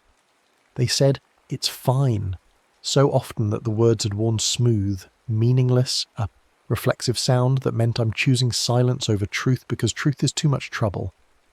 And the fox had learned this, had studied each polite deflection, each swallowed complaint, each smile that covered hurt. It knew Ray better than Ray knew themselves because it had been paying attention to all the places where the real person disappeared behind the performance of not being any trouble at all. In the puddle at the Tory's base, the fox-faced reflection smiled, and this time, when its mouth moved, Ray heard the whisper clearly in their own voice, but with something else layered beneath. "Why fight it? I can be you. I can be the version that never struggles, that never feels the weight. You can rest, and I'll handle all the little lies. I'm good at them now. You taught me well." "No," Ray said aloud, and the word felt strange in their mouth, unfamiliar from disuse. They said it again, stronger. "No." The fox reflection tilted its head, curious. Ray remembered the rule, every word of it. Return what was taken. Speak the full apology, the version without trimming or softening. Say it where the fox could hear. Say it to the person owed the truth. Say it in the spaces where the lie had been told. They turned and walked back into the shrine grounds. The rain had settled into a steady downpour, and the festival space looked abandoned now. Lanterns glowing in empty rows, stalls shuttered and dark. But Ray walked with purpose now, the mask clutched in both hands, no longer hidden in their pocket. They went to the fox statues first, the stone guardians that flanked the path to the inner shrine. Knelt in the puddle before them, rain streaming down their face and back. "I took something," they said to the carved faces. "The vendor waved me through and I let myself believe it was permission, but it wasn't. I knew it wasn't. I was embarrassed to go back, embarrassed to be the one who made things complicated, so I lied to myself about what happened, and then I lied to everyone else by saying nothing." In the nearest lantern, one of the tails in their reflection flickered and began to fade, losing coherence like mist in sun.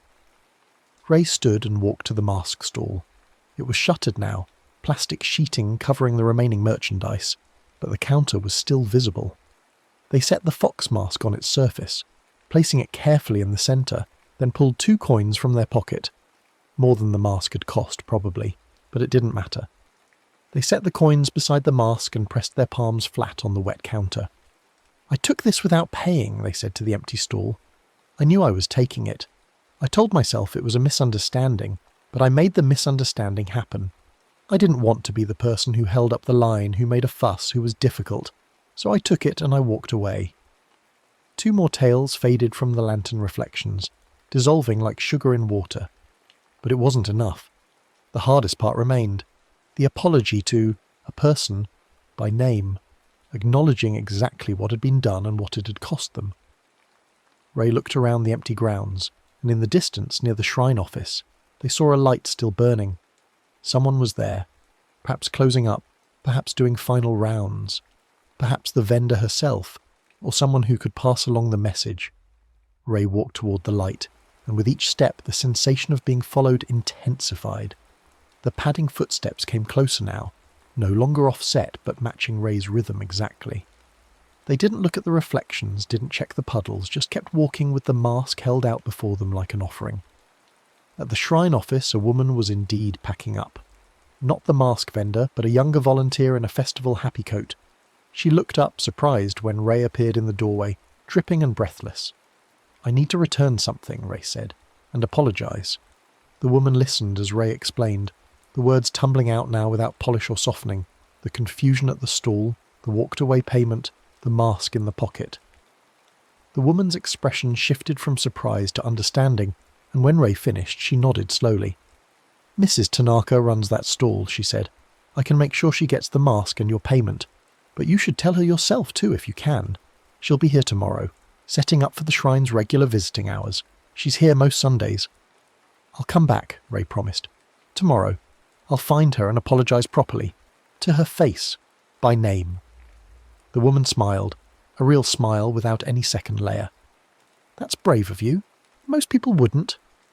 Brave. The word their wish had asked for.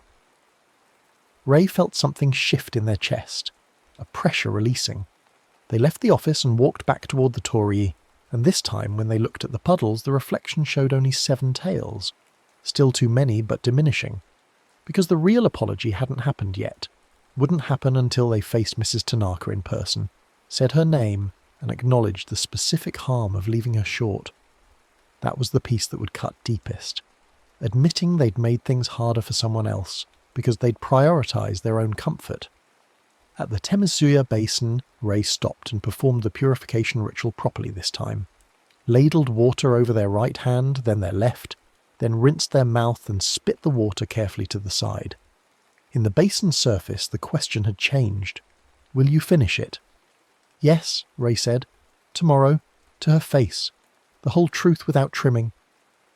The fox reflection in the water watched them for a long moment, and then, slowly, deliberately, it nodded. Not a victory, not acceptance, but acknowledgement, an agreement.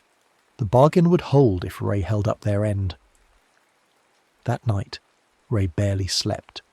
They lay in bed with every reflective surface in their room covered, laptop screen closed, mirror turned to the wall, phone face down, on the nightstand. But even in the darkness they could feel it. The weight of watching, the sense of something waiting. In the window glass, faint in the city light filtering through curtains, they could still see the shimmer of tails. When morning came, they dressed carefully. No hiding today, no slipping through unnoticed. They ate breakfast with their family, and when their mother asked if they'd enjoyed the festival, Ray paused before answering. The reflexive, "It was fine," rose to their lips, but they swallowed it. "It was complicated," they said instead. "I made a mistake and I need to fix it today." Their mother's eyebrows rose, but she didn't press, just nodded and poured more tea. The shrine grounds looked different in daylight without the rain. The gravel paths were pale and dry, the lanterns unlit, the stalls being set up by vendors preparing for Sunday visitors. Ray found the mask stall easily. It was in the same location, though the layout looked less magical without the festival press and evening glow. Mrs. Tanaka was there, an elderly woman with silver hair pulled back in a neat bun, arranging masks on their hooks with precise practiced movements. She looked up when Ray approached and her expression was neutral, waiting. "Mrs. Tanaka," Ray began, and their voice only shook a little. "Yesterday during the festival I took a fox mask from your stall. You were busy with other customers and you waved me forward and I put down money, but I don't think it was enough, and I didn't wait to make sure. I let myself believe it was sorted out when I knew it probably wasn't. I took the mask and I left, and I'm sorry. I'm sorry I left you short, and I'm sorry I didn't come back right away to fix it, and I'm sorry I let my own embarrassment matter more than doing the right thing." The words came out in a rush, unpolished and graceless, but whole. The full truth, without trimming. Mrs. Tanaka listened with her head tilted slightly, and when Ray finished she was quiet for a long moment. "I wondered what happened to that one," she finally said. "I counted the masks at the end of the night and came up short, but there was so much confusion during the rush." She paused, then smiled, a small, complicated expression that held acknowledgement and forgiveness in equal measure. "Thank you for coming back, for telling me directly. That takes courage." I left the mask and extra payment at the shrine office last night, Ray added, but I wanted to apologize to you, to your face, to say your name and own what I did. Mrs. Tanaka nodded slowly, and something in her expression shifted. A softness, a recognition. The kitsune followed you home, didn't they? She asked quietly. Ray startled. You know about that? This is a shrine, Mrs. Tanaka said, and I've run this stall for 30 years. I know all the stories. The foxes are particular about shrine goods. They take borrowed belief personally. She gestured to the masks around them, each painted face grinning. But you came back.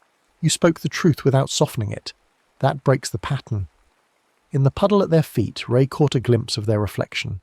The tails were fading, flickering out one by one like candles being snuffed. 7, 6, 5, dissolving into light and mist. Go to the Temazuya, Mrs. Tanaka said gently. Cleanse your hands and mouth.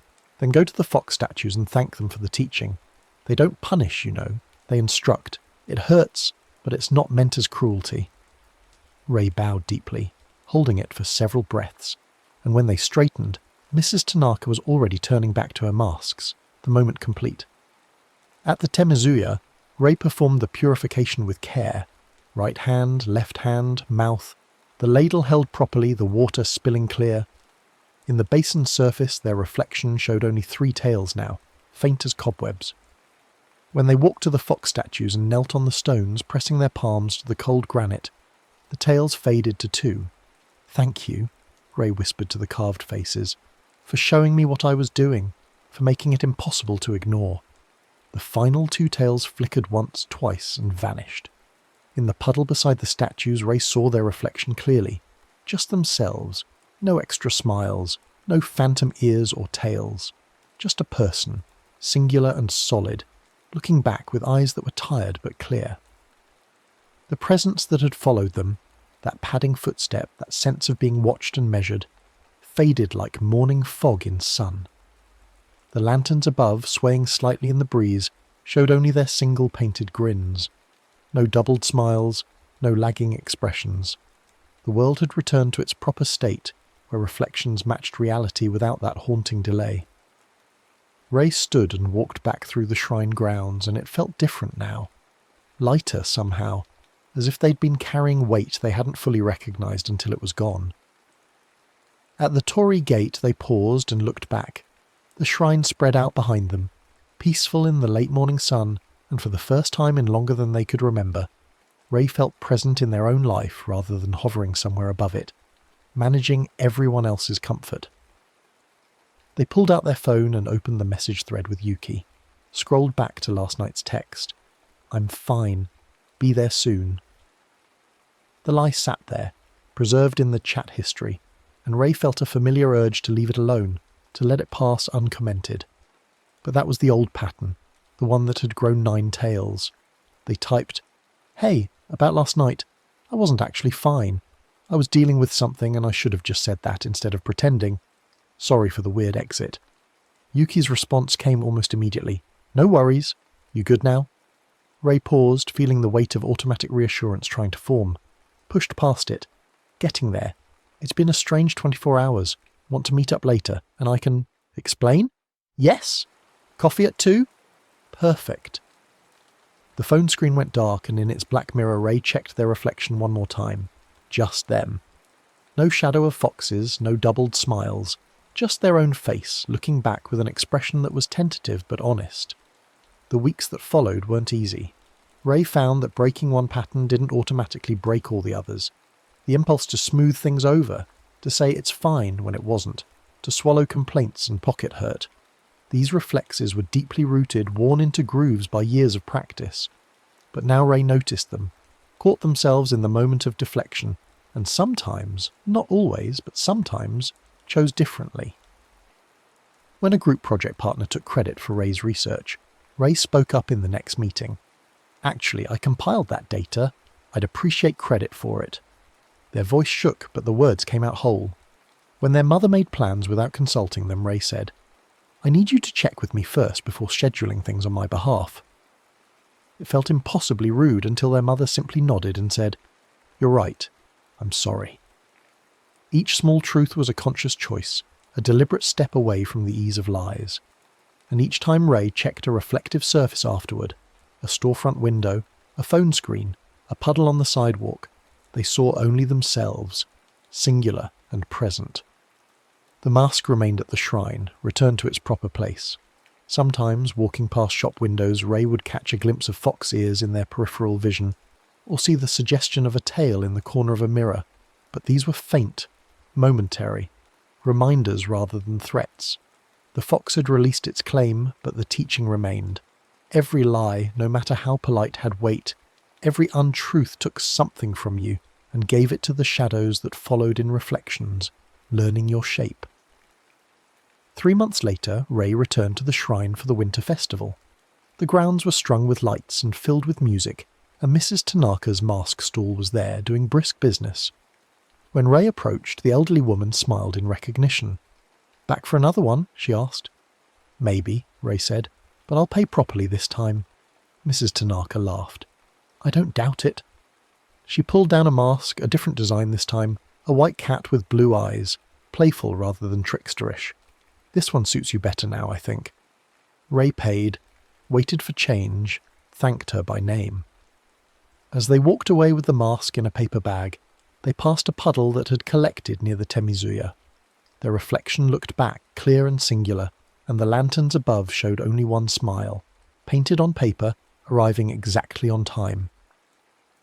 In the distance, near the fox statues, Ray thought they saw a shimmer of russet fur, a flick of white-tipped tail disappearing around a corner. But when they looked directly, there was nothing, just stone guardians and the shadows of shrine, visitors moving in the evening light. The fox was gone, but the lesson remained, written in the spaces between truth and convenience. Every reflection was a test, every mirror a reminder. Speak the easy lie, and somewhere a tale would grow, patient and waiting. Speak the difficult truth and remain yourself, whole, singular and present in your own skin. The lanterns smiled once, their light warm on wet stone, and Ray smiled back with perfect synchronicity. No lag, no delay, no shadow learning to wear their face. Just themselves, finally, telling the truth of who they were becoming. Someone brave enough to be difficult when difficulty meant honesty. Someone who chose presence over ease. The festival music rose around them, drums and flutes and the laughter of children, and Ray walked through it all with clear eyes and a quiet certainty that if they started to slip, if they began again to choose the comfort of lies over the risk of truth, the reflections would show them. The fox would return, patient as ever, ready to teach the same lesson again. But not tonight. Tonight, Ray's smile arrived exactly when they meant it to, and the world smiled back in perfect, honest time. The next story is about to begin. Please relax and enjoy.